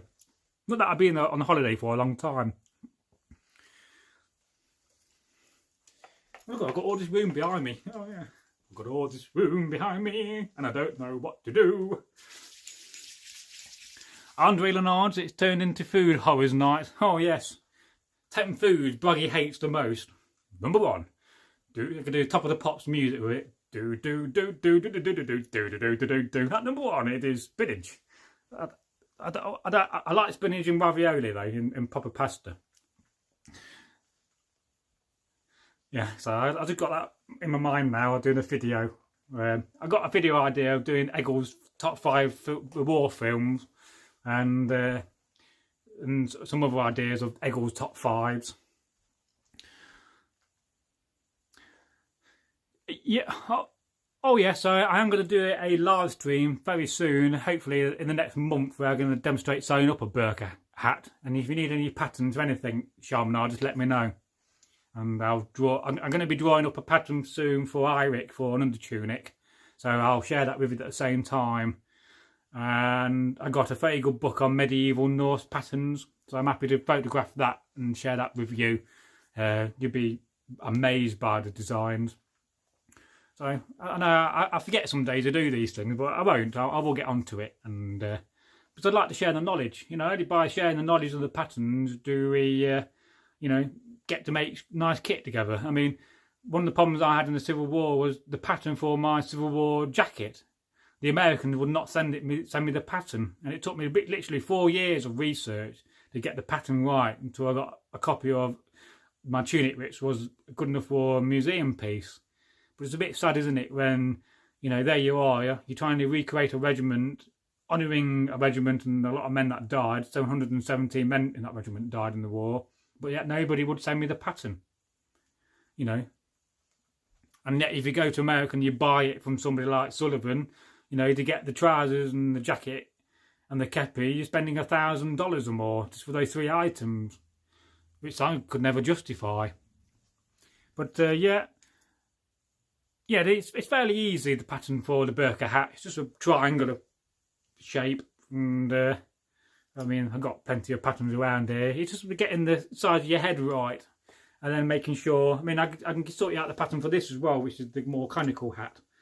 I just got to get some device for measuring the angle, and then I could figure that out. So Karen Wells Miller, hey guys, I got to charge my phone and eat dinner. It's 7 PM here, so I got to go. Be safe, everyone. Bragi, thank you. Well, you're more than welcome, Karen. It's been a joy having you on the live stream. And you take care, enjoy your food, and enjoy your drink. And my number one tip, if you're watching a live stream, attach your camera to a battery pack. It will keep it charged for you. And we're still at 100%, so that's great. I mean, I could fundamentally go on for hours. You know, I can go on all night and not get any sleep. So by the time I get to about 5 PM, AM, if I get to 5 PM, I'm going to be live streaming for 18 hours. That's ridiculous. But my voice will be going. It'll be very croaky and deep voice pattern. So you take care, stay safe, and we love you lots. Love is a wonderful thing. I think it's the most powerful force in the universe is love. If we could all love each other and be nice, we can make a better world. And, you know, we could advance and be a level 1 civilization, which is one of my dreams and hopes. You know, I think we've got to become a level 1 civilization. If not, we're going to be going down a path which is not very good. So good night, good nacht, in the old Viking tongue, or Proto-Germanic probably as well. You know, or good night in English. Or tatty bye is another one. And that's night emoji and a big red heart and another night emoji. No. If you type in night, does it come up with that? I don't know. Can you get emojis when you do your comments in here? I don't know. Shamanar, a friend restores sewing machines and asked him to keep a knife or a machine for me. I have wool for Viking pants and jackets. Yeah, I mean, if you want to use a sewing machine, that's great. By far the best sewing machines are the hand crank sewing machines. Especially if you get one with the table, then you can use it to sew level work. But there's a lot of satisfaction sewing these by hand as well. I mean, if you post me some material, I'll sew you up a set. It may take me a few months in time, but then I'll do that for nothing because I just love you guys, and I really do enjoy sitting watching TV and sewing. I can't just sit down and not do anything. I've got to do something at the same time as what. I'm a multitasker, you know. I can listen to music, read a book, and have a conversation at the same time. I don't know where I get that from. But yeah, definitely look out for the old hand crank machines. They're the best. They do take a little bit of maintenance, and when they do go wrong, they do go wrong, and then you have to go and buy another one. Then again, you end up with a collection of hand crank sewing machines. But the old singers are wonderful. And, you know, there's got lots of other mates that are equivalent to Singer as well. But I can't remember all of them. Oh, my legs are going a bit funny. Like me, I got funny legs. I've got funny legs and I got funny arms. I'm terribly funny at times, but do no harm. No, I'm right-handed. Although I can use my left hand as well, because I was an engineer and I worked a lathe. I was basically a centre lathe turner. I got used to using both hands. So I'm very adaptable with my hands, and plus I've got small wrists. This is always added bonus. I always had weak wrists. I'm not very good at press ups, but I am right-handed fundamentally. I can write with my left hand, but it takes a little bit more time. But I am quite ambidextrous. Oh look, that's a big word. Bragi uses big words, so amazing I even remembered that. So. Yeah, it's always good to, you know, if you want to do your main sewing with a machine and then do the hand finishing by hand, that's great. That's very acceptable in Viking reenactment. A lot of people do that, you know, especially if you got to get a tunic ready for a battle the next day. That's very acceptable. I mean, you could always go over the machine sewing afterwards and do a hand sewing on camp. It's authentic to do that, you know, that'll look quite cool. And then you could take away the machine sewing. But, yeah.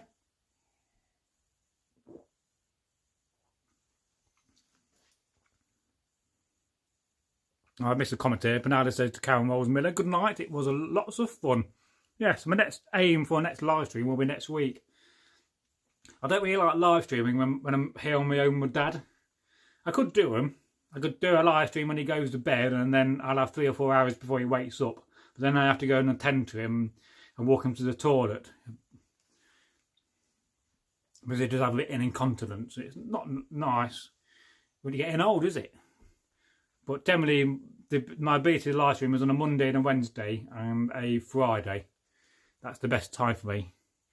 It's a bit daft because I do get somebody in and it just costs my dad like £200 for a night and I should be going to sleep. But I'm a night owl, I can't help being a night owl. And at the same time, I've got to live stream and keep on with this.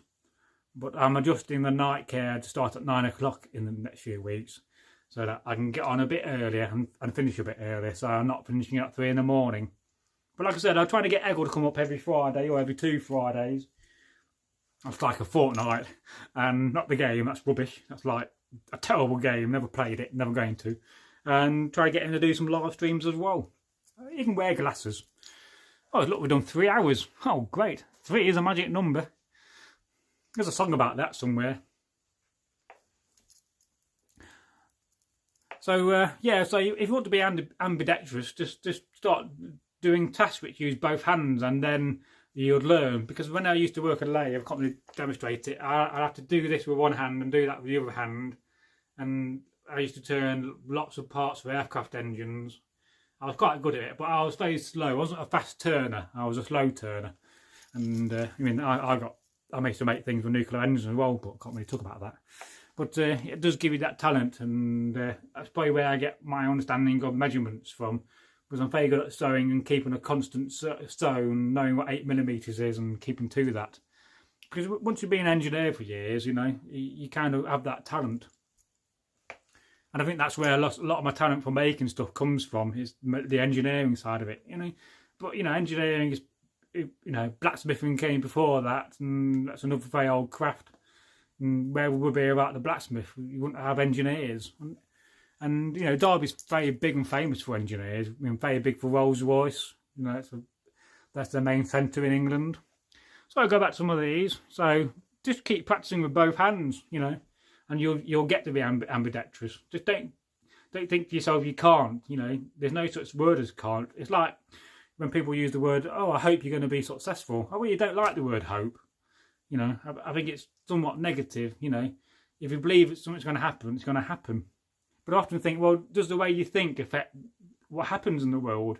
Certainly from a shamanic point of view, you know, the decisions we make now affects what's going to happen in the future. And when I was in America in 2001, I bought a book by Dr. King. He's a Hawaiian shaman called Urban Shaman. And that kind of gave me a lot of inspiration because they had a set of rules, the Polynesian rules of shamanism. One of them's like, there is no limits, the universe is unlimited, and therefore there is no limits fundamentally. Yeah, there's more limits. And then one of the other sayings is, the world is what you think it is, and they all kind of tie in with each other. And we often think about the Vikings being well-travelled, but I don't think the Vikings were as well-travelled as the Polynesians. I mean, but, oh boy, they travelled. You know, they'll go 3,000 miles from island to island. But how did they know where the other island was? I find that amazing. So let's go like some of these comments. I do love reading your comments. So I can use big words too. Words like trampoline.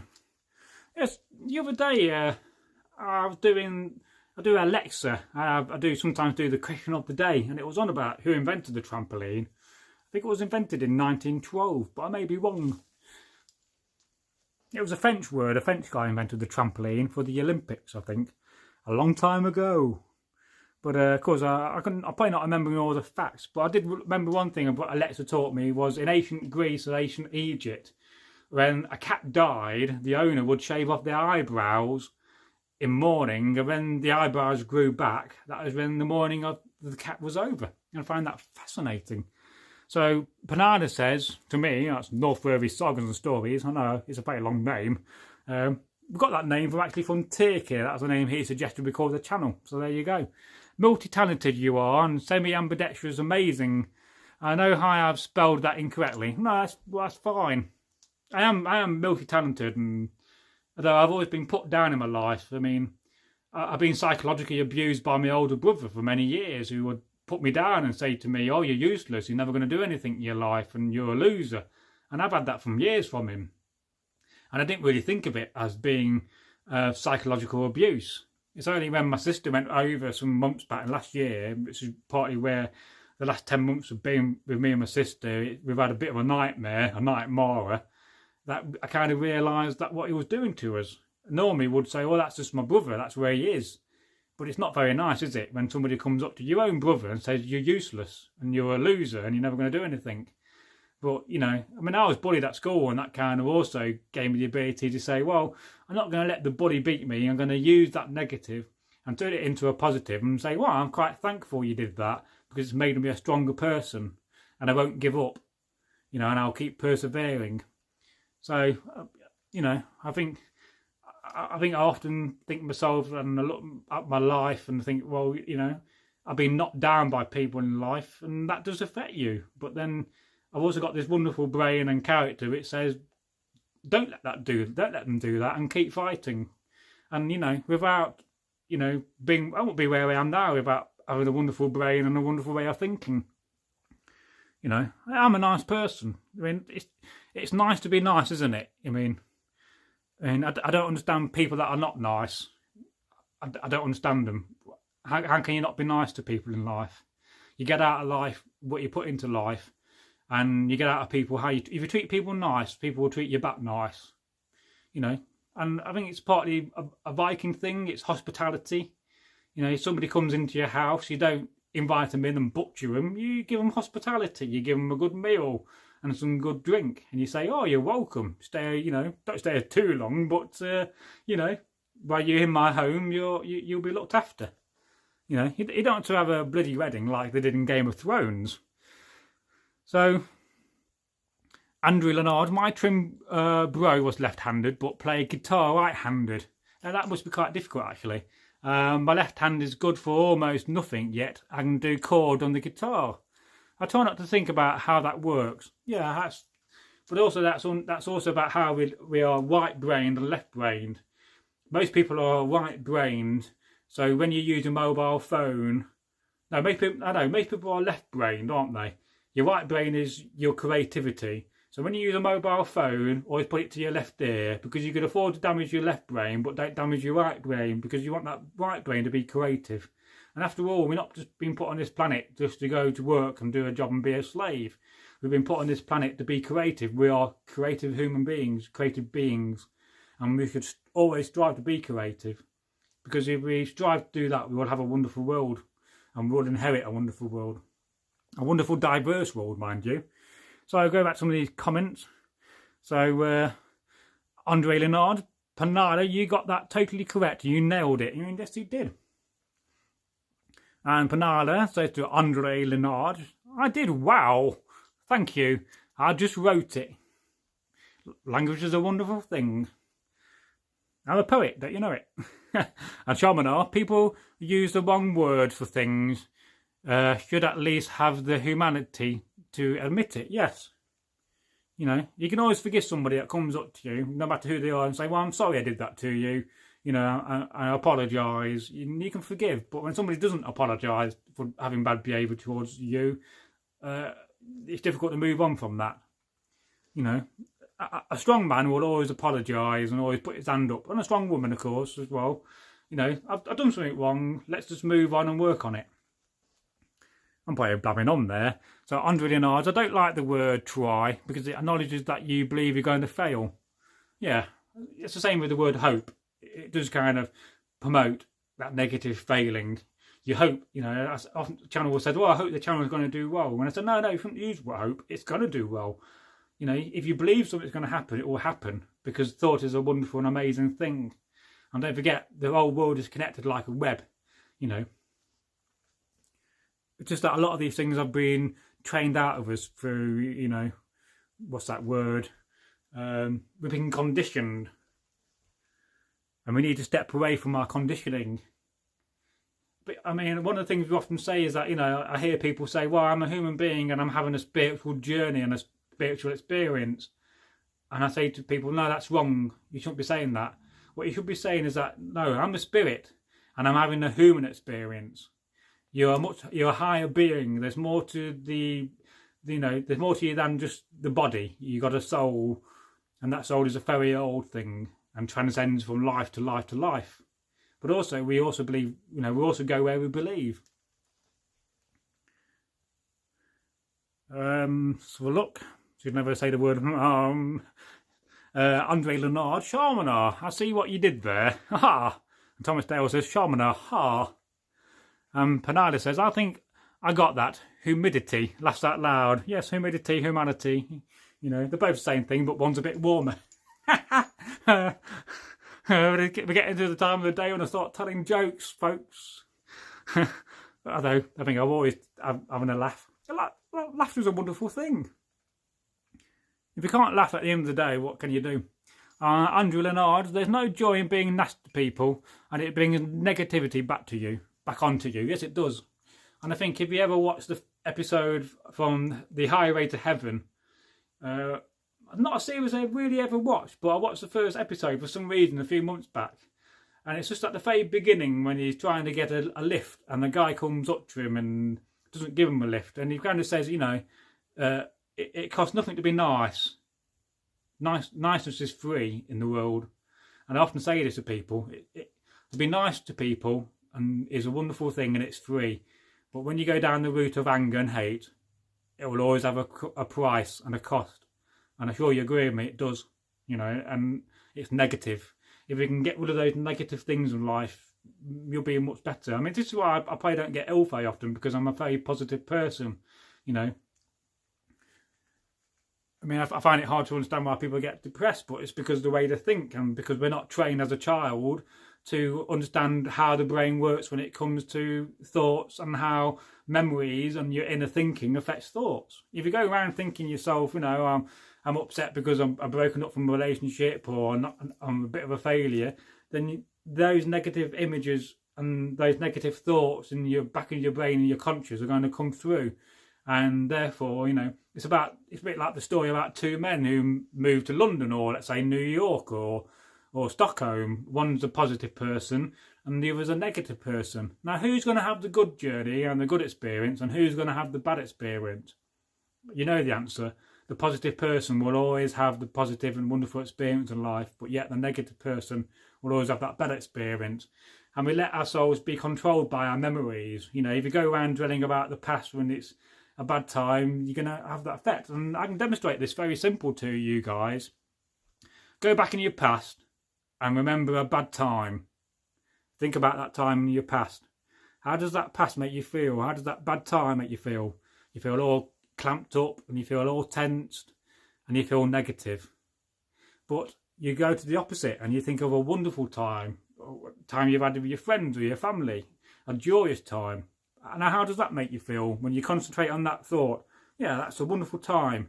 You get that wonderful positive energy, and that demonstrates very clearly how powerful your thinking is and your subconscious thinking. So I'm a deep thinker, and because, you know, of my shamanic past, and because I've gone down, Egil's more of a Norse pagan than me. I'm more of a shaman. So shamanism is non-sectarian. It's like an app for your brain and for your body and for your mind. And the world needs more shamans, because it's not about religion. It's not about which god you worship or you don't worship, or whether you believe or not. It's about positivity and the positive journey we should all be on. So you try that. I mean, you're on your own in bed at night, you think of a bad time in your life and you'll feel all negative and all tense. But as soon as you think of a positive time in your life, you'll have the complete opposite feeling. And that clearly demonstrates how your brain and your thinking affects people. But yet, you know, in the education system, they won't teach you that. And, you know, it's one of life's secrets. The way you think and the way you think subconsciously affects people. In fact, they do say, you know, you can control people in the sense, if someone's having a bad day, you can go into their own mind and think about them, what they're thinking about, and you can change that negative imagery. And you do this by draining the colour out of that. No, a negative image always has a black and white image. So you make it colourful and you make it bright for them, and you bring flowers to the world. And, you know, there's a few techniques for doing this. One of them, you know, you have that negative image of yourself. So you drain the colours out of it, and you imagine it going down into a smaller size and shrinking and shrinking and shrinking. And then you imagine a box, and you put that negative image in a box. And then you go in your mind somewhere you know you've been, like a field of a tree, and you bury it. And then you create that new positive image, and you keep practicing that positive image in your mind of the self you want to be, that positive person, and you keep practicing that image, and it will affect your brain, and it will affect your consciousness and your subconsciousness, and it will change the way you think. And you know, there's a little bit of wisdom for you. I'm wise. Like I said, I'm as old as the hills, because I feel like I've been around for a millennium, or if not longer, thousands of years and many lives. So let's go back to some of these comments. Andre Leonard, there's no joy in being nasty to people. I think I read that one, but I'll read it again. And it brings negativity back to you. It does. Get rid of negativity out of your life. I've always said in life, it's better to have 10 positive friends rather than having 30 friends that some of them are positive and a lot of them are negative. Get rid of the negative folk to a degree. You've got to be harsh for your own keeping, your own sanity and your own well-being. Sharmanar, that's very deep and very true, Bragi.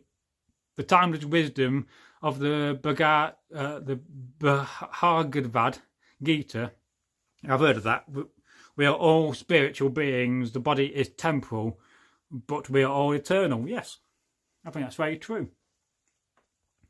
And Andre Leonard, there are two types of depressions. Reactive depression is about relationship breaks up, bad times, etc. The other type is hardwired into the brain. Yes, but I think people with the proper training can get away from that and create a more positive thinking for themselves.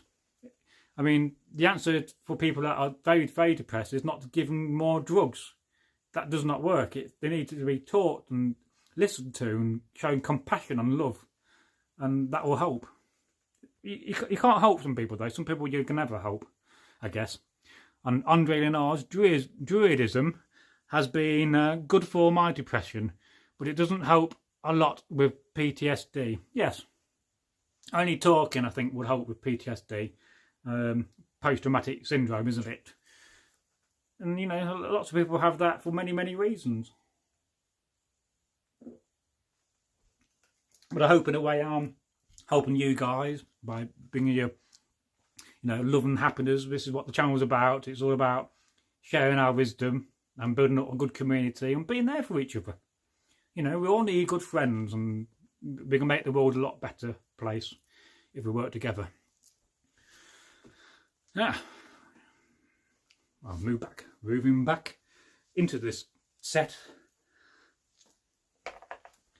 I should sit down more on these videos, but I do a lot of sitting down. It's bad for me, so I can sit down in a chair for hours. So, Chunky Monkey, I went on a sales course once, and by the end I was buzzing with energy. That's what good people around you make you feel. Yes, good positive energy spread like wildfire. You can catch it and you'll feel much better. But being around negative people will just drag you down. And it must be a very old thing, We think of depression being a new thing. It's not. I can imagine there'd be depressed Vikings, Oh, I'm depressed today because I can't go raiding this summer because the weather's bad. That's, you know what I mean. But, would the ancients have understood depression? They would have saw it as something completely different. So, Chunky Monkey says, I don't mean good people, as it's my sales colleagues. They were a rude word beginning with C. I said it once in a folk tale I told, but I've not published that one on the main channel. But yes, I watched a video earlier about this guy in history. He was very bad, and I left a comment saying that the world is full of people that are that word, but some are bigger than others. Well, basically, it will translate, the world is full of assholes, but some assholes are bigger than others. Or in this case, I often would say, the world is full of twats, but some twats are bigger than others. But there you go. But think positive. And, I hope, and if you ever need to chat, I'm only at the end of, you can always message me and I'll try my best to cheer you up, It's partly why we tell folk tales, because they are wonderful tales to tell, and they've all got a hidden meaning. And a lot of them are very, very old. So, Andre Leonard, I like the positivity here. I'd sooner be here than around miserable people. Yes, positivity is a wonderful thing, and let's just spread it across the world and teach the younger folk how to be positive and be nice. And show respect. Respect is a two-way system. Andre Leonard, cults. Well, maybe not cult, no. The cult of Loki, that's a myth. It didn't really exist. Although if you ask Egil, he kind of swears it did exist. But it's a much later thing. But why would you want to go around worshipping Loki? Oh, that's why they invented the fishing net to catch him when he turned into a salmon after he called Balder the god, Balder the beautiful. What a shame and what a loss to the world that was. And then, I think you think to yourself, well, do the gods exist? And I have a theory about this. It's a theory I come up with. It's called the theory of everything. And this basically theory translates, I'm sure somebody could prove this with maths, is that everything exists. So you think of Valhalla. Valhalla is a real place. It may not be on this world. It's probably on another dimension. But when you think about the world and the universe we live in a multi-dimensional universe. So there's that many planets and worlds out there, and one of them's bound to be Valhalla. Then you could say to yourself, well, does the DC world universe exist? Well, that theory kind of says yes. If you think of something, are you not kind of picking up a story from another dimension in a way? Because everything's connected. Because it's all energy. That's what we're all made out of, energy. Energy is vibrating.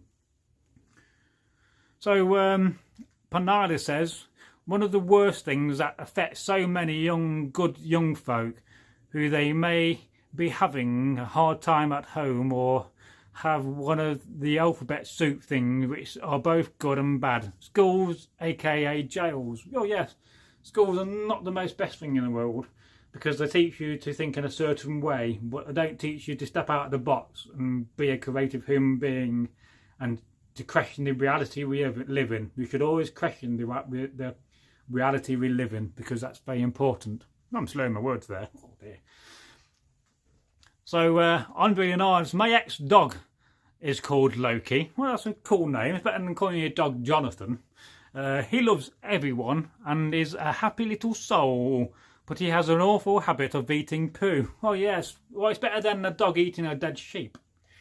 When my friend had a dog on the farm, where I got my forge, his dog, what was this dog's called? I forget now. And he used to love eating dead sheep. A sheep died on the farm, he would eat it from arsehole to the neck. And, give it a few days, there'll be no sheep left apart from a load of bones. Dogs eat funny things, don't they? But then you go to the zoo, you see a gorilla eating its own poo. I mean, what's all that about? I mean, could you imagine human beings doing it? I mean, some people like to drink their own wee. I mean, that's a bit mad in my mind. It's okay if you've had 10 pints of beer and it's clear. But don't drink yellow pee, and especially don't eat yellow snow. So, and Andre Leonard, I don't drink. I feel like I'm missing out. Well, it takes all sorts.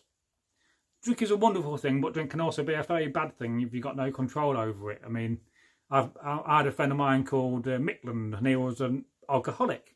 And I'll go around his flat, and in an afternoon he'll drink 2 bottles of whiskey, and he'll still be quite sober. And a lot of people think, oh my God, that's a lot of whiskey, isn't it? But he had a very sad reason for doing it, because he wanted to die. And he wanted to die because he wanted to be with his wife who passed away. So, he completely changed his whole name and his own character and left the place where he grew up and became this person called Midland, who had a mission to play on the Xbox, shoot Germans in World War II games and drink 2 bottles of whiskey a day. And that was very, very sad. And I never known what happened to him. I mean, he's probably dead by now.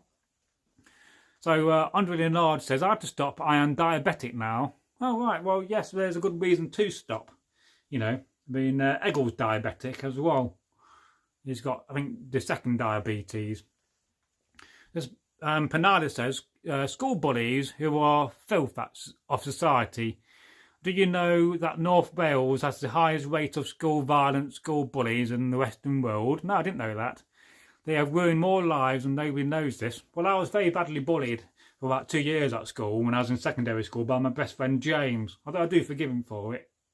But I had, I was picked on by the old school, and at some point I was having to throw chairs at people and defend myself. But it also gave me the ability to say, well, I'm going to turn that negative into a positive and use that to make me stronger, and it did. And bullying is such an awful thing in society. You know, I dream of a society where we don't bully people. When people do it as adults as well, it's terrible. And to be bullied by your own relatives is an awful thing as well. So people should be ashamed of themselves for bullying people. And, you know, it's something we should talk about in one of the vlog series, because we have a responsibility as a channel to talk about such things. Because if we don't talk about bullying, we don't talk about mental health, then how can we address them? How can we make people better? So Chunky Monkey says, I worked with a guy once whose wife died, and for years he lived in the kitchen, not wanting to touch any of the rooms. Well, yes, you know, death can have that massive effect on you. You know, it's a terrible, terrible thing. I mean, it's vastly affected my father when my mum died in 2012, and it's not really been the same since. And it's heartbreaking when you go downstairs at 2 in the morning and you'd be asking me, where's mum? Where's mum? Andrew, you know, that's my real name. Give it away there. And, you know, you just got to say, calm and say to him, well, you know, mum's no longer here. She's passed away and she's in a better place now. Although he doesn't really believe in God, because my father Magnar is very angry at the fact that God took his wife away. And it's his second wife who died of cancer. But everybody's got their own different way of thinking about things. I mean, I have a much better understanding about death than most people, so I cope with it quite well. But death is just another part of the journey to a certain degree. But nobody wants to die, do they? You know, it'd be great to be immortal. So Andre Leonard, I have great empathy for alcoholics and addicts. There's always an underlying cause. Nobody just wakes up one day and decides to become an addict. No, they don't. And you know, criminalising addicts and making them go through the justice system and go to jail, well, that's not the solution, is it, in the world? You know, you're just making more misery out of that. You've got to show love and support addicts and to help them get off the drugs, you know. And a lot of people don't understand that taking drugs is probably partly generic, because as a society in the world, we've been doing it for thousands of years. Yeah, not everybody's going to want to take drugs, you know, but a lot of it's generic because we've been wanting to escape out of our minds for a long time, whether it's using magic mushrooms or anything else in the modern world. And that is why they're never going to win the wars against drugs, and we need to have a fresh approach at the laws on drugs. I mean, criminalising people. How many people in America have been locked up for smoking cannabis? It's shocking, really. I mean, that's a high proportion of their prison intake is people that really are doing something quite minor, but yet in America it's very, very bad if you do something and get caught for it.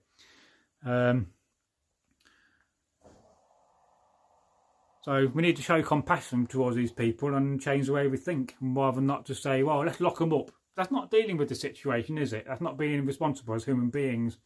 You're just passing the buck, and we need to stop doing that and become better. So, Sharmanar, 2 robbers broke into a distillery. One asked, is this whiskey? And the second replied, yes, but not whiskey as robbing a bank. Well, somebody I was related to, can't say no names, if you're going to steal something, steal a few £1 million and not a few thousand. Andrew Leonard says, badum dish. Well, you know, people can be bad, yes, granted. I mean, I was related to somebody who was very, very bad and very, very infamous. But that's another story, and I won't talk about that. But, and Panada says, I only know this because of the high amount of children reported to here in Sweden of boys being castrated via being kicked in the testicles. The worst crime ever on a child. Well, I never really thought about that. Yes, it is a very bad crime. And I never really thought about somebody being kicked in the balls as a child and having to be castrated. So that's completely new to me. That is horrendous, as Andre Leonard says. You know, it's about time we all grew up as a species, and this is why we need to become a level 1 civilization. I mean, there's a guy called Dr. Stephen Greer. He works within the community about UFOs and sightings, and he's very much trying to go ahead and get a level 1 civilization, because it would make the world a different place, you know. And to think that currently we're a level 0 civilization, and there's probably races of aliens out there which are on levels thousands. You know, we're not grown up yet as a species, and we're never going to until we, you know, I hate to be the pun, but we take it by the balls and we actually do something about it as a society.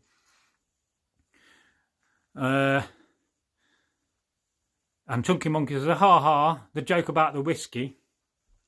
I heard about a man once who was carrying some whiskey down a flight of stairs, and he fell down very badly, and the guy said, well, how did you not manage to fill the whiskey? He said, I kept my mouth closed. And Andrew Leonard says, people inside for life for a joint as a third strike offence disgraceful. It is disgraceful. I mean, it's about time we grew up in the world and we changed the laws on drugs, because it's not worked, has it, since the 60s? And we've had 50 years of disgraceful drug laws making people suffer a terrible life because they choose to do something which is not fundamentally a bad or good, not a bad thing in society. The reason why they don't like cannabis smokers is because they think, and society does not like free thinkers. And I've met many people that smoke cannabis, from judges to the lowest of life, and they're not bad people. I mean, I went to Amsterdam once. There you go. I went for a week. Don't go to Amsterdam for a week. That's my best tip. So Panada says, going from memory, as I visited these obscurest towns in Wales are Cohen and Bala. The most horrible people I have ever met, and it's a paedophile central. Wales is so beautiful, yet the people are yuck. Yeah, well, I've not been to Wales for a long time. I know a song about Wales, not the people, but the animal. Wales, Wales, beautiful fishes are whales. They swim in the sea, and we eat them for our tea. Oh, beautiful fishes are whales. I used to sing that to Welsh people on camp. I think I've already sung that once on camera. That's the Wales song. It's very short. You normally start with humming. And Chunky Monkey says, I would like to point out I didn't have to be castrated. It just effing hurt. Well, yeah, it's not a nice thing, and it's a bit barbaric. And we talk about, women being, mutated as young children. Female genitalia mutation. That's an awful, awful thing. But yet again, it's barbaric as a child to have your foreskin removed. I mean, what's all that about? I know it's meant to be healthy for you. But it don't make sense to me. And it's a barbaric practice we need to get away from. And Pinada says, to kick, beat a child and ruin a boy's future of being a father ever is hanging a fence in my book. Well, it's a terrible, terrible thing to do to a child. If you've ever been kicked in the balls, it hurts. It's bad enough when you're doing Viking reenactment and you get a spear in the balls. I mean, you tend to learn when you're doing your reenactment, when you see a spear coming, you tend to try to ride it as much as you can. But, it's a delicate area. I mean, why the hell did God make them go and hang out the outside? I mean, it reminds me of the song by AC/DC. I've got big balls, but who's got the biggest balls of them all? But it is a terrible thing to do that to a child, or even to hurt a child at all. I mean, children should be, treated with utter respect and loved and given a wonderful life growing up. It's bad enough as an adult we've got to put up with this crap we go through in life, but you don't do it as a child. You should be given, your childhood should be a childhood. So Chunky Monkey says, two nuns showering, and one says to the other, where's the soap? And the other replies, here you go, and passes it over to her. And Andre Leonard, North Wales is quite unfriendly. When you go into a shop there, you hear your English, they immediately switch to Welsh. Not good behaviour in a tourism-based economy. No, and of course don't forget what the word Welsh means. It means foreigner, I think, in the old tongue. I mean, you can wonder why now Arthur built a dyke in between us and Wales. But they are good singers. Andrew Denars, Panada, I like the way you think, indeed. And Charmanar, I had an alcoholic problem when I was a teenager to my early 20s. I've been completely sober for over 20 years now. I practice meditation on a daily basis instead now. Yeah, well, that's fair enough. I mean, if you can't control drinking alcohol, that's a very bad thing, you know, because it will take over your life. And, you know, I met people who are alcoholics and it completely controls them. And, you know, let's face it, people do completely mad and utter crazy things when they're drunk. I mean, I had a friend of mine called Terry. He once knocked a house down when he was drunk in a kind of a drunken heroin state after his girlfriend committed suicide. You know, he always told the story as it's funny, but it's also a sample of how bad that situation can lead. But yet, you know, we're not taught in society to control things. You know, I never drink to get drunk. I drink to get merry, and I drink to respect the gods. But a lot of my family don't understand that because they're not pagans like me and us a lot. And Panada says, Chunky Monkey, yes, you are lucky. Testicles can be split by a kick and ruin to many other films today with women being kicking men. There is a disgrace, a bad example. Oh, yes. Yeah. Not a nice area to be kicked in. I mean, it hurts, you know. I mean, we've all played cricket and had a cricket ball in your balls. But yeah, you know, doing that to somebody is an utterly terrible thing. So yes, very good work, Sharmanar. I mean, meditation is a wonderful thing, and it you know, not having alcohol in your life is a nice thing. I don't always drink, but it's a Friday night for me, so I do like a bit of a drink. But it's, you know, it's quite traditional. We come from a drinking country. I mean, drinking is our national hobby in England, I think.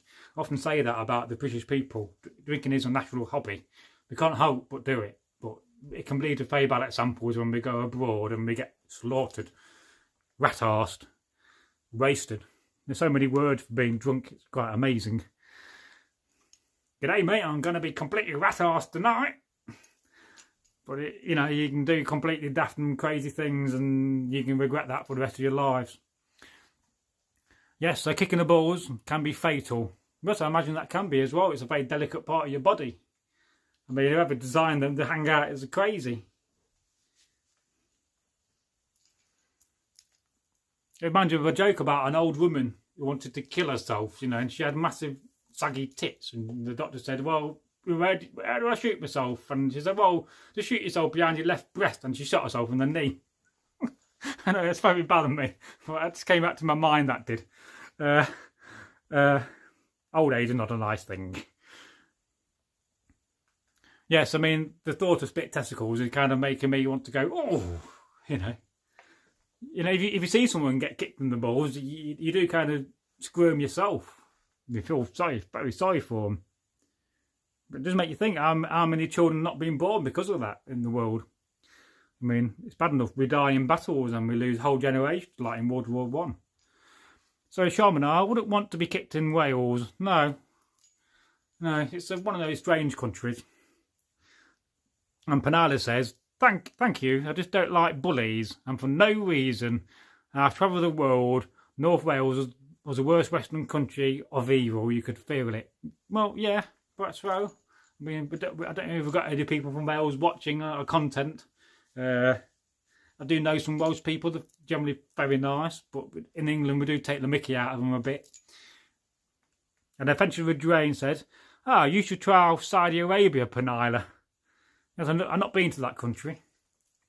Andre Linard, what a WTF, I know they've got nearly swore there, is test follicles, autocorrect strikes again and chums out total gibberish. Yeah, bloody autocorrect. Damn you, autocorrect.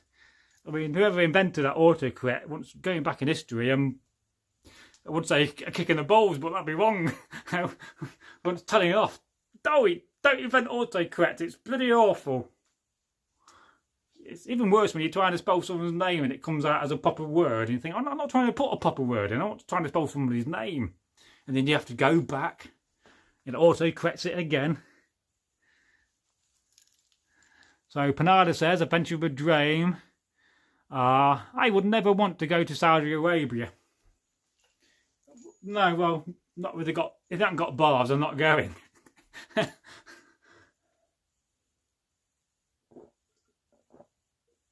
mean, all respect to cultures that don't drink, you know, that's their choice.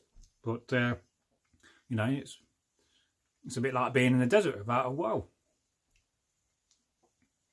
But then it's a different culture, so we don't understand different cultures when you're not from that culture. And Martin Hale, the world's gone mad. Yes, it has gone mad. I mean, and eventually with drains. So the jails in Saudi Arabia have bars. Do they? Oh, right. I mean, what like to be in prison in Spain or some of these other countries in Europe? I mean, they sound awful when you see some of these programmes about people being stuck in foreign jails.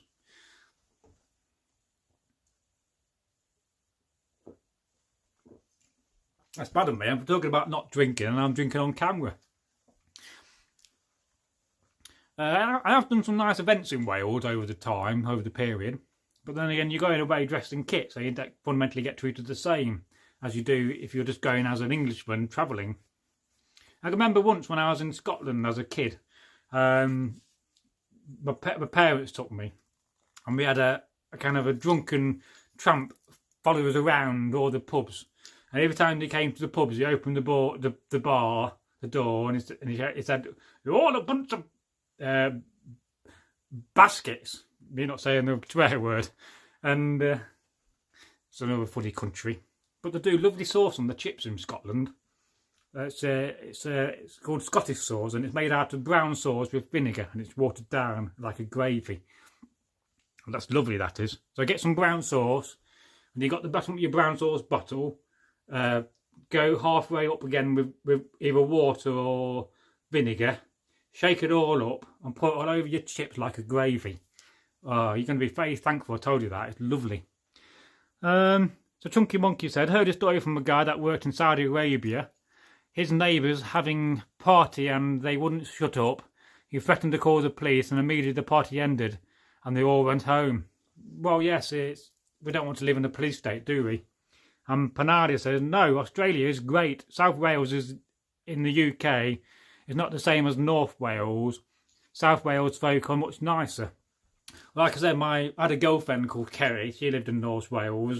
And that was when I got lost in the countryside. And I literally went to the same garage 4 or 5 times, asked for directions. And every time they told me a different direction, which is why I ended up being lost all the time. And then all the signs were in bloody Welsh. You think, you know yourself, not coming back here again. Just stick to the main roads so you can get into Wales and get out fast again. And learning Welsh folktales is another thing as well. All funny names. Whose coat is that jacket? See those 2 cottages on the hill. Mine's the one in the middle. It's a funny accent, isn't it? And Panada says, to Adventure with Drain from Canada. Yes, iron bars. That's out loud. Very funny. All right, yes, I got you now. That was me thinking, I don't know why, that they had bars selling beer in Saudi Arabia jails. Thinking, well, that's quite civil. Well, of course, that's not true, is it? Iron bars. They'll probably make you get hit with them as well. Take that. Better than beat you up by a sword. Then we've got a laughing face from Adventure with Drain. I think I'll put a laugh out loud because that's very funny. You're making me laugh, you guys, and girls, of course. Not forget the ladies. Woof, woof. And Andre Leonard's, I want to text my son and also change the original message to, yeah, I'm vaguely glad that you're a racist now. I've usually proofread, but sometimes things just slip through. What to do? I mean, I do that, and I write a message to Egil, and if I don't look at it, it'll not quite read right because I'm typing too fast. So Chunky Monkey says, the Welsh Health Minister got caught having a picnic, I heard, so immediately made picnic legal. Oh, right, yeah, nothing like looking after your own, is it? You know. And then you had that Scottish doctor who was going to a second house. I mean, how wrong that was. I mean, it'd be nice to have a house, it'd be nice to have a second house. What have I got in my bag? Oh, I've got some nuts. You know, reminds you of Welsh people, nuts. Yeah, everybody needs a bag of hazelnuts in the bag. Why have I got hazelnuts in my bag? I'm going nutty, folks. It's from Christmas, this is. It's funny what you carry in your pouch. What have I got in here?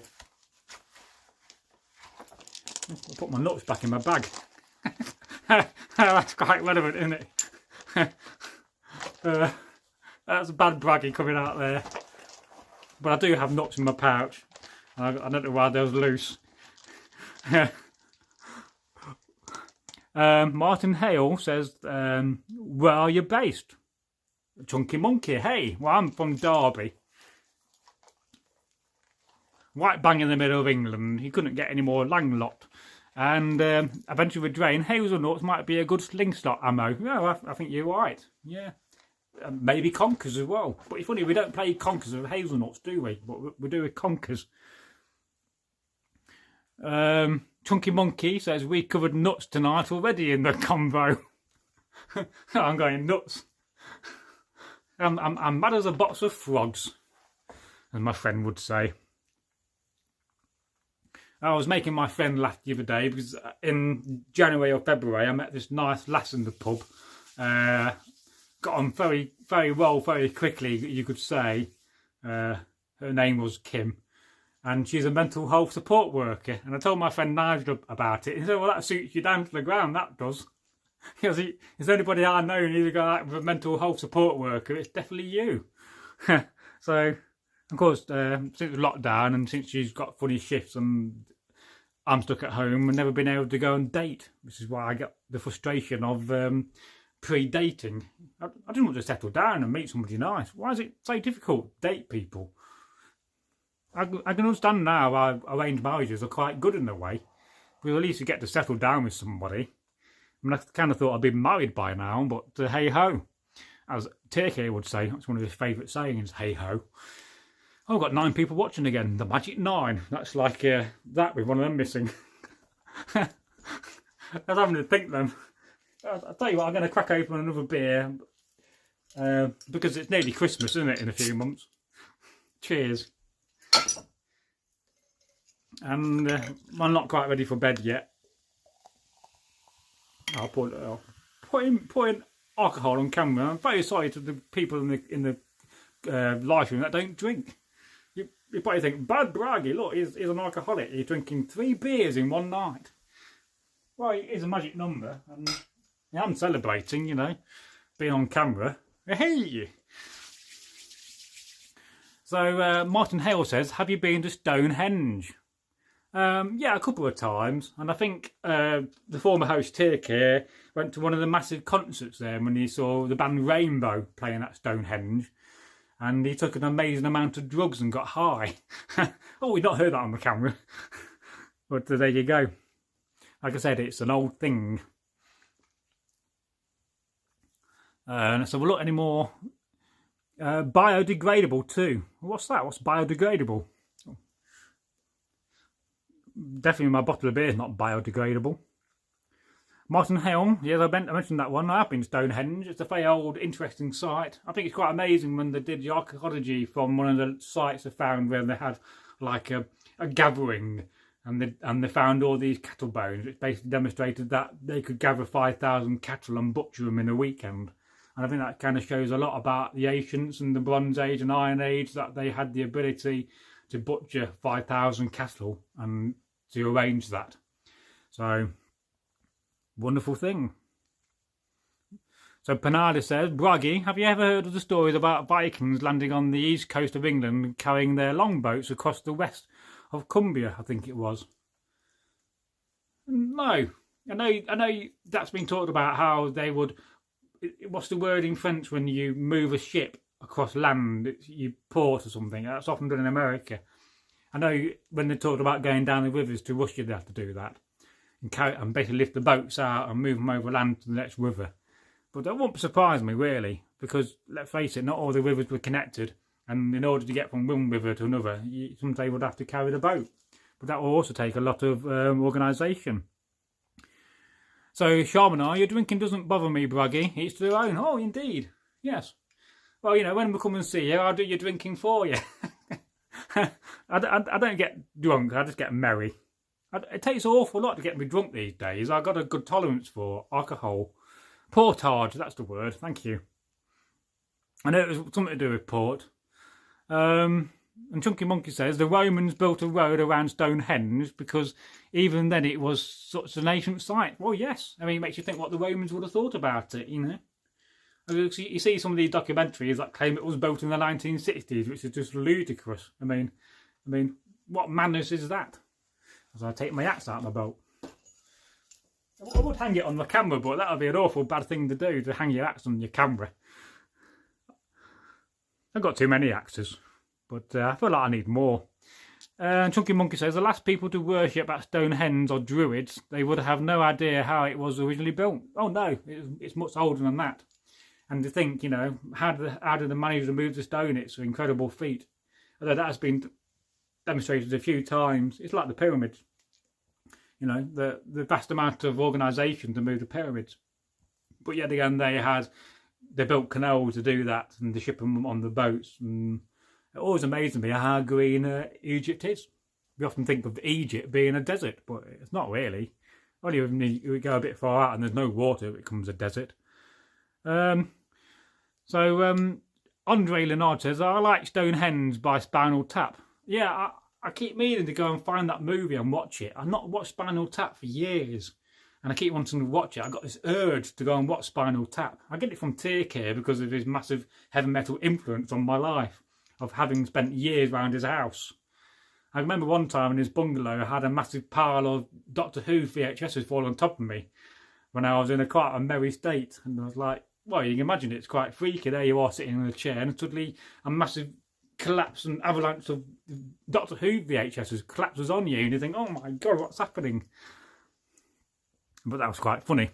And Panada says, Bragi, the reason I asked is that Viking boats have been found in the middle of northern England. Seems illogical, especially of weather was so bad going around the peak of Scotland. Yeah. I think I've heard something the other day. I read that in Norway they're going to excavate a Viking longship very soon. I don't know if that's true or not, but I think that'd be quite interesting. And rate it when it does autofill. And Andre Leonard says, portage refers to the carrying of watercraft over land between two bodies of water. It was big in it was big deal in Canada in the early days. Yes, it was. I mean, it's an amazing feat though. You think you're carrying a boat over land, but of course, you know, the rapids in Canada are quite fierce, and you definitely don't want to go down a rapid in your boat. And Chunky Monkey says, Bragi, that Saxon burial site had a boat in it also. Yes. I mean, I was thinking about this the other day, how many longships must have been built and where did they all end up, you know. Sutton Hoo, says Andre Leonard, yeah, they definitely had a boat burial there. It was more of a construction of a kind of a building. And of course, forming a boat burial shape as well was also a common practice. So, TK knows more about this and my memory is failing as it's late in the night. 8 people watching, hello. So, yes, one day I'll go to bed. I'm not tired yet though. I got a lot of awful sleep last night when I went to bed at 8 o'clock, which is most unusual for me. And then I couldn't sleep for a bit. I watched the Goonies for about an hour and went back to bed again. And then my dad didn't get up at all. And then he got up about 9 o'clock. So we both had a lie-in. And then he often says to me, are you sleeping in my bed tonight? Oh, no, bloody not. I get covered in sweat and Wordle. He calls Wordle we. That's his. When he says, I'm going wordling, it means he's going to the toilet for a leak. It comes from Around the Horn, and is it Kenneth Williams, when he used to do his little folk songs about going to wordlings. Panada says, I wonder if there are more Sutton Hoo fantastical finds still to be found. Yes, I'd imagine there is, and we've just not found them yet. And I was thinking about, you know, the Staffordshire hoard that was found along Watling Street, and how that seems to be an incomplete hoard. Well, I got a speculation and a theory that that's part of a bigger hoard, and somewhere along Watling Street, there's another part of that hoard to be found. Because it doesn't make sense how there was parts of helmets, but other parts of those helmets were missing. And I've done a video on that, And they did a video on the reconstruction of the helmet they did last year, which is just a pure speculation because a lot of the bits didn't really add up. So, let's have a look at these comments. Chunky Monkey says, Saxons must have had a big thing about the sea like Vikings did. Well, of course so. I mean, there was very seafaring. I mean, you go to Denmark, I mean, there's lots of the land is islands, you know. Then there's lots of marshland. You look at the Danevirk that are built, the old ditches. But they're very old. And there's a story about the Danevirk. And Andre Leonard says, I imagine so. And yeah, I do have access to some land which is old and Saxon, which I might try to method tech one day. But I think there's got to be lots more things out there we're not found. Got to be. I mean, there's no way on Earth, on Middle Earth, we found all the hordes of England. And I think there's somewhere between 3,000 and 5,000 known hordes. So I imagine there's an awful lot more to be found. But then again, we've also probably lost a lot through Nighthawks and bad archaeology. So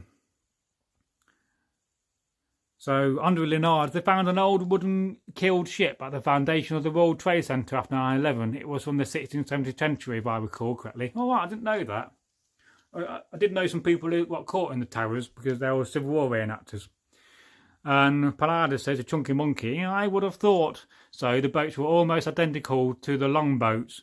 They were in fact precursors of the longboat and the same folk and ideas. Well, you know, a lot of these ideas were kind of crossed between the different cultures, and therefore Saxons were very similar to Vikings, but then again Vikings are also very different to Saxons. But you know, the Saxons were the first Vikings when you think about it, when they came over after the Roman Empire with those two famous dudes. Horus, well, I forget the names. It'll come back to me. I know too much, but I forget too much as well, because it's late in the morning. Chunky Monkey says, yes, it's interesting. The average person like me doesn't imagine the Saxons as being seafarers. Well, yes, they are very much seafarers. I mean, we often think of them being the people of the Sax, but yet, you know, there's thousands of islands around Denmark where they lived as well. So it's very coastal. Thomas Dale, I'm back again. Oh, nice to see you back again. I need a drink. I'm getting a bit dry in the throat. All this talking, it does wear you out. And in the old, I mean, I will be a bit hoarse tomorrow, and I don't mean I'm going to have 4 legs and have a mane. Nay! That means I'll have a horse throat. Look, they're done to 4 hours. Oh, cool. That's like 6 hours we've done live streaming today. Wow. God knows what I'll be like after doing 24 hours. One day we'll do that. We'll see how long we can live stream for. And Chunky Monkey says, I am where they built a navy after 865 for challenging Vikings around the south coast. Yeah. There was a chieftain, was his name Wayland, who came over in 860, and he sat Winchester, I think. I may be getting wrong on the name there, though. Boy, oh boy, I'm going to sleep tonight. Oh, I can hear my dad getting up. I can hear the sound of the simmer frame on the wooden floor. You know, we often think about ghosts, and you know, we think about the ghosts having sounds of chains, and I think the future ghosts are going to have sounds of simmer frames creeping along wooden floors. Squeak, squeak, squeak. Of course, I do live in a haunted house. So, Andre Leonard says, hi Thomas, and Panada says, Thomas Dale, reinvigorated. Oh yes, he's a bit of a night owl like me, is my brother Thomas. And Thomas Dale, I think I heard with Sutton Hoo that they think the site did actually spread down the hill towards Rendlesham, which is where they originally thought King Ragwold was buried before they dug Sutton Hoo. It's not Rendlesham Forest where the UFO landed, was it? Another subject. And Thomas Dale says, hello Andre, and hello to Penila. And Andre Leonard says, statue was interviewed about Rendlesham one time, and she replied, we know all about that. Don't worry about that. I wish their share of it if they know. And Panada says, I cannot say Saxon without saying Anglo first. Yes, which is why whenever I told a folk tale, I always try to say, you know, in the land of the Angles and the Saxons. And I get that from you. So, and whenever I say that, I'm always thinking of you, Panada, when I say that. Because we can't forget the Saxons and we can't forget the Angles. And we often overlook the Jutes as well, you know, which is a shame, really, because they get lost in history. There was an English TV series aired here called I'll Feed the Same Pet. The big chap who was an Indiana Jones always called himself Proud Angle. He was a wrestler. That was, what was his name, guys? He was in the Indiana Jones film. Oh, what was his name? He was a wrestler in 1980s wrestling. But I was a massive fan of I'll Feed the Same Pet. It's a great series. I got fond memories as a child watching it, staying up late with my mum. Andre Leonard, sorry, getting tired and many typos. Well, you know, you can be forgiven. It's late in the morning, and you know, it's look, it's going to be close to a minute to being 2:22 in the morning. I don't know why. I'm always seeing that number 2:22. Do you guys get that? And Thomas Dale says, Bragi, yes, Rendlesham is not far away from Sutton Hoo. All right, if I'd known that, I would have visited it. And it's the very same forest where there was a big UFO incident that is still being puzzled over. It was a very peculiar incident, and the fact that the US soldiers talked about it quite openly afterwards. And there's been a number of meetings and get-together since. Pat Roach, that was his name. Nice guy was Pat Roach in I'll Feed the Same Pet, and yeah, he was in Indiana Jones. He was a big guy when Indiana Jones was on the aeroplane in the Temple of Doom. He has to fight this big German soldier, and that was Pat Roach, if you didn't know that. And of course, I think he was the one that got chopped up by the blades of the plane. And it's a pity he died quite young. But it'd be nice to see another Feed the Same Pet series, because a lot of them are still alive, and what a great cast, you know, they were in I'll Feed the Same Pet. You know, they've done lots of things like Timothy Spall and some of the other geezers. Men, that is, in English. Thomas Dell, Panada, that was Pat Roach. He was amazing. He also did, yes, Conan the Destroyer and Conan the Barbarian. Yeah, I forget about that. He was in Indiana Jones, original trilogy, 4 different characters. Well, was he in all of them? I didn't know that. I thought he was in one of them. And Thomas Dale says Pat Roach was also the slave driver in the Temple of Doom that got fed into a rock crusher before the mine train chase. All right. So he was quite diverse in those films then. And Panada says that Andre Leonard, yes, we know who is behind that. The serial suspects rewriting history to wipe us out. Yes, I mean, you know, why do we have, you know, censorship of history? And don't forget, we live in a world full of censorship. It's wrong. You know, we live in a world full of secrets. I mean, what are they not telling us? Somewhere, the truth is out there. Anyway, Thomas Dale said, my mum met him twice, as yours apparently as nice as his bomber character in real life. He was several other films as a big fighter goon. Oh yeah, he was like his cider, and he was like a Devon kind of a chap, or West Country, wasn't he? But yeah, definitely a nice character. I don't know why I kept thinking there's a tripod there, but it's not. I got a ghost tripod in the room. It's not there. You can't help but lean on things when you stand up for long. Yeah, if I suddenly start falling over, it's because my legs are giving way, and I'll be like a falling tree. But will I make a noise if I fall down? And Panada says, Thomas Dale, yeah, that's his name. He was a very nice man. He got chopped up by the blades of the aircraft in Indiana Jones. He was a very private pagan. Oh, I didn't know he was a pagan. Oh, that's new to me. Ah, you learn something new every day. Because the good series, I think the third one, when they went and moved that bridge to America with the Indian tribe, that was a good series of Feed the Same Pet. So, yeah, I do need a big stump. I mean, it's definitely got a chair. I could sit down on that, but, you know, I get a strong leg standing up. So, Thomas Dale, I did not know he was a pagan. Thank you for that. I like him even more now. Well, yes. I mean, he's probably in Valhalla having a right good time. So, cheers to Pat Roach. You know, you won't be forgotten, my friend. And what a legacy he had. I mean, after all, you know, everything's about legacy. And it's probably why I've done this channel. You know, when I'm dead and departed from this world, I will live on. And, you know, hello, if you're watching me now, I'm probably dead in the future. And I'm Bragi. And thank you for hanging around. Please subscribe my channel, although I'm not around no more. Perhaps I'll start making videos and schedule them for 50 years' time. You can do that, which is a bit crazy, isn't it? But fundamentally, I could schedule a video for 2057 if I wanted to.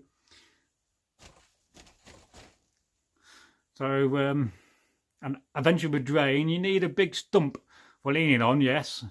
And keeping your axe when you don't want to hold it.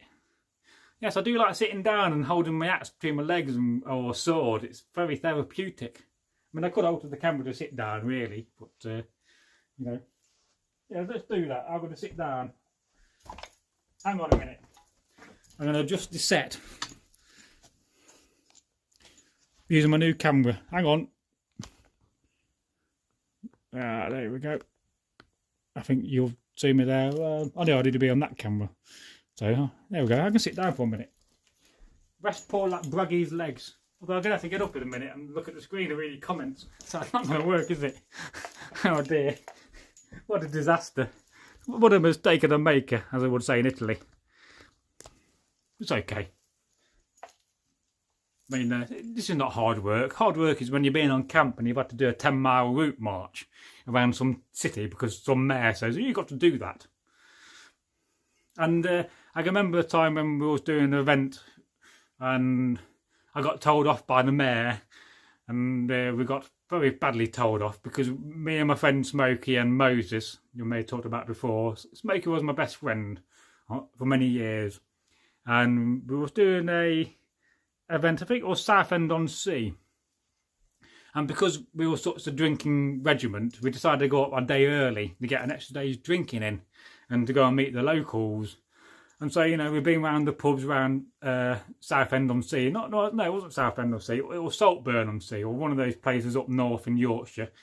And I was coming back, and I was singing. Moses was playing. No, Smokey was playing the drum, and we had Moses on the bugle. And for some reason, we stopped outside this house, and we kept playing music for about an hour. And then the next morning, we had a message that said from the local mayor, said, whoever was playing the drum and the bugle and singing outside my house until 4 in the morning, would you kindly not do it again? We got told off for that. That's the sort of regiment we were. We didn't really care, really. We carried on. And that was the occasion when we ruined a wedding. And we did completely ruin a wedding because one of our guys got off with the bridesmaid. I got slapped by some old dear. And we ate all the food and just left the wedding in tatters. I'm sorry, we got married at that event. But it was very, very bad. Sharman is saying goodbye. Well, goodbye, Sharman. You take care and have a good night. So are we going to bed up about soonish, 3 o'clock? We'll go for another half an hour if you guys want that. And Gills, of course, that's not fit for Nilo as a lady. God knows what the carer thinks I'm doing all night talking. She probably hears this echo of a voice, thinking, what's going on up there? But, yes. So we're looking in your comments. Yes, I like that series of I think the same pet. There was a lot of episodes on YouTube now. Were about 2 months ago. Yes, well, I could always lend you the box set. And if you've been got a memory stick, I got them all on my hard drive, Thomas. Including the latest one when they went to South America and other strange places. And eventually Drain says, put your axe on the stump. I knew somebody called Stumpy once, but I won't put my axe on him. It'll fall off. And Andre Leonard, toast some Marmite and a cup of tea and a Viking chat. What more could I ask? No, I think that's wonderful. Well, you know, a lady sitting on your lap, perhaps, but, you know, rough, Egil would say. I don't think Egil's had a girlfriend for years. I mean, you could certainly kick him in the balls, they'd be massive. I don't say that. Bad Bragi. Give away too much information. Charmanite, it was great chatting. I have to go. It's a beautiful day here and we're taking the kids for a picnic. Bye everyone. Oh right, well don't go picnicking in Wales. Though it is allowed now.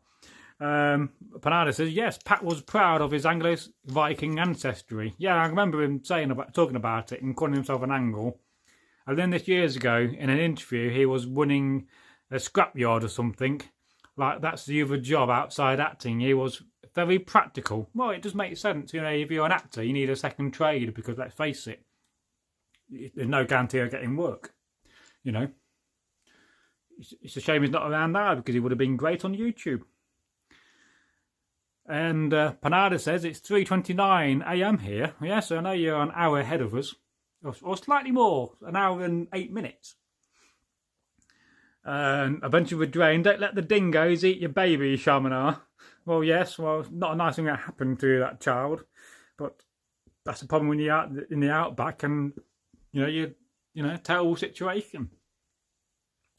I mean, thank God we don't have wolves in England still. I mean, can you imagine all the chavs being attacked by wolves at night with the doner kebabs? I mean, get off. I don't want to eat a doner kebab. Not being attacked by a wolf. Oh, woof, woof, give us your kebab. Thomas Dale says, thank you, Bragi. Oh, you're welcome. Adventure with Drain said, it's only 7:30 PM here. Lots of daylight. Yes, it won't get dark for another hour or so. And Adventure with Drain, Alberta, Canada, Panila, with a big smiley face. And Palada says, naughty Bragi, poor Egil. Oh no. It's my ultimate mission is to find Egil a girlfriend and let him have some happiness in his life. You know. It'd be nice. I do feel sorry for Egil, which is why I got him on the channel. You know, try to improve his quality of life and give him something, you know, in his retirement. You know, if the channel can bring a bit of money in for him, that's great. And Thomas Dale says, Egil had a girlfriend recently and a sandwich with mustard. Oh, all right. Not like the one he had that locked herself in the bathroom for 10 hours. Although it's always very funny when you hear about these stories with Egil. It does get up to funny things at times. But what a dude he is. And Panada says, at Adventures with Drain, watch out for your PM. He will have you tax more than Swede in seconds. Oh, yes, is that the one that went to a party and dressed as a Nazi? I think. Has he gone now, that one? I mean, we got the Boris. That's all we need. Bring on the Boris.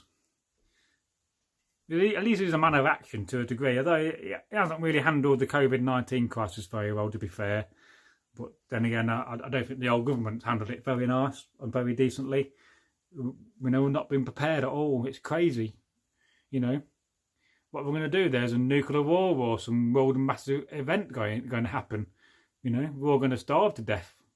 Would you rely on your government to feed you? I wouldn't.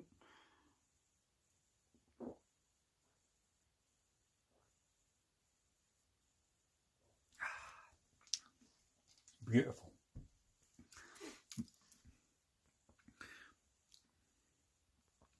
Andre Linard says, wolves and bears have been reintroduced in, of all places, Bristol. They are currently in an enclosed area, but there are plans for wild release. Well, I know Reggie and Glorum, they have a historical longhouse down south somewhere in the land of Wessex. And next door to the longhouse is a wolf enclosure. So you're in the longhouse. I don't think I've ever been there. I didn't go. But you can hear wolves. But in Derbyshire, in South Derbyshire, they're releasing beavers, which is quite cool. It's not a bad thing. It will deal with floods much better, having wild beavers.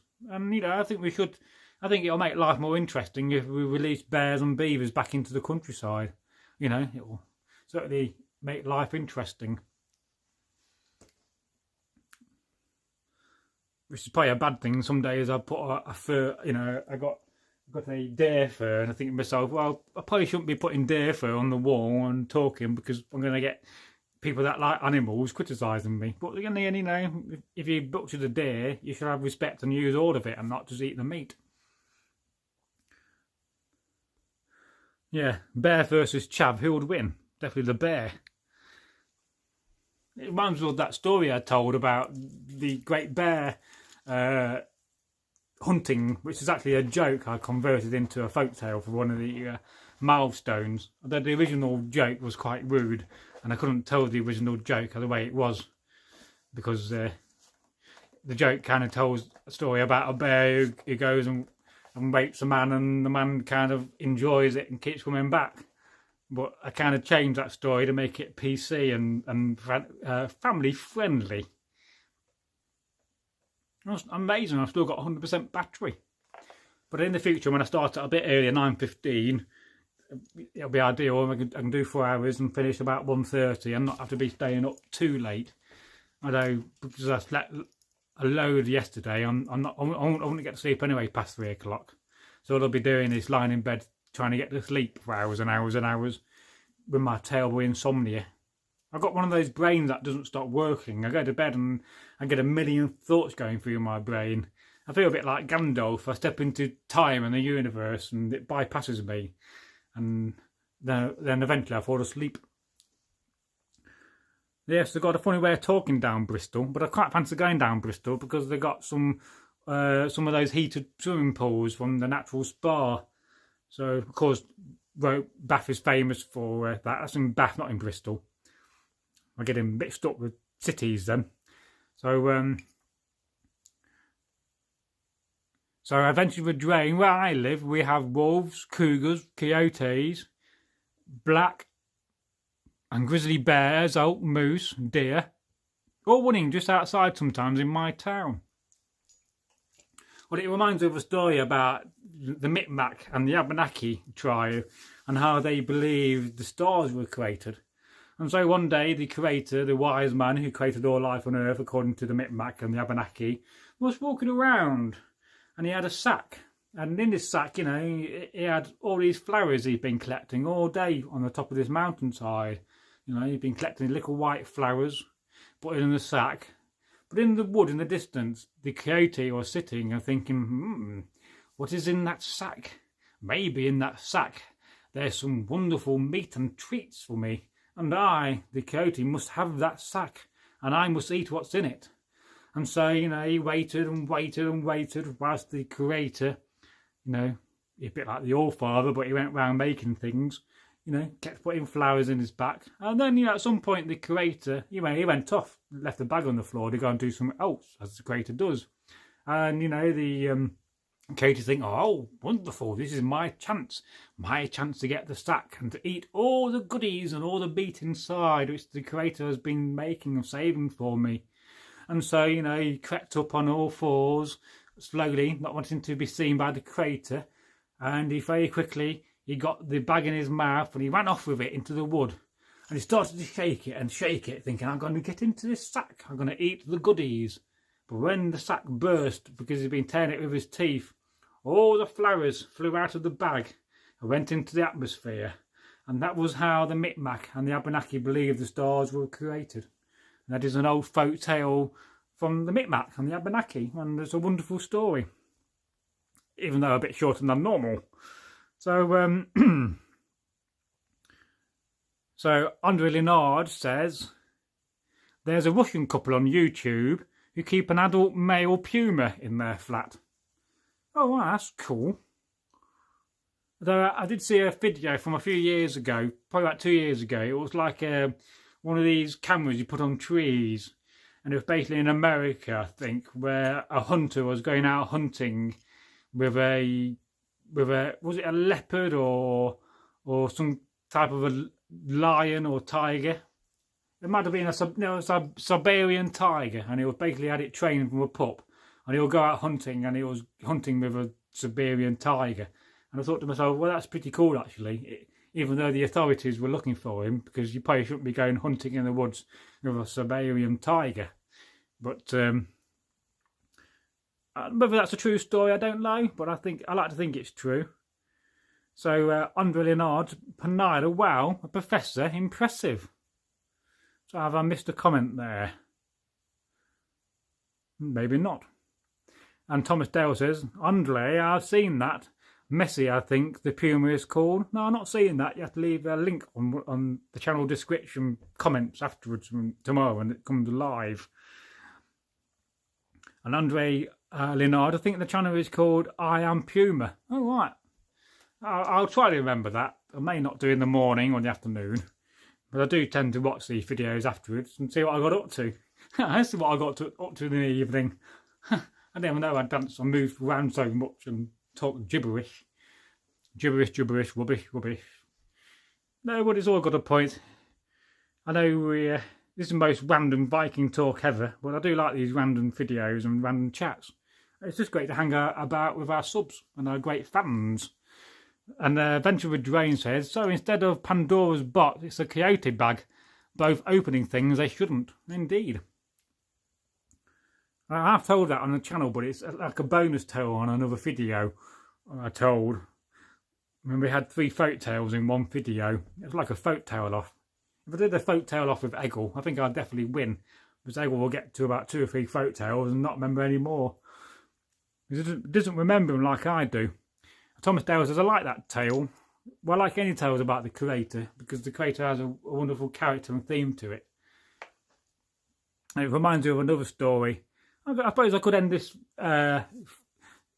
live stream on tell you a couple of folk tales. Andre Leonard, I find it amazing. It acts like a normal house cat, but the size of a miniature horse.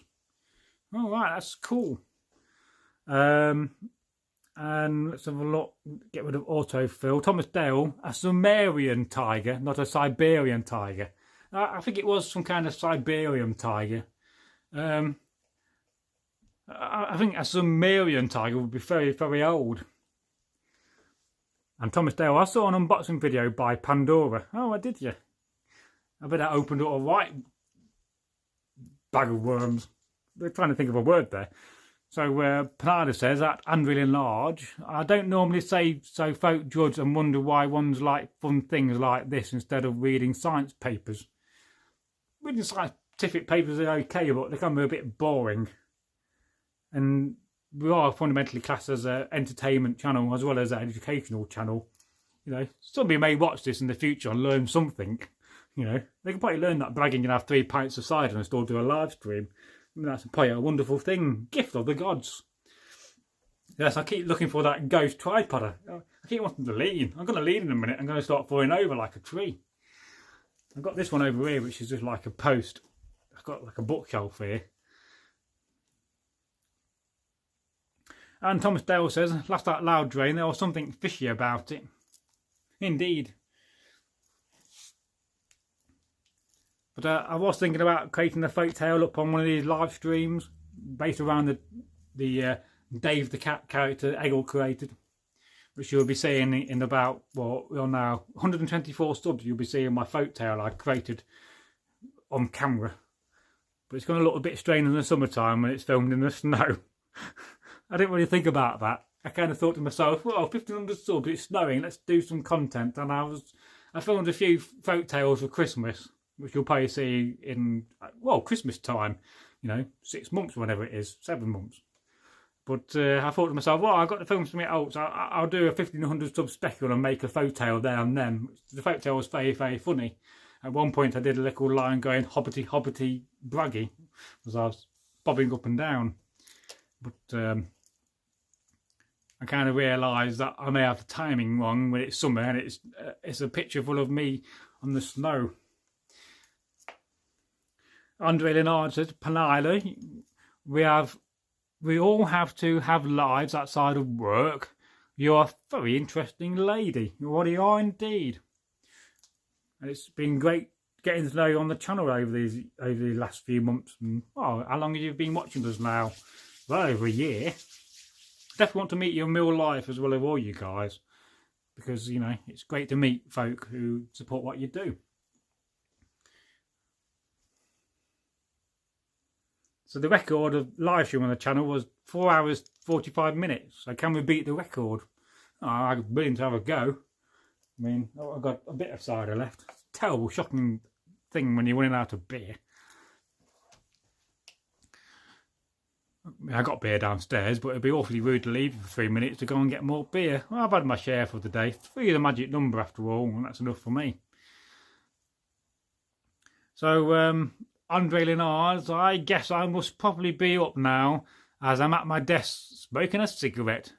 My sleep routine is all upside down at the moment. Yeah, mine does. If I have a bad night insomnia, where I go to bed at 11 o'clock or 12 o'clock, and if I don't sleep for 5 or 6 hours, my routine's just screwed. And then the next night, I just can't get to sleep at all, and that really affects my brain, and then I just seem to survive in a few hours. I'm just snatching sleep. I get a few hours in the evening, I get a couple of hours in the morning, and my dad wakes up, because my dad's very good in the morning. You can leave him to mope around the house, and as long as you put some drinks out for him, and I come down and make a cup of tea at 10:30 for him, I can go back to sleep if I need to. Sleep is important, especially as a carer. So Panada says, so you're a professor? Oh right, that's where that came from. I get you now. Yes, indeed, I'm now only a part-time professor, as other things now take priority. Thank you for your kind words. Well, I've always kind of figured that, you know, we're doing this channel and telling lots of folktales, I might get given a degree in 30 years' time. I could be Professor Bragi Magnarsson. And I'll tell you another thing I've been thinking about doing. Maybe in the future, I might even change my name and put Bragi Magnarsson in the middle of my actual name. Because I do kind of recognise myself as being Bragi more than I do as being an Andrew or an Andy, giving away my real name, you know. But I don't like being called Andrew. All my friends call me Andy, and my family call me Andrew, and I don't like being called Andrew. It's my Christian name, and they don't understand that. I'm sure you guys understand that. But like I said before, I've always kind of figured, you know, well, perhaps some university, Derby, will award me a degree in many years. Not that I want a degree, I'll probably reject it, but you know, you do something worthwhile. People get given degrees and honourships for stupid things. You really do.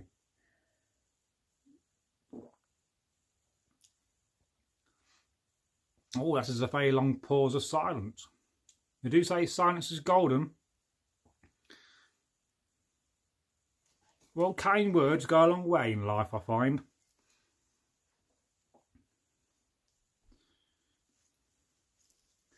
It's getting late in the night. Don't have a fright. If Bragi's still up, I'm going to drink some 7-Up.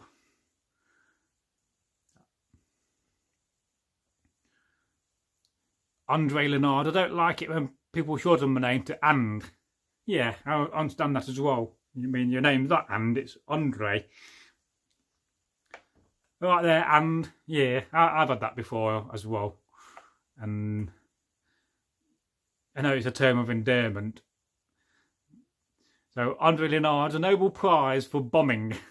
Well, yes. But Panila says, I like Bago. Best it suits you better, very oddly. There must be something in this. The gods telling you your real name, perhaps. Bragi for me. Too many Andys and Andrews. Yes, Bragi. Well, I recognise and understand Bragi more than I do Andy. I mean, I think, although I know you often say when you be on YouTube, you're playing a character, but that character is my real self. It's just my Viking real self. Let's face it, if I lived in the Viking times and I was called Andy and Andrew, I wouldn't get very far, would I? You know, there's never been a famous Viking called Andrew. Andrew the Beard. Andrew the Mighty. No, it's never happened. As long as I'm not called Bongo, I'm alright. Bongo Bragi. Or Bonkers Bragi. There's another one. I've had many nicknames. One of my nicknames used to be Psychedelic when I used to go clubbing. Hey man, it's Psychedelic. How you doing, man? Yeah, man, I'm alright. I've had lots of names. Randy Andy, that was one of my names on camp. Not going there. It just was. So Thomas Dales, I keep calling him Bragi when I'm with him around Derby. But yeah, I do tell people I've got two names. I've got my normal name, my Viking name. although most people don't really understand what I do on YouTube, and most people don't understand how YouTube works as a way of having a business. Not that I actually make money on my business. What I do is make a loss, but you know, I'm doing it for legacy. It's always been that question for me. As a Viking, I can't go raiding France and get away with it, but I can invade YouTube with funny and decent content, well, mostly decent. So Thomas Dale says, Panada, actually, I prefer Bogo. No, I'm not going to prefer Bogo. We have to completely read. People will get confused if I start saying, hello and welcome to the channel. It is Bogo Bragi. Bragi Magnarsson. They'll get very confused. So, Old English Andrew was Drew, as in pronounced Drew. Oh, right. Andrew is a very old name. It's in the Bible. That's a very old book. Very old superstitious book. Some say it's the most paranormal book out there, but who knows? Thomas Dale, let's call Bragi Bogo from now on. Hello, it's Bogo here. That's like a bog off, but without the off at the end. You buy one, you get one. Instead of a bog off, you buy one, you get one free. I said you buy one, you get one free. I said you buy one, you get one free. You just buy one, you get one. Bogo Braggins. Fancy being good morning by a Baggins. What kind of good morning is it? Is it meant to be a pleasant morning? Or are you just simply saying good morning? Fancy being good morning by a Bilbo Baggins. It always comes to my mind, that does, from Lord of the Rings, when I read the book. And Panada says, Thomas Dale, laugh out loud and my misspelling Bogo. This will now be an in-joke. Indeed, it's like the old saying, is an in-joke on the old channel. If you've been around a long time, you would understand this. And this kind of goes back to Tecto, onion. That's a very old in-joke on the channel. And of course, the Duck of Evil. You don't often hear about the Duck of Evil. There's another character from one of the stories from Egil Thorsson. And it kind of stuck around for a good while. I don't know why, but whenever you put Egil in, it always comes out as evil. Egil Thorsson. When you do autocorrect. The Duck of Evil. He's around. He's real. Watch out for the Duck of Evil, folks. You never know when the Duck of Evil is around. It reminds me of a story about the hunter and the mermaid. Once upon a time in the old days, there was a hunter, you know, and he would often go out in the day and he'd go hunting animals. And some days he would hunt geese. Some days he would go and hunt swan. He was allowed to in those days. And some days he would go and hunt ducks.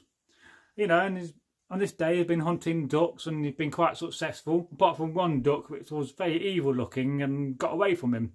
Some say, by the locals, was indeed the Duck of Evil. But, you know, it came to a Saturday and he got a bit bored. He thought to himself, well, you know, I think I'll have a day off from hunting. I'm going to go for a walk and go up the Highlands of Derbyshire to the moors. And I'm going to visit that magical place called the Mermaid's Pool. And so, you know, he set off. He had a nice bag and he had some cheese and bread. They always have cheese and bread, don't they, in the bag? And, you know, he started walking up the hill, up to the moorland, where eventually he came in the distance to the old Mermaid's Pool. But something quite peculiar happened. He heard some kind of strange noises, some singing. And of course, he never really believed in mermaids. Why would a mermaid live in Derbyshire in the middle of the land when there's no sea? He always thought it was a myth. An old wife's telling an old story. But yet, you know, he carried on walking. It's a story from Bogo. And, you know, eventually, after his feet were a bit weary, he managed to get to the lake, you know, the lake of the mermaid, the Mermaid's Pool. And he sat by the lake, and he had a bit of bread and cheese. But on the other side of the lake, he saw something on a rock. He didn't see it at first. It was a woman. He thought, well, that's a bit strange. These moors are very, very bare. There should be nobody up here. In fact, not many people can even survive up here. And so, you know, he started walking around to go and say hello. And as he got close, the woman dived into the pool. I thought, that's a bit odd, isn't it? You know, what's the chances of finding a woman up here alone and then suddenly she disappears into the water? But, you know, he kept on hearing the sounds, the singing, and the woman kept on bobbing out of the water, and he thought some kind of strange feeling to walk in the water, which he did. And very suddenly he found himself in a very strange land, a land he's never been before, for in fact the mermaid had taken him to a far off land, like in the old days of the Celts, when in the myths they will talk about being taken to the far off lands, and a bit like in the Ynglinga saga when one of the kings got taken through a rock by a strange creature to another land. And a year passed. You know, his family were concerned, never seeing the wife, husband disappear, the hunter, and the kids were wondering, the children, where's daddy, you know? And nobody knew. And a year passed, and it was a year to the date he disappeared. And they heard on the door at time of the evening when the sun was coming down, it was dusk. There was a knocking, and they opened the door, and who do you think they saw? The hunter came back, and he explained to him that where he's been. He said, I've been to a strange land for a whole year, a land I've never seen before, mystery and strangeness. And I managed after some time to figure out my way out, and I escaped, and now I'm back. And that is the story of the Mermaid's Pool, which is a true place in Derbyshire. And it makes you think, why the hell is there a mermaid in the middle of Derbyshire when it should be by the sea? I mean, it makes you think. Some say that the Mermaid's Pool is connected to the coast by a cave, an underwater cave, but it makes you think. Let's look at some of these comments. So, the Duck of Evil is Elton John, an idiot little man. Do you reckon the Duck of Evil wears a wig? Yeah, possibly so. The Duck of Evil wears a hairpiece. It's probably got green feathers in it. And Panada says, Bogo, don't forget my misspelling coined the term. Oh yes, well you can have the whole copyright on that. You're the one that phrased the term Bogo. I could do a rendition of in the summertime. I could call myself Bogo Joey. In the summertime when the weather is odd, get Egil on the guitar. I could get a long wig, or already got hair anyway. Bogo Joey is here. Bring back the 1960s. Yeah, man. Peace. Very good. I know it's only a short one. I don't have many jokes, but here goes. What's the difference between Australians and penicillin? Thomas Dale says, I don't know. Andre Leonard, penicillin can grow in culture. Oh, indeed. And Panada says, Andre, they are not septic. My friend Jamie's called Septic. Septic J. He owes me a girlfriend, because every time I take him to camp, I find him a new girlfriend. Although this one is getting married to. This is amazing. Panila, how do you know all these old songs, Bogo? Oh, I've got an old soul, I like my 1960s music. I've only had my rhythm bones, and I've got one rhythm bone, but of course I don't know why earlier I kept on trying to find pockets in my trousers, but then I kept realising that I don't have pockets in Viking trousers, do you? So I don't know where that's gone. Yes. One day I'll threaten to get out my harmonica and I'll play you some music. Yes, I've heard of the band called Hailung. I've listened to them. I've seen them on YouTube. Yes, I'm just very old. I know lots of old music. Septic Tank. I have sung a song on the channel. I don't know how many of you guys have seen that one video where I sung a song. It's all about Egil Thorsson and his moustache. If you only got a moustache. A moustache. I love that song. Written by Stephen. Somebody called Stephen Foster. In the 1860s, 1863 possibly. It's the only video I'm embarrassed about on the channel, and whenever I play it anybody, which I don't really, I don't want to play it anybody, I do get embarrassed about that video, and I kind of was going to make it private and not have it on the channel, but I kind of left it on. So if you type in on the channel page, if you only got a moustache, you'll see me most embarrassingly sing a song, and I kind of promise never to do that again, even though I keep thinking about singing more parody songs because I could do some very funny ones. Andre Leonard, yep, I love rhyming slang. It's a wonderful thing, you know, like where's my dog and bone, you know. When you go up to somebody and you're looking for your phone, Panala, just go up to them and say, have you seen my dog and bone? And that'll really confuse them. But yet again, you'll know it means phone. Dog and bone, phone. I mean, Cockney Southerners have got something to answer for, and at least rhyming slang is a wonderful thing. Well, look, we're 6 minutes away from having the world record Northworthy longest live stream. Imagine what it's going to do for the watch time. Yes, we may get those 4,000 hours of watch time we need. And then, yes, we could be a partner on YouTube. I wonder if we're going to pass the first appraisal, whatever you may call it. I think we will do. Then we can make a few pence from the channel ads.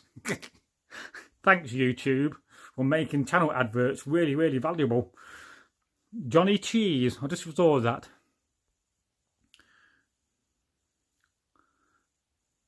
There's a very good book called Billy Yank and Johnny Reb, or is it Johnny Reb and Billy Yank? That's a very good book about the Civil War, that. It's got one story about a soldier who gets fed up with his sergeant and finds a bee's nest and decides when the sergeant's asleep in his tent, they throw it in the tent. I mean, my God, during the American Civil War, you needed a bit of humour to get you through it. It was better than being shot by a mini bullet and bleeding to death slowly.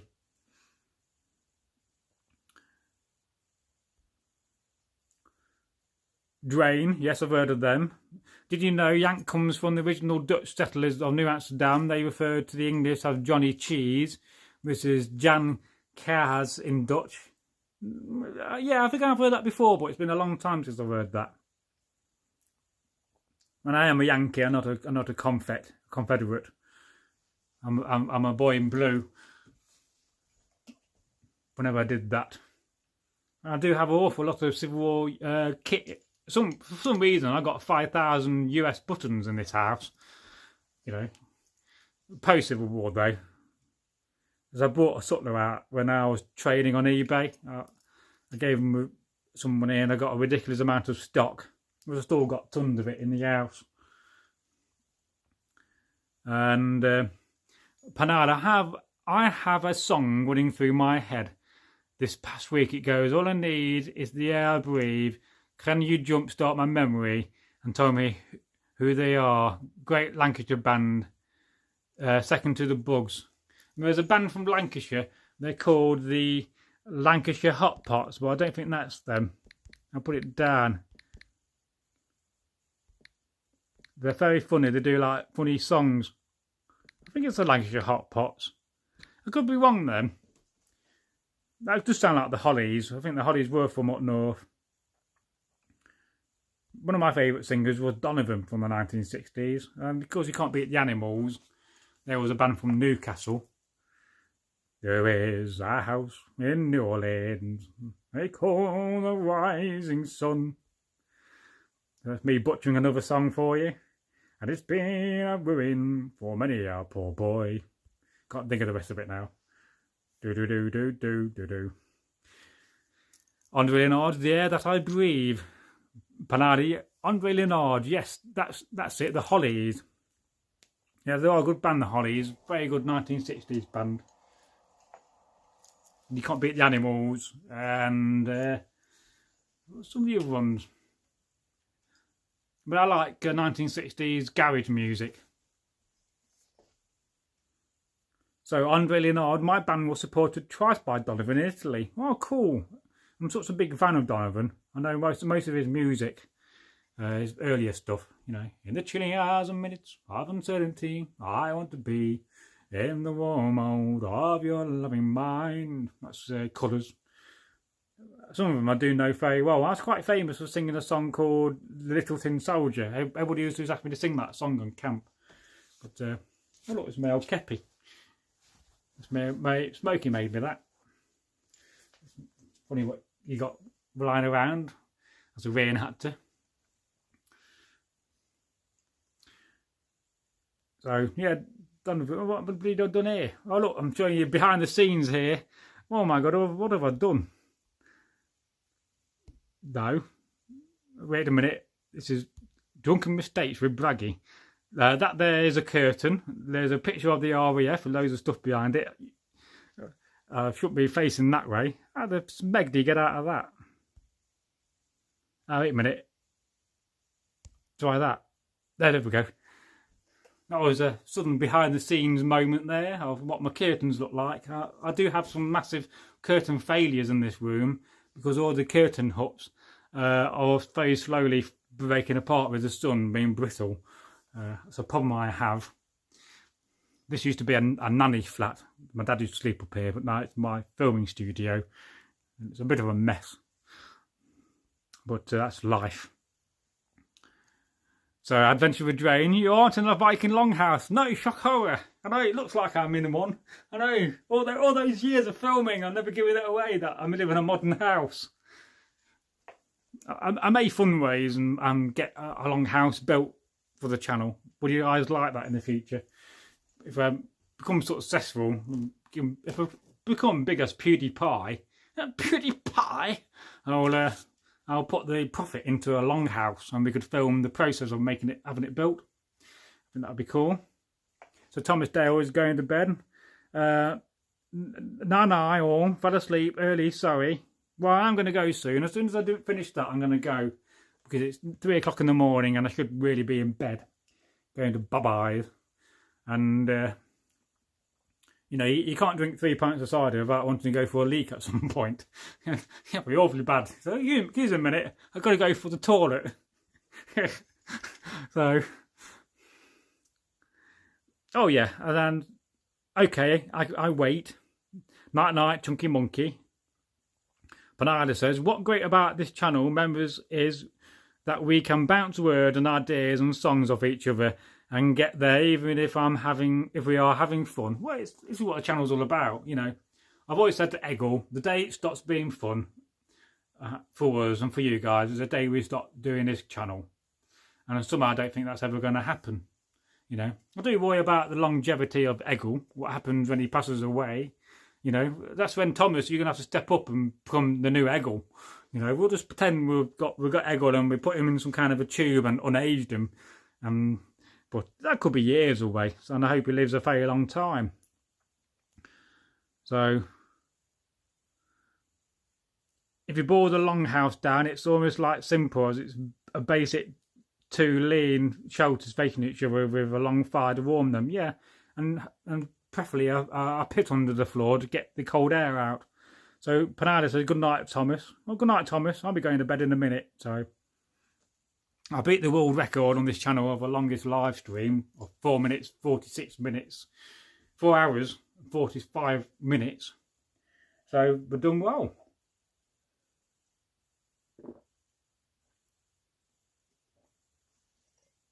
It's gone, look. Oh, there's a bit of a dribble there of cider. What a shame. Oh, look, the bottle's empty too. Oh, this is a face of disappointment. Oh, got no more alcohol.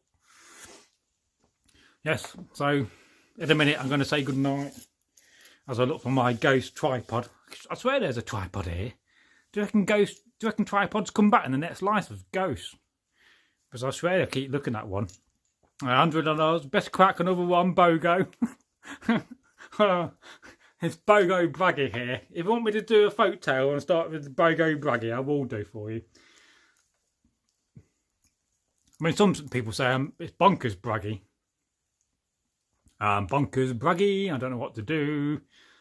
Soon I'm going to have to go and visit the loo.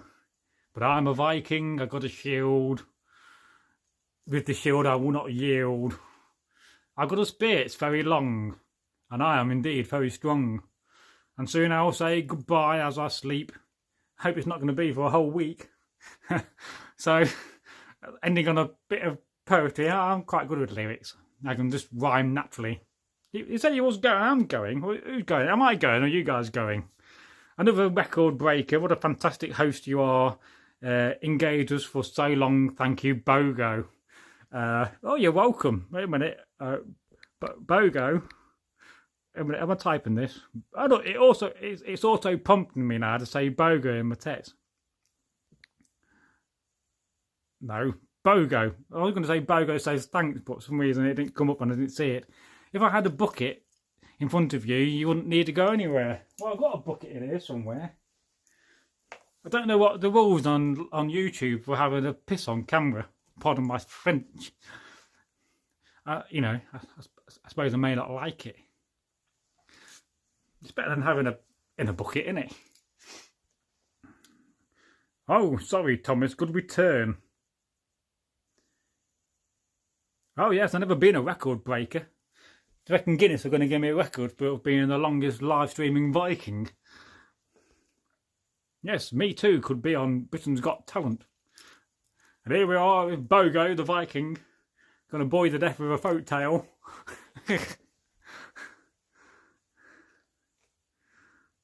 Thomas Dale, yes, the sound of Bogo using the bucket as bog. You know what, it'd be an authentic sound, wouldn't it? I mean, could you imagine the amount of pissing sounds from after, you know, a whole host of Vikings have been drinking mead for hours and hours and hours? There'll be a whole stream going down the road, you know.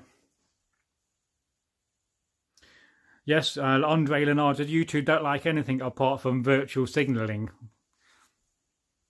Well, I got a virtual signal for YouTube, but I don't put my middle finger up. Yes, and PC millennials. Yes, I'm a boomer. We're all boomers, I think, on this channel because we're all above 30. I don't understand millennials. Well, they're a bit confusing to me. I think I've got relatives who are millennials. I mean, I was born in the 70s. The age when real men and real women were born. And I lived through the 80s and 90s. Pernilla, in Swedish, we call it a leak, a drill. Yes, well, this is what my dad calls it. No, Wordle. I'll spell it for you. That's what he calls it. To go wordling. No, I spelled it wrong. That's Widle. I can't even spell Wordle right. You know, not many people spell the word Wordle at 3 in the morning. Do they really?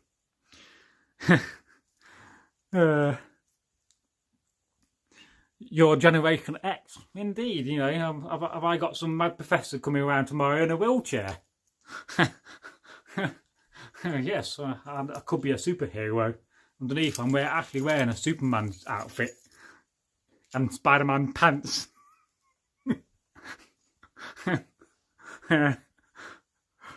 Well, I've always said if I was going to be a superhero, I'd definitely be called Major Chill. You know, I'm rather chilled and I'm a bit of a major, aren't I? So, I'll spell it right. Wordle. It's autocorrect. It's trying to get me to unspell it wrong. Damn you! No, I still can't spell it. No. No. This is not how you spell Wordle. This is bloody autocorrect. It doesn't know what it means. Ah. I'll tell you where it comes from. It comes from.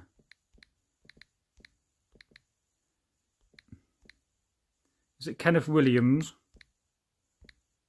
And comes from a radio show called Around the Horn. This is probably not how you spell it, anyway.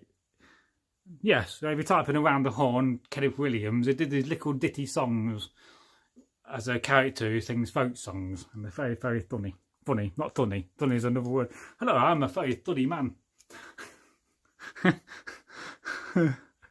Let's do another 7 minutes and get to 5 hours. I mean, by the gods, I mean, I think it's destiny to get to five hours on this live stream. Thorn, that's a very good rune, that. Yes, they did do the Julian and Sandy sketches. So, and for some time we didn't understand where the word Wordle come from. And we kind of thought it might have been a kind of a off word from Riddle or Johnny going for a Riddle. So, but then, because I got Around the Horn on my iTunes, because I do often find inspiration. I've got a couple of funny intros to do from Around the Horn, and because Egil was a massive fan of the Goon Show, I got a couple of funny intros from that to do. Yes, it's Adventure with Drain, it's that autocorrect on the side is messing up your spelling. Yes, after 3 pints I cannot spell. And of course, wearing this gear does sort of make you a bit hot and sweaty, so I'll probably get a shower before I go to bed. So freshen myself up, but I promise to turn the live stream off first. I mean, this is not a naturist channel. Apparently, I think it's International Naturist Day tomorrow. And there's loads of people going to be going on camera in the nude, because it was on this morning. Panada said, I was reading that Kent or Kenneth is the oldest word in English language. Can anybody else elaborate on this? Well, not at 3 in the morning, no. What's the frequency, Kenneth? It's a REM link. I know a few people called Ken. There was a Viking called Ken. About if you see one of the outros videos where you got the dude standing in the helmets, the Vendel helmets, he's one at the end wearing the Boarcrest helmet. That's Ken.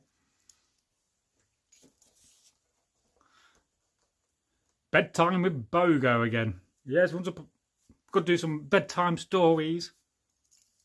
Once upon a time in the old days of the Angles and the Saxons, and later the Vikings. Well, let's forget the Jutes. You know, they always get overlooked, the Jutes. Andrew Leonard, I'll get back to you another day about it. Yeah, I will too. It's too early in the morning for my brain to start working now. You know, I could stand up. If I could stand up and fall asleep, I would do. And I could just, because people do that, don't they? They live stream themselves asleep. What's all that about? I mean, would you want to see me go to sleep and do a live stream and you could watch me sleep all night? I mean, I wouldn't sleep. I'd just be tossing and turning trying to get to sleep. Probably the wrong phrase to use at 3 in the morning. Of course, it's the witching hour, so watch out for evil. There could be a ghost behind you now. Watch out. They do say 3 o'clock in the morning is the witching hour, the most evil time of the day. I wasn't really intending to stay up this late, but I mean, if you want to see me suffer, I could start eating some really hot chili pork scratchings, and by God, it will make me go red, and I'll run very quickly get some drink. But recommendation: if you have hot food, have a hot drink. It does cool it down. So I adventured with Drain. I found a folk tale called The Old Woman and the Pig, about an old woman trying to bring her pig home from market. Well, it reminds me of the folk tale about Jack and the Devil and the pigs, which I've told on the channel. And of course, the devil never wins. Yes, Satan can kiss my arse. Pardon my French. I know Karen, the autofill's blocking your name, Karen Wells Miller. I can't believe you're still going, Bragi. Laughs out loud. I know, I'm promising to go to bed in a minute. In 3 minutes I'm going to go. I've got to start stripping off in a second. Get rid of my old horn. Feeling horny. This is where, you know, you put some stripping music to this afterwards. Do-do, do-do. You know, you shouldn't really do that really. So, hello, Karen. Yes, I'm going to bed in about 3 minutes when I figure out how to end the live stream again. But I've got to wait until 5 hours because I've never done 5 hours on a live stream. And of course, I did 2 hours, 14 minutes earlier. So that's fundamentally a record of 7 hours, 14 minutes. And 14 is my lucky numbers for me, being a member of the 14th. Red Leg Devils, New York State Militia.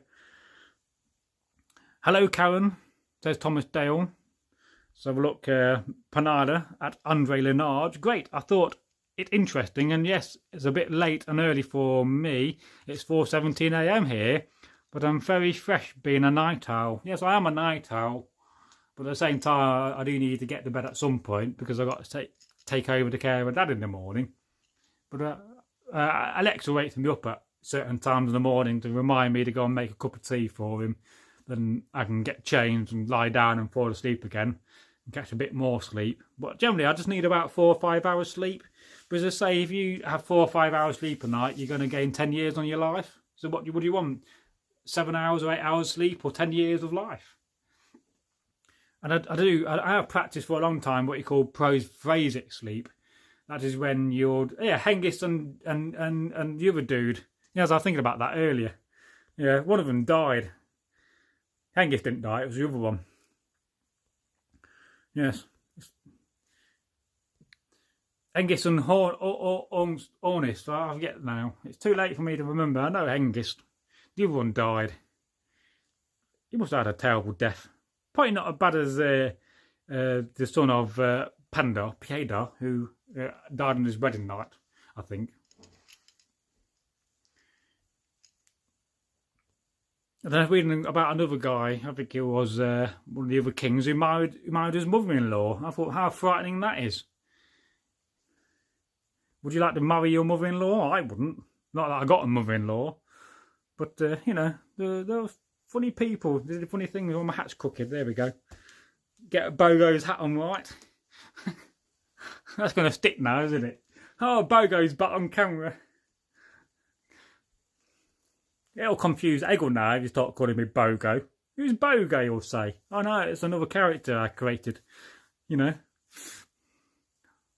Horsa died. Hengist and Horsa, yes, you're right there. He must have died a terrible death, but it's quite interesting how they came over because they was invited, and then that fundamentally was the foundation of the Saxon invasion. And then they came over and built loads of Gruben houses, which were sunken floor houses. Didn't really have them beforehand. So, bringing house design with them, Scandinavians are very good at building houses and stuff. I'm always amazed in Germany how many houses are made out of wood. Over here it's all brick. But, you go to Germany and Scandinavian countries, not that I've been to many of them, a lot of wooden construction. And I always thought to myself, well, why are we obsessed by brick? Then again, I was thinking the other day about telling the 3 pigs story. I could start it telling and talking about, how they made bricks in the old days by using clamps and clamping them out in the field. Because you can tell a lot by a brick. You can tell, if you look at a brick, you can tell when it's made, what season. If it's got leaf patterns on it, it's made in the autumn time. If it's got more of a grass pattern, you know that it's made in the summertime or in the spring. And if you see big thumbprints, adults made and worked on them. And if you find smaller fingerprints, children worked on those bricks. So bricks do tell you a lot. I learnt that from a guy called Tony, who was a master brickmaker. Yes, I have drunk all my ciders, and now I've gone sober. I turned to the wisdom of temperance, and I'm banning and giving up drinking now until the next live stream, or maybe tomorrow night. So yes, Karen, my glass is empty, sadly. Sad face, but I can't do a sad face because I'm always too happy. What does this? Oh look, I didn't put my bracelets on me. Oh, never mind. Got to go and dress without my silverware. And Penala says that Thomas Dale, we've got to 5 hours now. Yes, that makes sense. How can you do research while interacting? Are you another multitasker? I thought I was good. Yes, Thomas is going to do some research for us, and I'm going to try to get Thomas and Egil together and do some research. And Thomas has a long time position on the channel, whether he wants to be on camera or behind the scenes. And I'm very thankful for the help he's given me, because it's great to have people that are giving me time and helping the channel along. And I won't forget. Andre Leonard, Mounds, their name it in the Isle of the Dead. Oh, I'll have to look at, if I remember, I might look up that. If I remember, I will look that up. I've still got 6 people watching. That's amazing at this time in the morning. I mean, who would have thought at 3:24 in the morning you'd still be watching me? Luckily, I had loads of sleep yesterday, so I'm not that tired today. But some days you look at my videos, you can tell how tired I am. I do look very tired in some of my videos.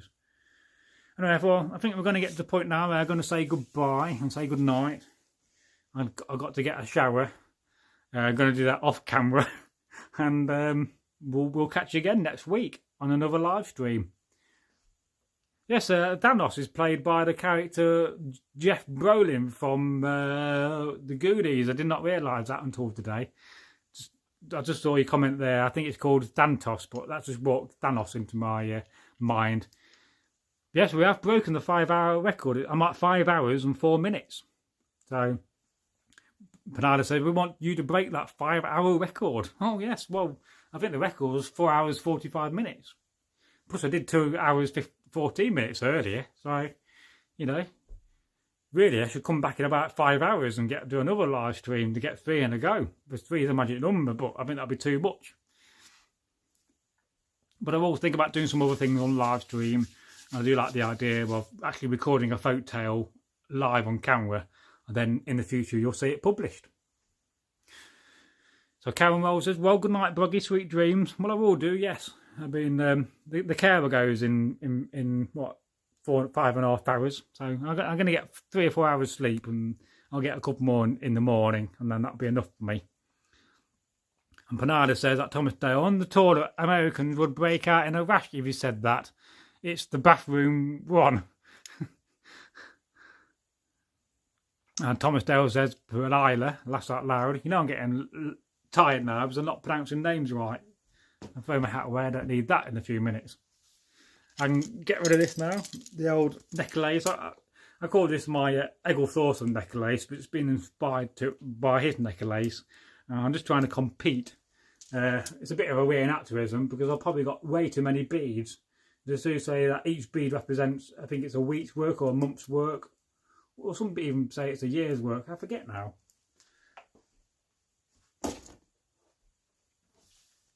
Yeah, I'm not doing too bad for a man of 44 with long hair like this. I mean, many people I went to school with were bold as a kite. I can take my belt off now. It's always a nice bit of the day when you take your belt off. Thomas Dale says Americans can have all the rashes they want, as long as they're not having bacon rashes. We want them. There's a shortage of pigs. And Andre Leonard says, wow, harmless. And Panada says, Northworthy Sagas and Stories. Thanks for tonight, Bragi, aka Bogo, or Bongo. Bogo Jerry, Bogo Bragi. I'm going to sing a parody song of in the summertime in the future. There's my belt kit for you. Got a knife, axe. I'll tidy you up in the morning or tomorrow afternoon. Nice hair, well, not bad, is it? I keep cutting it myself, but I've not cut it for a few months. I'm growing it long for you guys on the channel, so I look more Viking. It's either I have a beard and short hair, or no beard and long hair. It's not bad. I mean, I could be bold as a kite by my age, but my dad went bald at 21, so I think it's bypassed me. I got my mother's hair, but not literally, because that would be a bit weird if I had my mother's hair. That was meant to say hatless. Ah, indeed. Nice hair. Yes, read that one. Good night to all the crew. It was a lot of fun. It was a lot of fun. What another record break on the channel. So, I'll take this off as well. This is my Icelandic Thor's hammer. Everybody needs one of them in their collection. But I'm going to limit now the amount of stuff I take off because I don't want to offend anybody. Oh, I got that recently. That was a nice Thor's hammer. Came from Lithuania and I paid £14 for it. I thought that was a bargain. And it does fit me quite well. It's not too tight around my neck. So, Andre Leonard, good night, Penila. Sleep well. Yes, do sleep well. Get some sleep. Have a good rest tomorrow. Don't work too hard, guys. It's important to rest. And, as in the words of Egil, stay groovy. Good night. Good night. In the Viking tongue. And I'll try to do a live stream on Wednesday or next Friday if I'm not too tired. Can't promise anything. These things never fundamentally go to plan. But hopefully next week I can start live streaming a bit earlier. At about 9:15 to 9:30. So now I've got to figure out how to end this now. Which is a bit of a challenge. No, not done it. No, come back. I'm probably still online. Yes, I am. How do you end this? No idea. Oh, wait a minute. I could leave a comment. Night. And this will probably come out wrong because it's late at night and my spelling's rubbish when I'm typing. Now, so I'm good at multitasking, but I can't fundamentally type and speak at the same time. Put a kiss at the end just for everybody. There we go. That's come out right. Look at that. Bloody hell. I can write English at 3 in the morning. Wow. So, sweet dreams. Get some good rest. Stay safe. Stay healthy. As I figure out how to end this live stream.